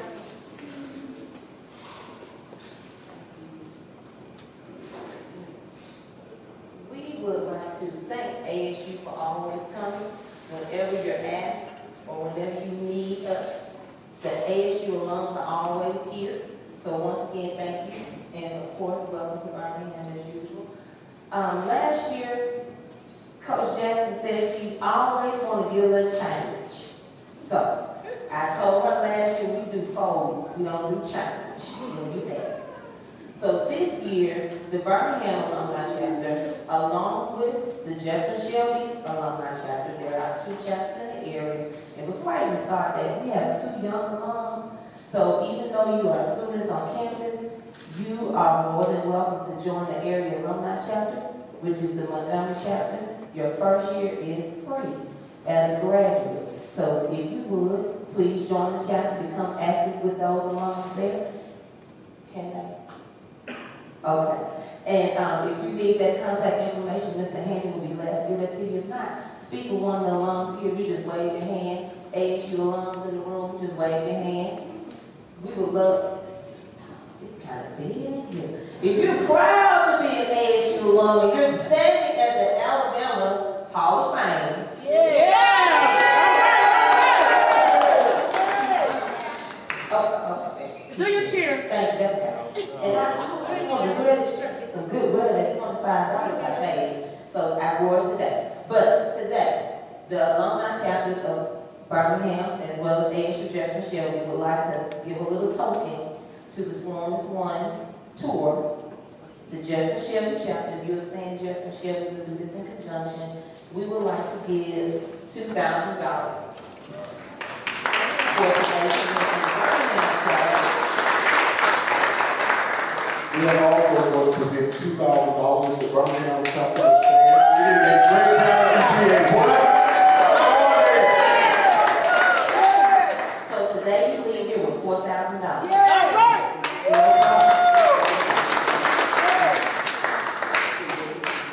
And can we get a picture before we? Oh, thank you, Black Sport Network. Thank you.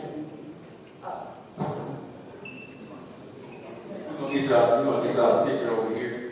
I'm a photographer here in the building. So we want to thank the chapters for their $4,000 donation. And we'll continue to tally up the total, right? We had some donations before we got here tonight.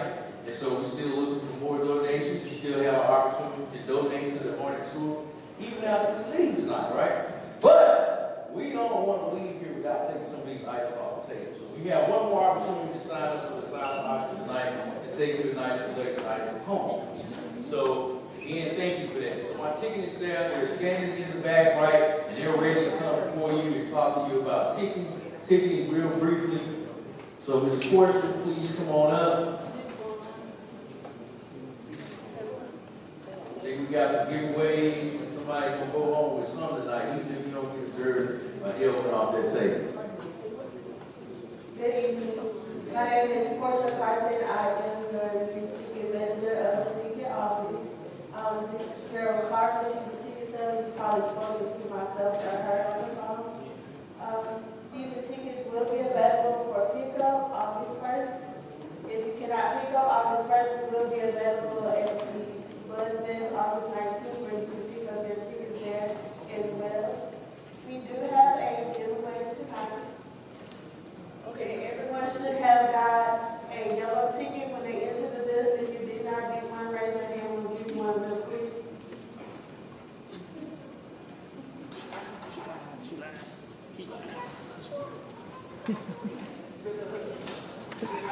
So we just encourage y'all to, if you have purchased season tickets or purchased season tickets or single game tickets, it would be nice to get the attendance of every game from Southern, Miles, Alcorn, Tuskegee. All right. So the first, everybody has a ticket? Okay, the first drawing we're going to do is for October 7th for Bethune-Cookman Homecoming.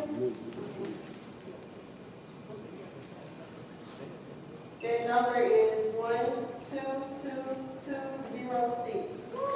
122206. They are 50-yard line.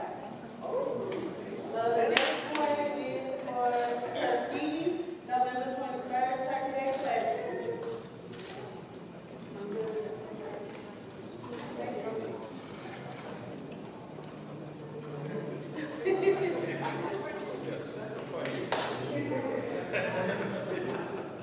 The next number is 122213.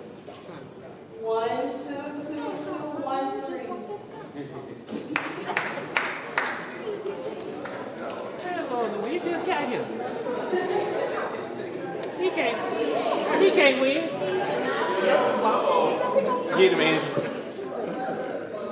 You told me. Uh-huh.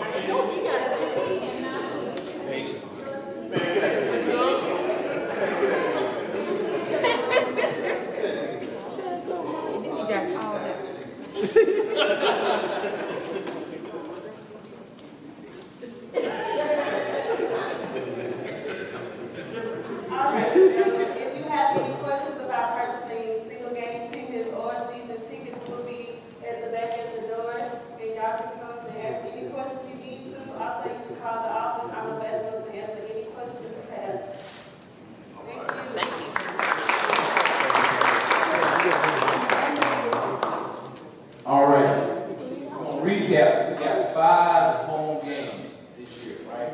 2 more, 6. Two more games in the state of Alabama, right? So we set a record last year with over 31,000 in attendance. So we want to break that record this year, right? We want to break that record this year. We want to get 32 to 35,000 in a game. So we need you to come on out, Hornets fans. Come out and support us, right? Bring a friend, right? They don't have to be a Hornets fan. Convert, right? But we want to break that record this year, right? We want to show continuous improvement, right? Continuous improvement. So we set a record last year. We want to break it this year. We want every Hornet person in Hornet Nation to be there to cheer out on his own. Because you're going to see something special this year. You're going to see something special. When you speak it into existence and you put the work in, you put the sacrifice in, there is something that we like to talk about every day around our office called domination. Right? Domination. We speak it.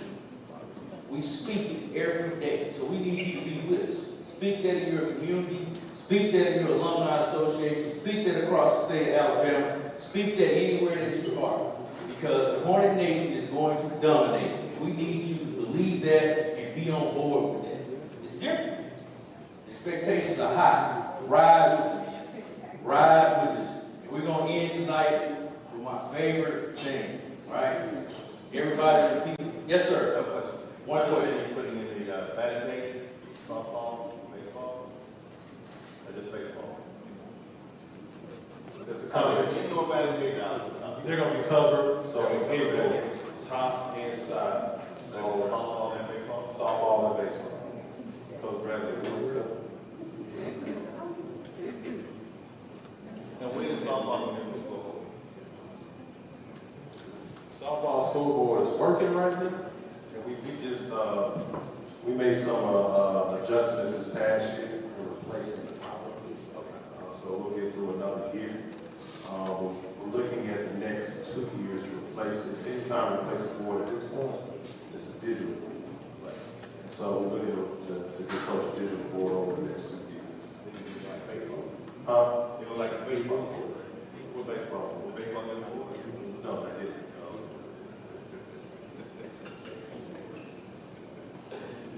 All right. No more hands, no more questions. So I'm gonna ask the Hornet Nation, right, to just join together, right? We started this thing last year, right? Coach usually talk about it, AD usually talk about it, but nobody, and I usually mentioned it earlier, but we didn't do it tonight, right? So we got this thing we like to say, and like putting out shirts and like put on social media, say #SwarmAs1, right? So before we leave tonight, I want everybody to join me as we go. Swarm as one. Okay? So we're going to end the night like this, right? Swarm as one. Swarm as one. Swarm as one. Swarm as one. Thank you, Hornet Nation. It's been a great night. Thank you for your support, and we appreciate all your donations. And Mr. Handy will close you out. And so if you weren't through yet, come on, all Hornets, stand to your feet. All Hornets, stand to your feet. Are there any watching Hornets in the house? Oh, yeah. Well, come on, let me watch Hornets. Are there any watching Hornets in the house? Come on, you watching Hornets. I need you to help me out. Come on. Come on, I need you to help me out. By the way, for those who don't know, I am Cromwell Handy, Director of Alumni Relations, but I want to most importantly introduce you to the Assistant Director of Alumni Relations, and that's Miss Asia Ali. Asia, come up here. Come on up here. We want everybody to see you. This is Miss Asia Ali. She's the Assistant Director of Alumni Relations, and we're going to get a lot more done than we have in the last couple of years. So we thank you so much. My partner, Martin Hornet. Come on over here. Okay, I heard you say that too. Everybody, you beautiful.